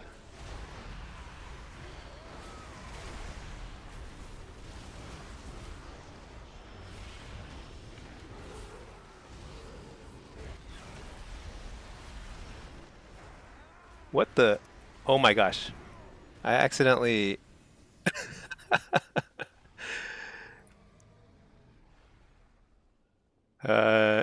so I was planning to Void Elf back, and I Void Elfed forward. I just straight up lost because we were gonna win that game. It was gonna be finally gonna win the game with that druid, and I Void Elfed forward. That was so bad. That was like really, really. I must have just been facing the wrong direction when I Void Elfed. That's funny. It happens sometimes. Reported for inting. Yeah. I was for a second. I was like, "Where am I?" I was like, right on top of the lock and shaman. So on the other side of the pillar too. Totally out of line of sight and like out of range of my healer. It's no chance. Ridiculous. It's funny. We all have the same mount keybind off the infinite choices. Yeah, that's funny. Shift Z. Just makes sense, you know. So Z is also my teleport button. So like, so it's like it's a movement, you know. Shift Z is more movement. I use shift modifiers for a lot of my casts that are hard casts. So like Hand of Gul'dan is shift E, because like shift is something. Shift with another button while moving is hard. So I don't have very many shift keybinds that are like instant cast basically. Yeah, do I know when the official WoW ladder updates for rank 1 cutoffs? So there's no let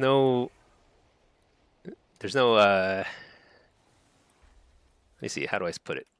It doesn't update until midnight and the season ends. So like it'll update some, like it'll say over here, like the cutoff is this right now, but that won't actually be the cutoff until the season is truly, truly over. At which point, then it'll be like, okay, these are the people that get it. All this tells you is that there's 3 slots, and so whoever's the top 3 slots when the season ends will get it. Now, what time does it end is a good question. I think it was I think it was like midnight, but I don't know which time zone. Here. Oh, midnight Central. So 10 p.m. Pacific. So that's like in 9 hours. You missed what I said. Okay. Uh, so the cutoffs. This is inaccurate. Whatever it says right here will give you a rough idea of how many slots there are. So since it says 3019, you know there's 3 slots. But the cutoff will change. Like if I were to queue, this is me right here. If I queued and I won a game, the new cutoff would be like 3029 or whatever, you know? But this number wouldn't update in real time. The only way you would know is like at the end of at 10 p.m. Pacific, whoever is at the top 3 slots, because there's only 3 slots, would get it. A 4th spot added to Arcane overnight. It's possible if literally enough new Arcane players started playing last night. Seems kind of unlikely. It's possible. Uh, oh, I see. Oh, you know what's so what's happening here is a tie. Oh no, it's not tied. So there's 2 possibilities. First is this is uh, this is out of date in the sense that there's still only 3 slots, but the cutoff on Blizzard's website hasn't updated, and it might actually now be 3119, and this person might be SOL. That's possible. The other possibility is that enough new arcane mages started playing the game and started playing Blitz last night, and that increased from 3,000 to 4,000 total players. You know, like there's probably some rounding, so there's probably some threshold at which it rounds up. Um, it's possible. If it was at like if they had like if there were like 3,499 active arcane mages, yes, like 2 days ago, 2 more started playing, and now it rounds up to it's like 3,501 active arcane mages, and it rounds up to 4,000, so you get 4 slots.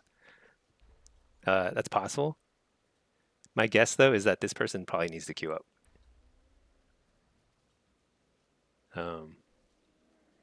Because this won't update in real time. Because we can take a look. Let's take a look at the arcane. I'm in queue, right?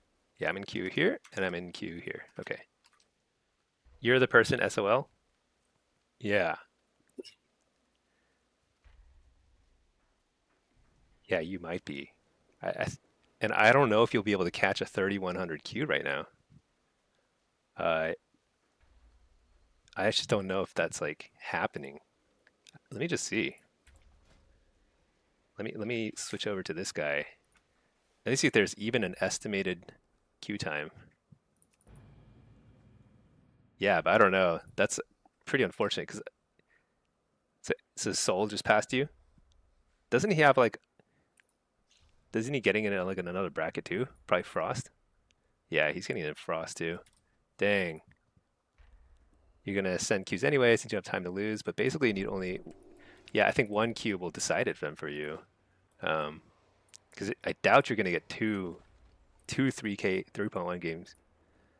Let's see. Yeah, see, there's no average wait. I I suspect it's gonna be tough. Now it's possible there might be some new queues in the evening, like several hours before the cutoff. But it's gonna be tough. I don't know. It's like it's one of those things that you just don't know.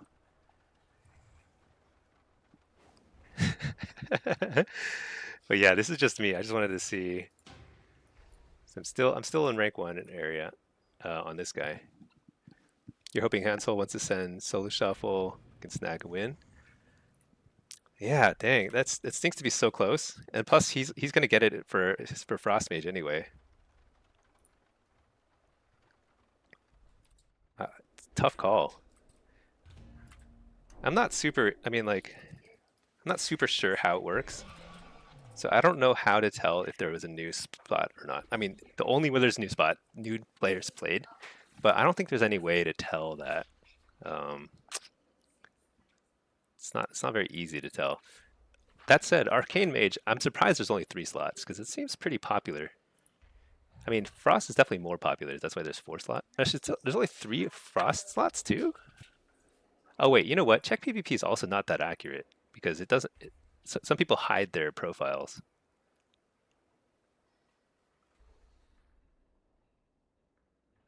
So Frost, the cutoff is 3197. It is, yeah, there's no, these are just the same person. There's 3 slots. Huh. Mage numbers are super low this season? That's weird, because Mage is like Mage has got to be one of the best specs for Blitz, and it's super fun. You can make like crazy plays, walls and knocks and stuff.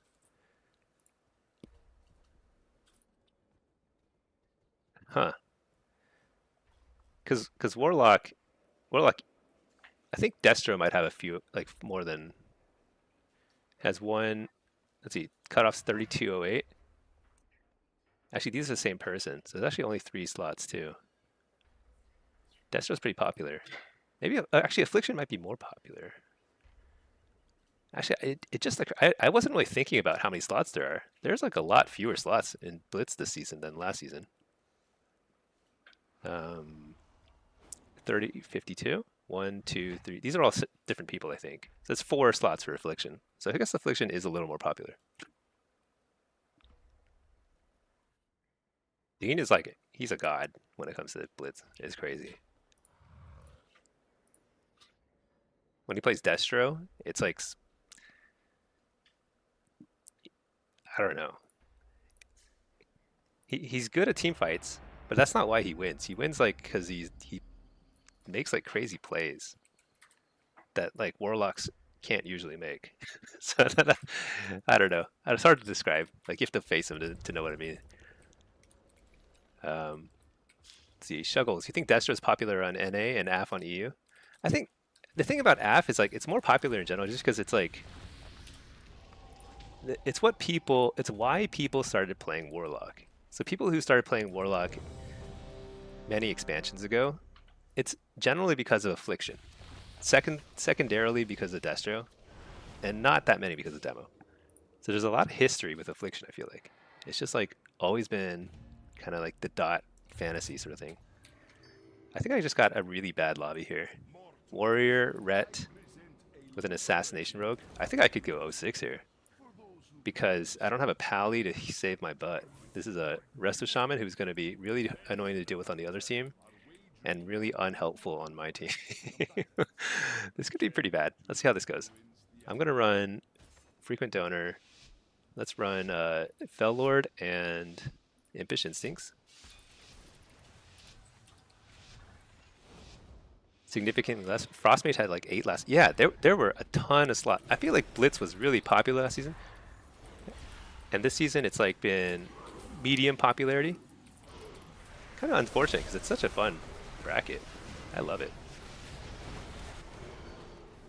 Problem is like everyone's playing like different versions of WoW and stuff. They have Fell Lord here because he's gonna get me stuck here anyway. You're the healer.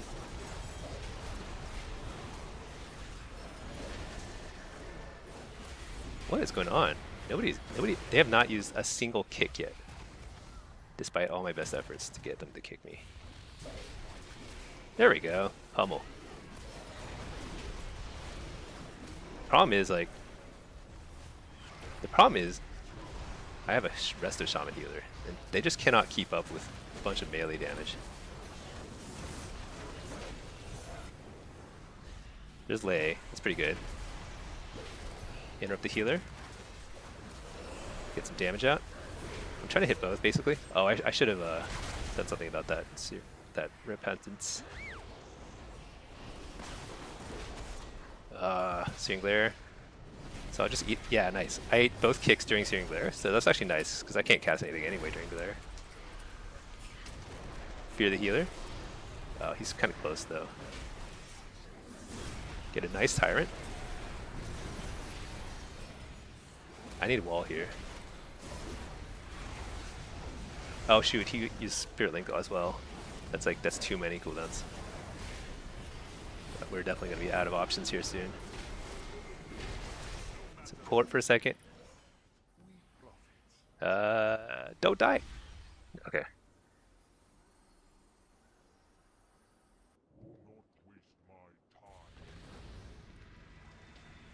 I think I go 06 here. Unless the Mistweaver is like very good. he will have to carry me hard. Because the Resto Shaman, I feel bad. Resto Shaman's in a tough spot these days because melee is so powerful right now. He has like no tools to help me. Can I do anything here? So here I need to try and like kite a little bit more because assassination rogue. I've got to do some like a little bit of spacing out from my team. Like we are way too close together right now.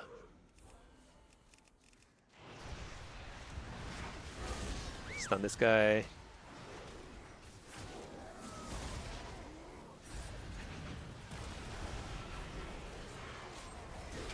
Trying to get a kick.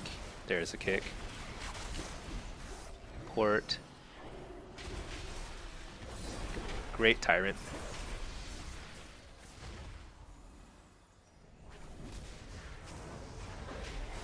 Dang it, I didn't stun the rogue too. Play a Fell Lord here. Interrupt the healer. I probably should have trinketed that. I think I gotta win fast if I'm gonna win at all. Shoot. Get interrupted. So I like to try to just like cast when I'm in the Fell Lord. Because sometimes I can just get the cast off. Because the timing on the stuns works out nicely. Oh my gosh.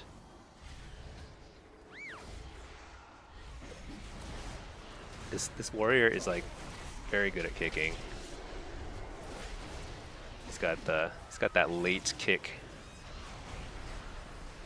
Perfectly late kick. Which is like very hard to deal with.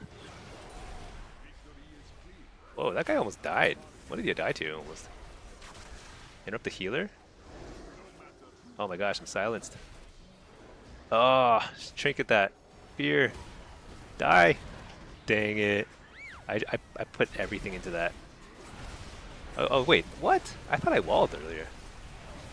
Okay, good. I didn't put everything into that. Let's fear the healer. Kill whatever I can. Oh yeah. What?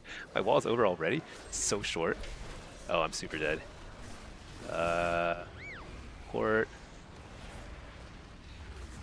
I need to get a fear here. Nope, not gonna get it. Try and fear again. Nice, I dodged the kick. Finally got a precog off this warrior. First time ever. Oh shoot, I missed the kick there. I think I'm dead. Ah! Save me. He still had Spirit Link. That sinks. Spirit Link would have been pretty nice there. I think maybe we could have won that one.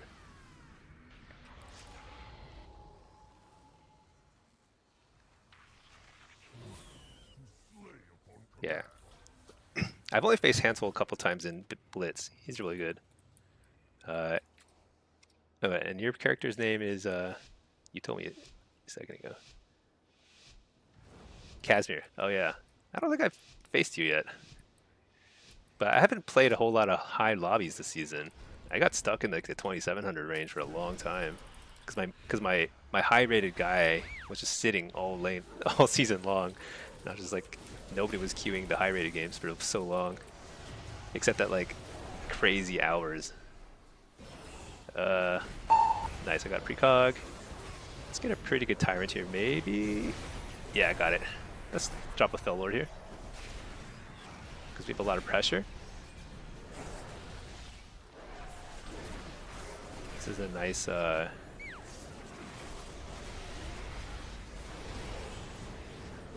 gonna port. Oh, I can't hit anything. I should have summoned a Doom Hound there. Or no, Gloom Hound.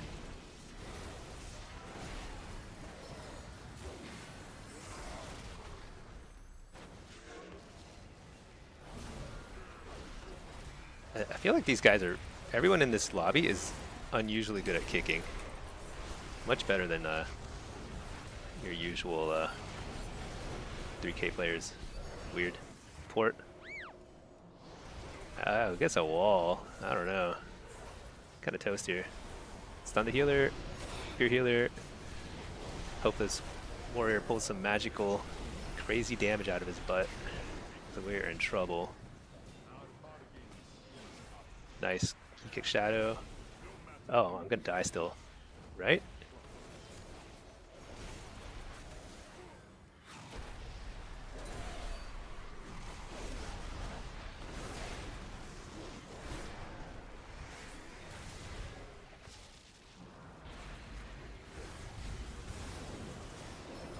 Stun the healer. It's a short stun. Trying to fear him. That's the main thing. There, we got it. This is a kill. Alright. Oof. That was close. I outdamaged the warrior? What in the world?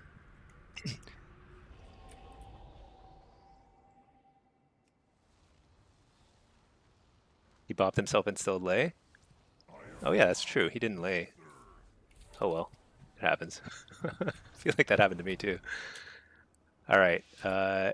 Fell Lord. Yeah, same thing.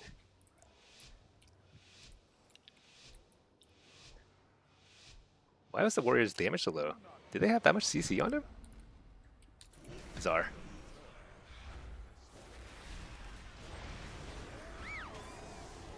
Shoot. That's bad. Wow, this guy really, he's like the perfect kicker. Do you see this? Like getting a precog off him is like, you just can't do it. I just gotta just cast. Just gotta let it be.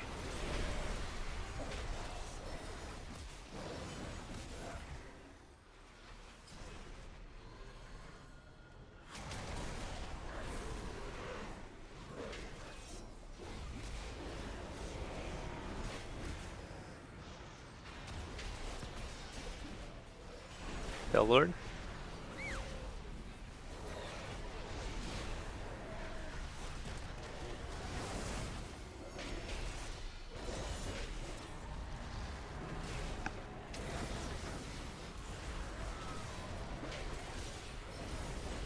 I don't know. This guy's insane. This feels like I'm playing like a coordinated threes in comms. Look at them taking turns with their interrupts.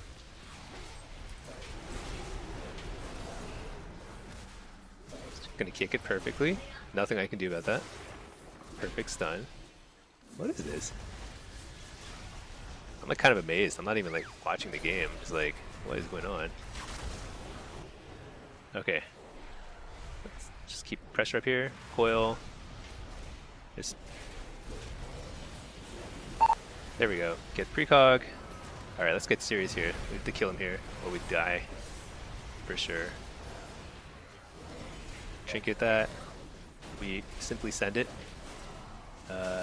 After all this, trinket that. Oh my gosh, 14 stuns. No problem. Take the kick. What? He still kicked me? This is how crazy this is. There is no faking in this game. Everyone is like perfect. Are these bots? I never get this few precogs in a game. This is like insane for me.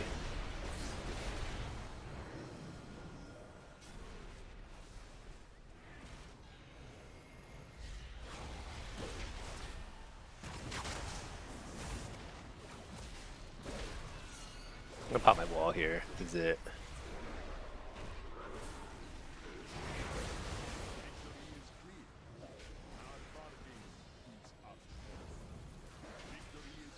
Stun the warrior just to buy a little time. What happened to our healer? Did he like DC? That was a really long time where neither the rogue nor I got any heals. And they don't have like spam CC. I guess rep? I don't know. I might have missed it. That was wacky. That was definitely winnable. All we needed was a couple heals at the end. So the game there was one game I could have won with this guy, but we overlapped Wall and Spirit Link. And there was another game I could have won with him where he didn't Spirit Link. So these games are winnable. I just have to play really well. I'm just going to spread out. I'm just going to play way open. Let this shaman play super safe over there. So the rogue I'm pretty sure is not kickbotting. He's the only one I think is not actually kickbotting in here. Everyone else is. I'm pretty sure. Like, maybe not the Brett. He just missed a kick. That's weird. Maybe that's only the warrior. I don't know. A lot of warriors kickbot.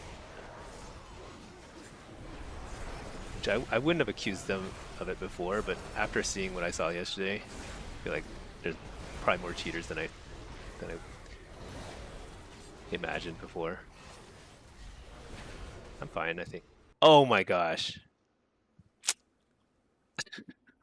There's no way I survived that. There's no way. Shoot.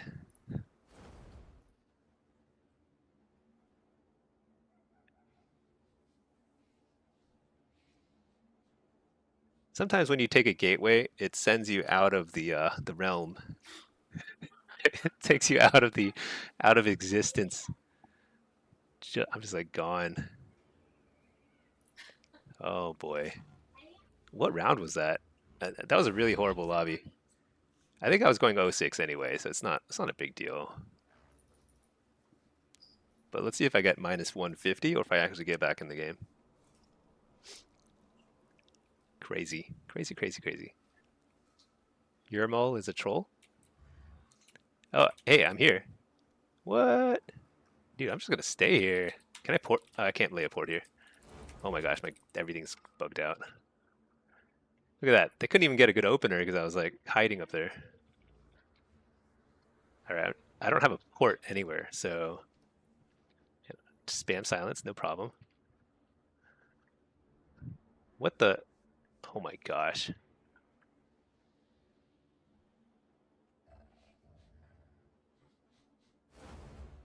All right, I've got some spells out.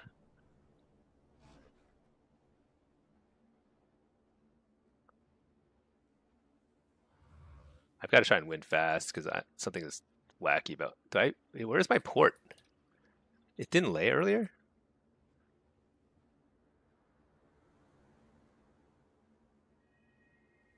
Yeah, this warrior is definitely kickbotting. I like have no doubt at this point. I wasn't sure who it was, but I'm pretty sure it's the warrior.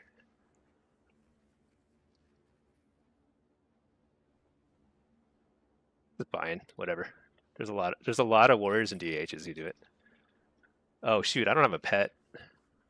Do I even have my Feldom? I think my my UI is all messed up right now. Okay, it's okay.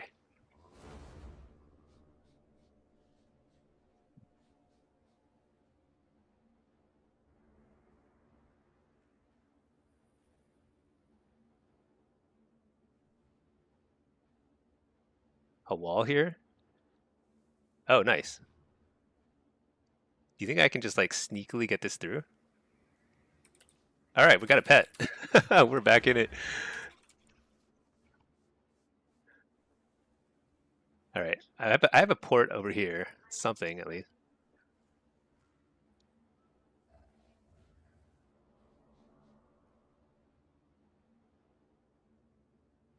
Yeah, this warrior should be like a little more subtle about it, right? It's kind of ridiculous.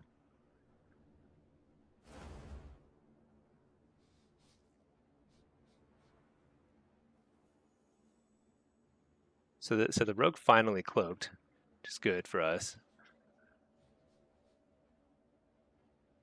Spell Lord here.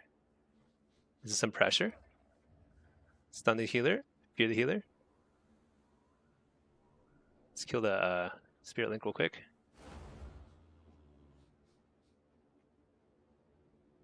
Just gonna trinket that.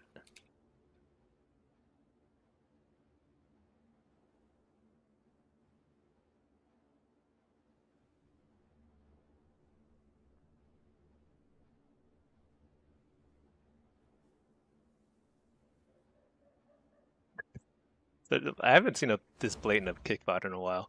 It's pretty funny. Actually, I think I could have won more rounds. We had a couple I had a couple of miscommunications with the shaman in a couple rounds that were totally winnable, but we just overlapped some stuff. And then I had a round with the monk that I should have won, but I no, that wasn't the monk. It was a round with the shaman where I DC'd. So that was kind of like unfortunate. And then there's a round where the Mistweaver just stopped healing like halfway through. I assume he DC'd there too. I don't know. I'd have to watch the VOD. Maybe he just got crazy controlled by the other team. I don't know. Yermol is a troll. I don't know who Yermol is, but he's definitely a kickbotter. Okay. I don't think I'm in contention now. I think that was a pretty bad round. I only won 2 games. Technically, I have like 9 hours, but I'm not playing super well. What? Q okay, let's take the Q then. Whatever. Not playing super well.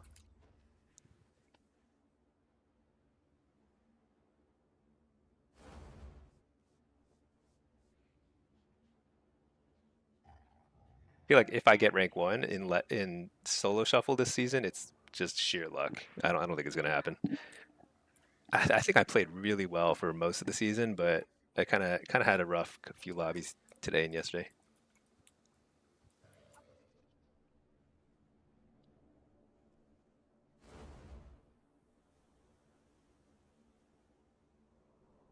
Let's see. How are we doing on this guy? He's still chilling in his dungeon.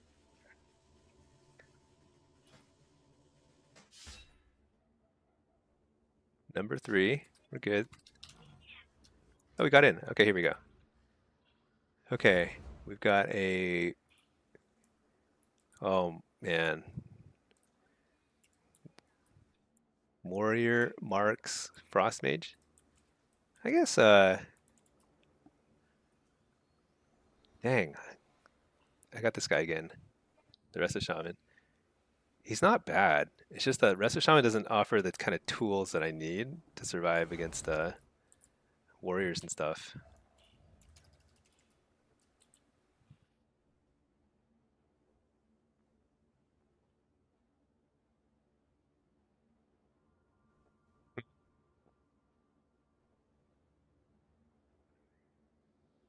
Let's go warrior. I think that's fine. I think just kind of have to end up like changing targets a decent bit because let's just kind of see who is Whoa, nice wall. Oh, this guy's not a kickbotter. That's cool. Like refreshing.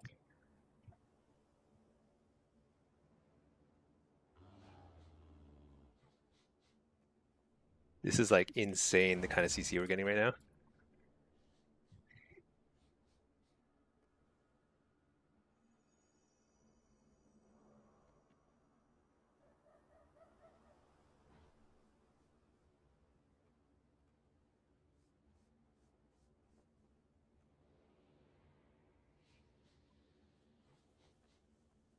Got a full fear on the healer.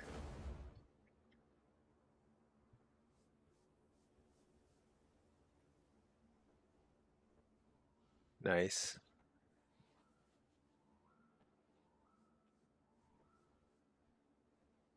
Interrupt the healer.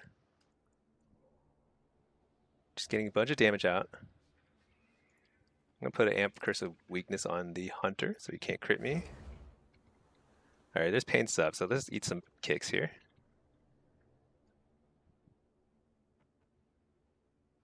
Get our major pets out. Nice little tyrant. 6 imp tyrant with all the pets. Stun the healer. Or not the healer. Stun the healer.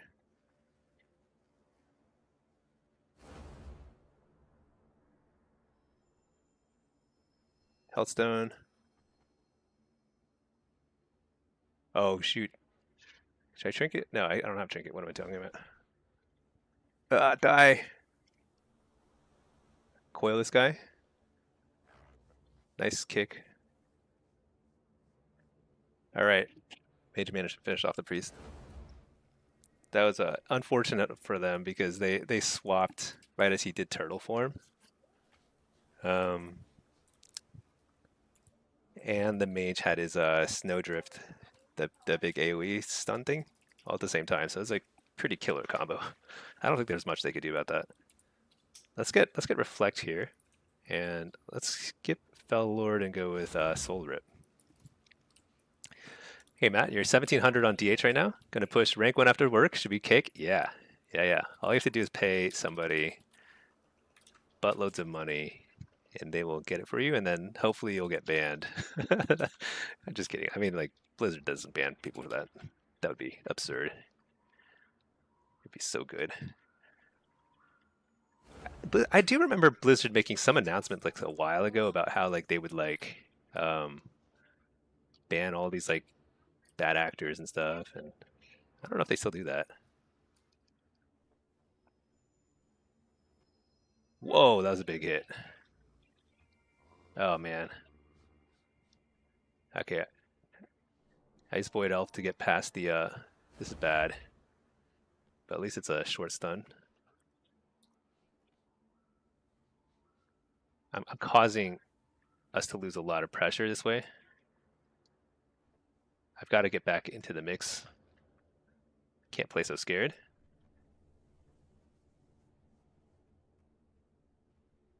Interrupt the poly. Fake the kick. Oh, I faked 3 kicks. That was great. Now I'm free casting. Now I don't really want to hit the mage, but I can't get to the hunter. He's playing so far back. I don't want to get snow drifted.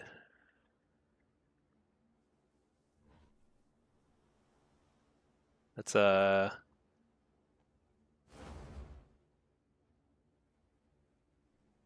fake the kick. Stun the hunter. Can I hit the... Oh, nice. The hunter's like finally available. He's rejoined society. Oh. Ah, I got kicked.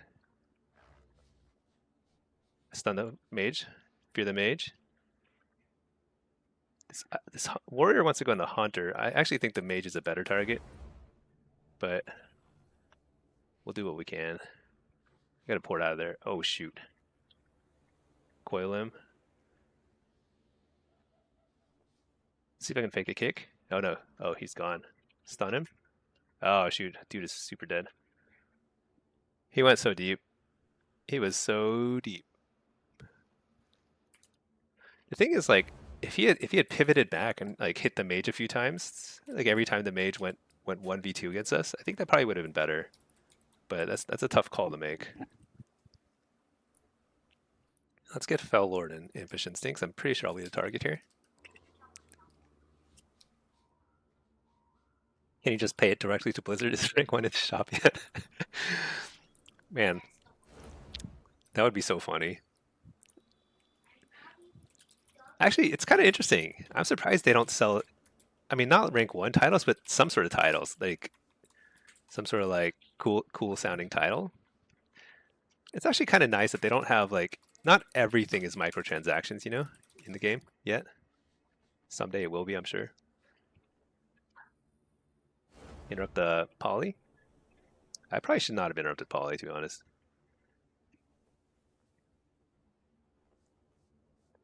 I like going mage because it slows down their control and damage more than going warrior, but I'm always looking for a swap to the warrior. That's kind of like what I'm looking for here.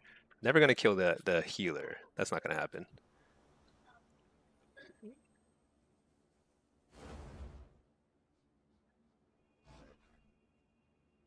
Do I trinket this? No.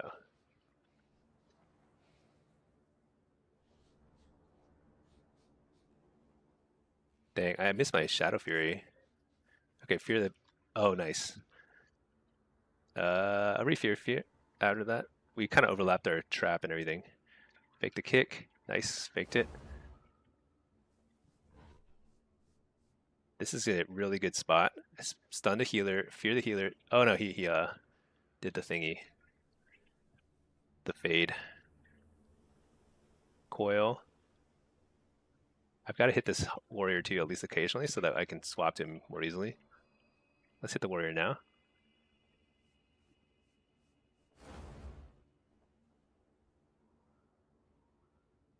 I don't think I should have ported back, honestly. I need to present a better target so this hunter is like not so scared.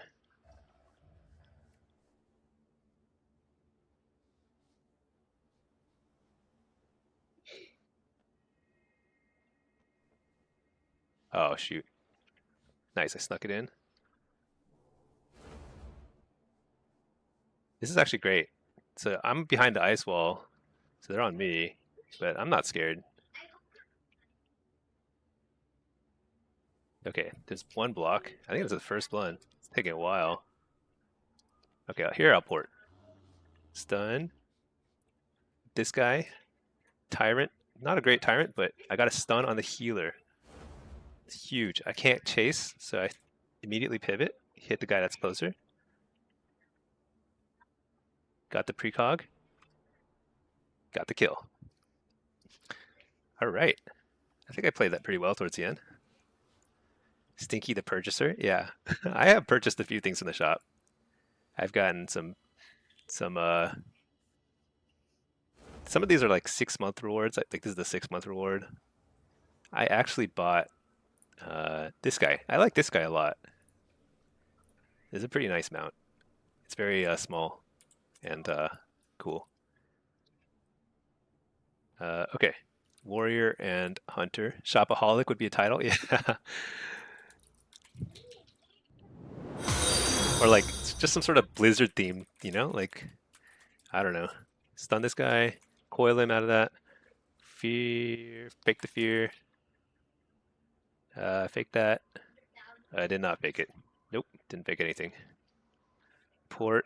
Actually, I'm surprised he didn't spear me there. All right. This is a pretty bad tyrant, but better than nothing.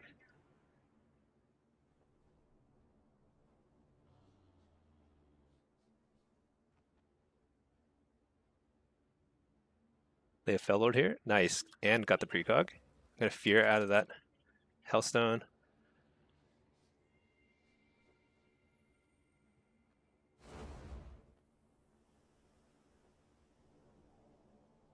Port.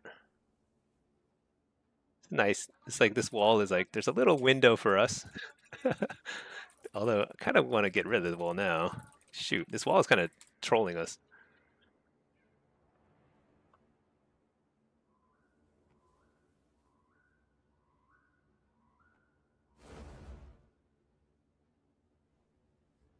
Coil him.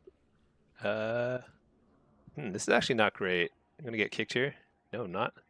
Nice, precog. Tyrant. This is actually a good tyrant. If I can get a fear out of this, this is a great situation.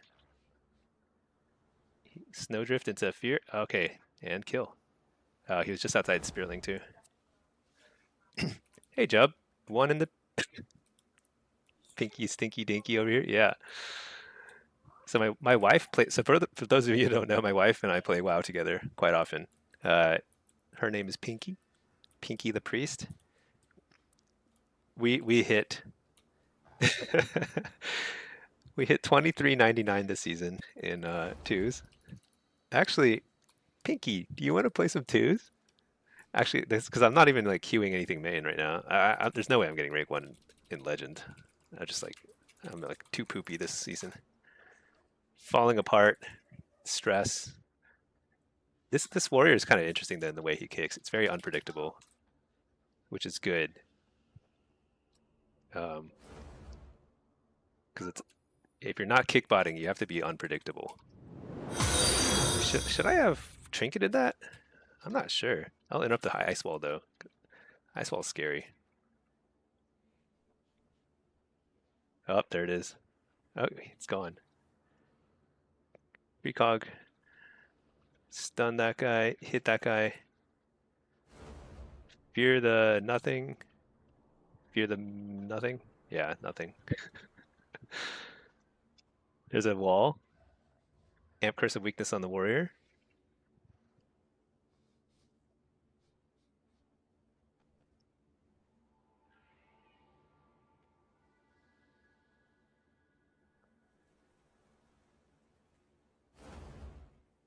Interrupt the poly. Oh shoot, he should have kicked me there.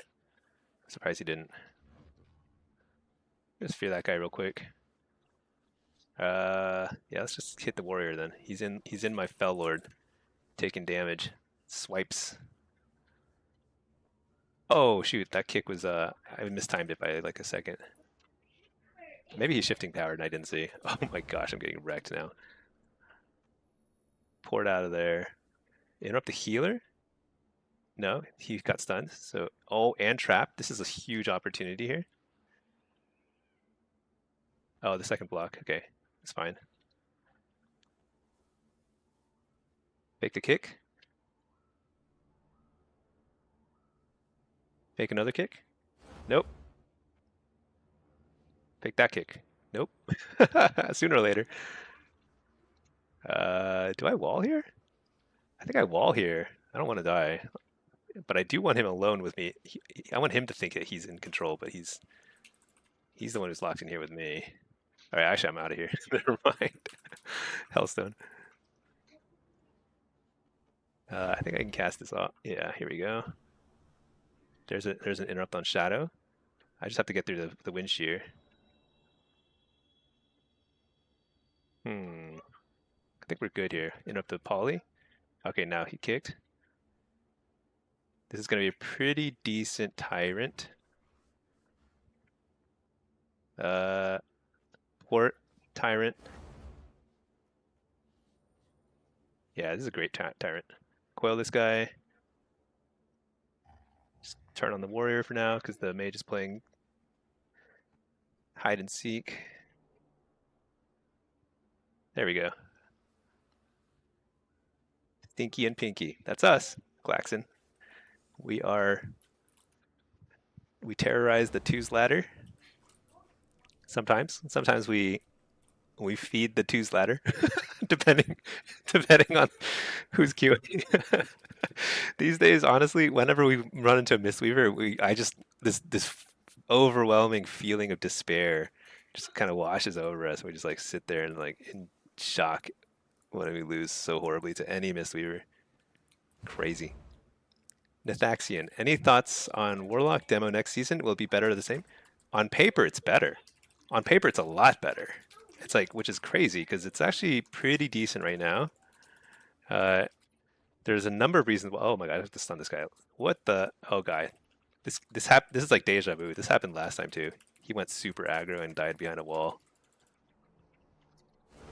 I think this is fine. I just eat this.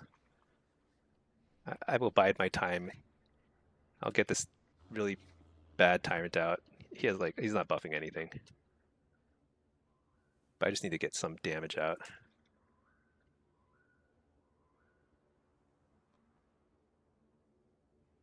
Alright, got kicked in Shadow.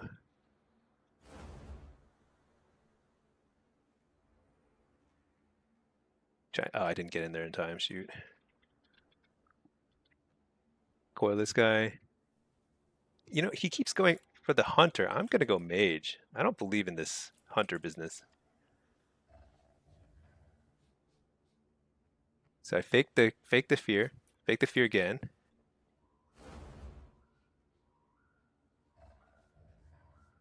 Okay, that time I got kicked. Shoot, this is trouble. Trinket a very short stun just to like try and buy some time. Let's go ahead and okay. All right, Warrior, you have it your way. We're gonna attack the Hunter. This is a decent Tyrant. I have Poly. I have a precog too. I did not hit my stun though. I got interrupted in Shadow Flame, which is very bad right now. I'm gonna wall. So my goal at this point is we have to win fast. So what I'm looking for is yeah, nice stun on the healer. Fear the healer, and then we pivot from the mage. We hit this Hunter. I coil him far from the healer, super far. Oh no, I got interrupted. Dang. That was our window. That was it. I think I would have killed him if I had faked that kick.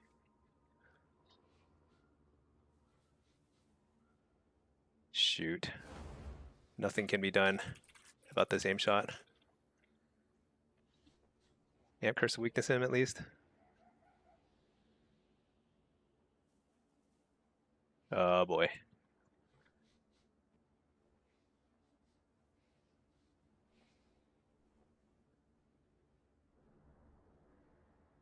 Get it. Someday I'm gonna get a Tyrant out. Someday. Oh, wait, what? Why is that mistimed so badly? Did he shifting power and I just didn't see it?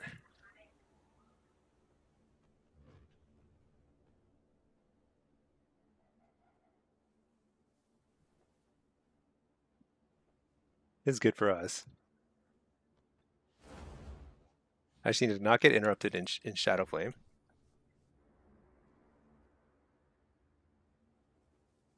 Stunned him before he could dash away, hitting him in his cowardly form. Coil this guy. Okay, here we have a kill opportunity on somebody. Just have to find the right target. There we go. Nice. Okay, 5 wins is okay. Which one did I lose? I lost the one with the warrior. Oh yeah, that's when he went like super YOLO. And he like he died like literally like 60 yards away from us. We were just like kind of like waddling over trying to find him. Was he a gnome too? He was like so small, so far. Okay. Well, not bad, not bad. Does Pinky want to play some twos?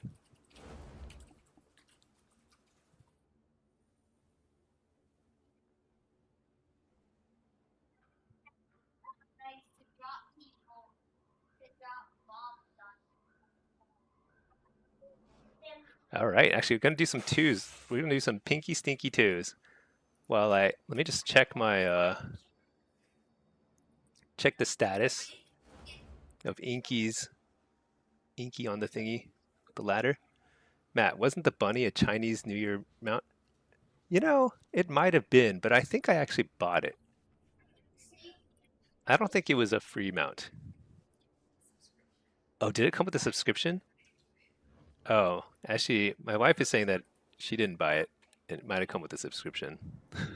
I've been telling everybody I bought it. Maybe I've been advertising something that's not. Okay, so Pinky's gonna stay off the Discord today, but okay, we're still third. We're good. All right, let's do some twos. Primo, is Void Elf a good combo with Demolock? Yes, Void Elf is, in my opinion, it's the best overall. I think Night Elf is potentially better, especially in Blitz, because dropping combat is massive. But Void Elf is pretty fun. You can make a lot of plays with your thing. Like I went through ice walls constantly in that last round just because of the Void Elf teleport, and then I also was able to like in the the heavy melee rounds when I'm getting like attacked by double melee constantly. I'm saving a ton of cast time by having spell pushback protection, so it's actually works out pretty nicely. Let's see, Nijito. Oh, whoops. I missed a few things. Can I use showed macro for Dower Magic? Yeah. So my pet attack. I think it's literally just 2 lines. Oh, slash 3 lines. Slash pet assist. Slash pet attack. Here. This is my pet attack macro right there. Okay. Being at a base within a healer's afflictions, going against Hansel and his team's healer Stank. Affliction is, I don't think Affliction is very good at those situations. The 2v2. It's pretty hard to win the 2v2 as Affliction. You're just spinning, and Affliction's not even that great at spinning. Demo's great in that situation. Affliction's like you're just hanging on, you know? Okay. This is twos. Let's run with this. Let's run with our 2v2 build. I don't remember what it is, but whatever. All right, here we go. Holy Pally Warrior. We're in the right gear. We're good. You're just trying not to let them cap. Yeah, that's right. Honestly, you're doing your job right if nobody can cap. Even if you don't cap, yeah, it's obviously better if you can kill them and cap or CC them and cap, but realistically, it doesn't always happen. I'm kind of getting a slow start here, and I think that's okay. Yeah, so I'm actually going to stun the warrior. Fear the healer. This is like a great start now. They're so scared. Look at them. Cowering. Okay. I'm going to port. He's going to charge. I'm going to Fell Lord him. Oh, I should not have gotten kicked there. Whoops.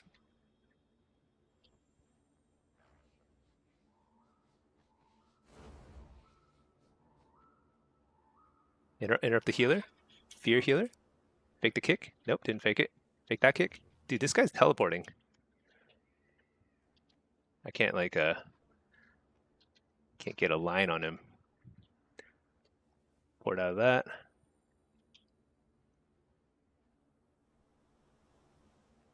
All right, Fear the Healer. It's not a long one, but they're pretty low on health. I don't know. Got to do some healing at some point, right? I'll stun him. Okay, trinket. Oh, there's delay. Coil.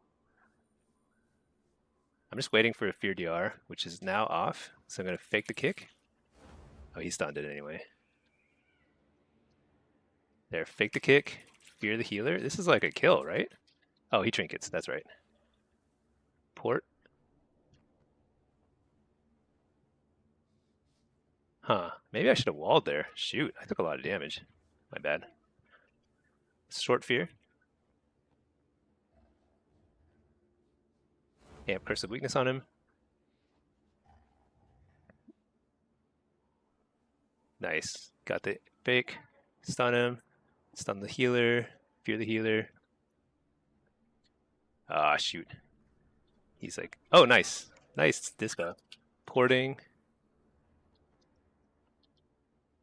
Oh my gosh, what is with my camera?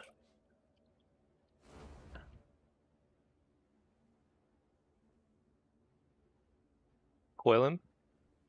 Fake the kick. Actually, I don't need to fake it. I'm just going to summon a Fell Lord and Fear.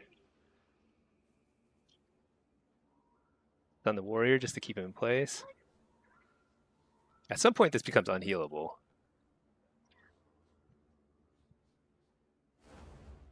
Port. Oh, I was like playing mind games with him.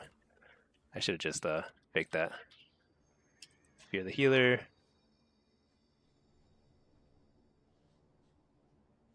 Oh, nice.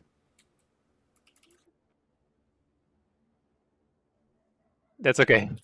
It's like he was confused. He was like running in our direction for a second there.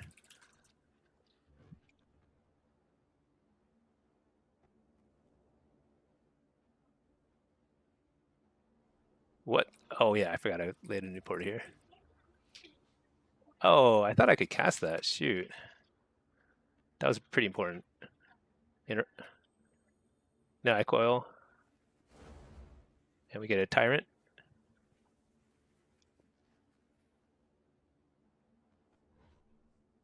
Guy's suddenly running through me a lot better than he was earlier. Oh, nice. All right.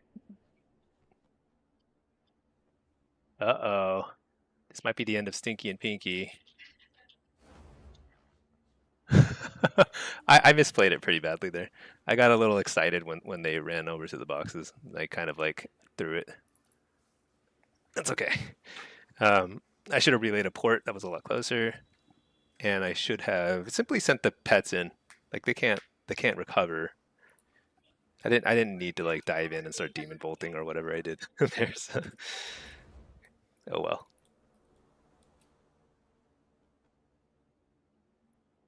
At least two. The thing about twos is it's actually it's like pretty fun because the queues are just so fast, it's so casual. Unfortunately, like it's dominated by melee and hunters and mistweavers. So you kind of have to play. You have to play a lot better than they do to win games. But it's kind of satisfying when you do. So we'll see. Let's run with Soul Rip here.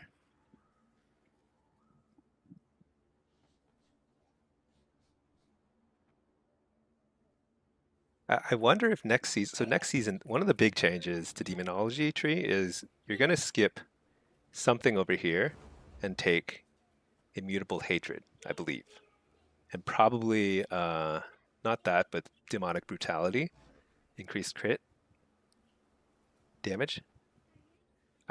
You probably skip the Dreadstalker talents. I'm not sure because we're no longer going to have like a ton of Dreadstalker synergy with the tier set. We'll have to play around a bit to see what the best build is. But it could be nice. It could be actually nice for something like twos where you like just do more passive damage.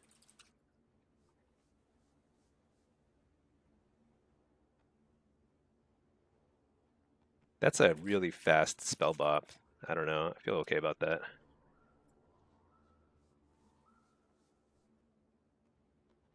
He like interrupted me during a spell bop, so it's like still good for us. Just gonna lay a Fell Lord here. So the only reason why I take Fell Lord against Beast Mastery is simply to slow down the Bestial Wrath damage.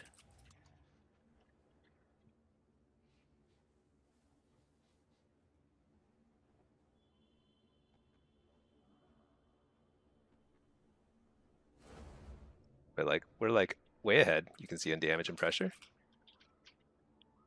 Coil him. I don't know where my pet is. I think my pet's like chilling. So there he is. He's back.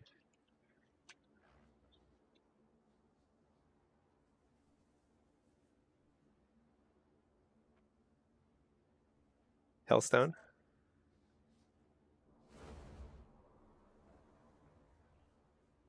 So when they're playing like this, what you do is you stack pets on his pets. Stun him. Just Trinket of Silence, whatever. Oh, whoops. Oh my gosh. I fat fingered my tyrant. That was a mistake. But it doesn't matter. You can make a lot of mistakes in this matchup, and you'll be okay.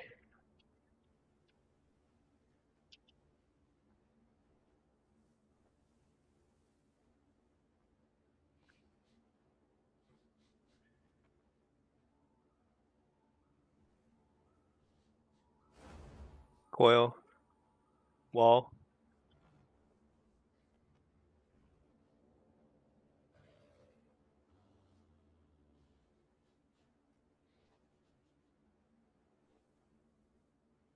Interrupt the heal.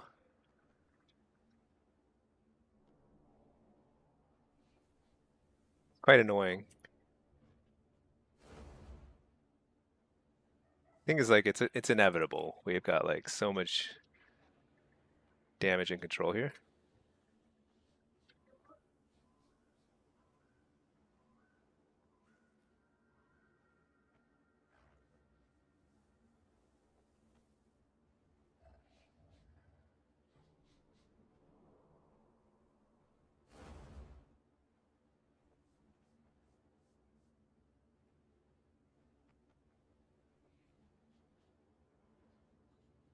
All right, we just keep the damage going. Hit the pets while he hides.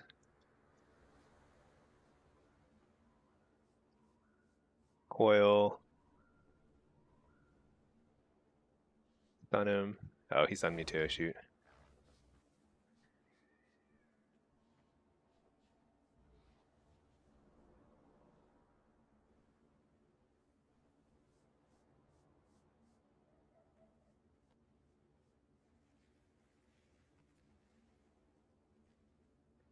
All right, he has Bestial Wrath up.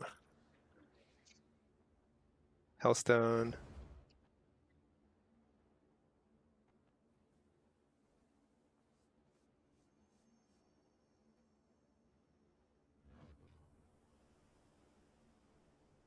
A matter of time at this point.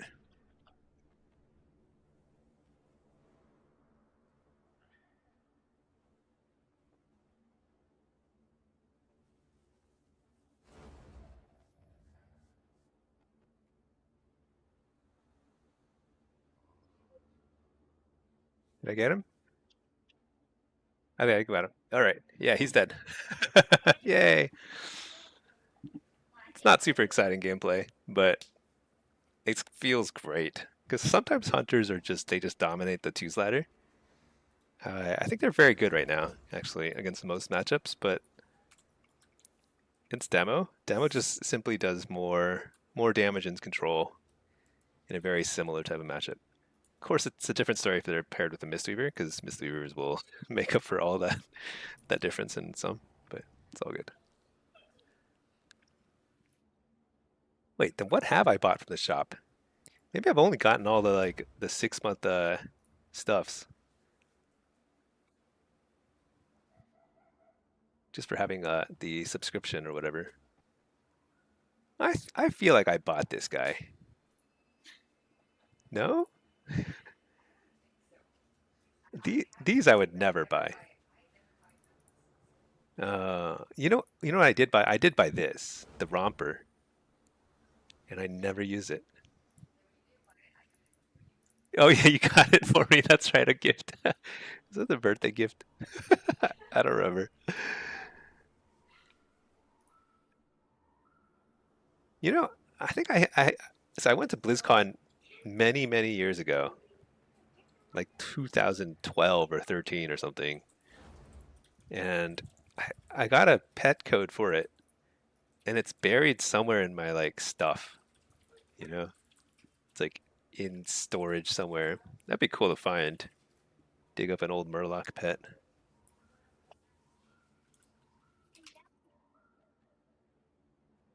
Okay, you know what? Actually, so I've been streaming for a solid 5 hours. I think it is about time we're gonna start getting ready for some dinner stuff soon. It's a little early actually for that, but I haven't done anything today that's productive, so I need to do some productive things. I I believe I will probably hop back on. I don't know if I'll turn on stream or not, but I will be checking constantly like a crazy person. Uh, I'm gonna be constantly checking this thing right here. Number three. I have to stay number three. But I just don't think people are queuing right now. Yeah, but if you're still there, I hope you can find a 3100 game, and hopefully it's not a win trade lobby too. Number three, yeah. But you know what? So I think I'm gonna call the stream here. I think it was pretty fun. Got to play some pretty good games. You know, I ended the season in solo shuffle with a 5-1, I think. So we'll just call it an extremely successful solo shuffle season, even though we didn't get rank one. But looks like we'll get rank one in Blitz, so that's good. Well, gonna call the stream here, and I will try and log on sometime later today because I'll be checking here and there. And if there end up being queues again, then I'll stream it.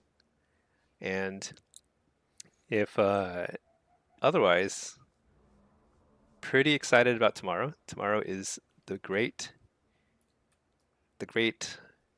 reset, brand new season, a lot of stuff happening, and we'll figure out the best warlock builds. Maybe we'll do some evoker builds too. And I'll see you all later. Thanks so much for tuning in. All right, peace all.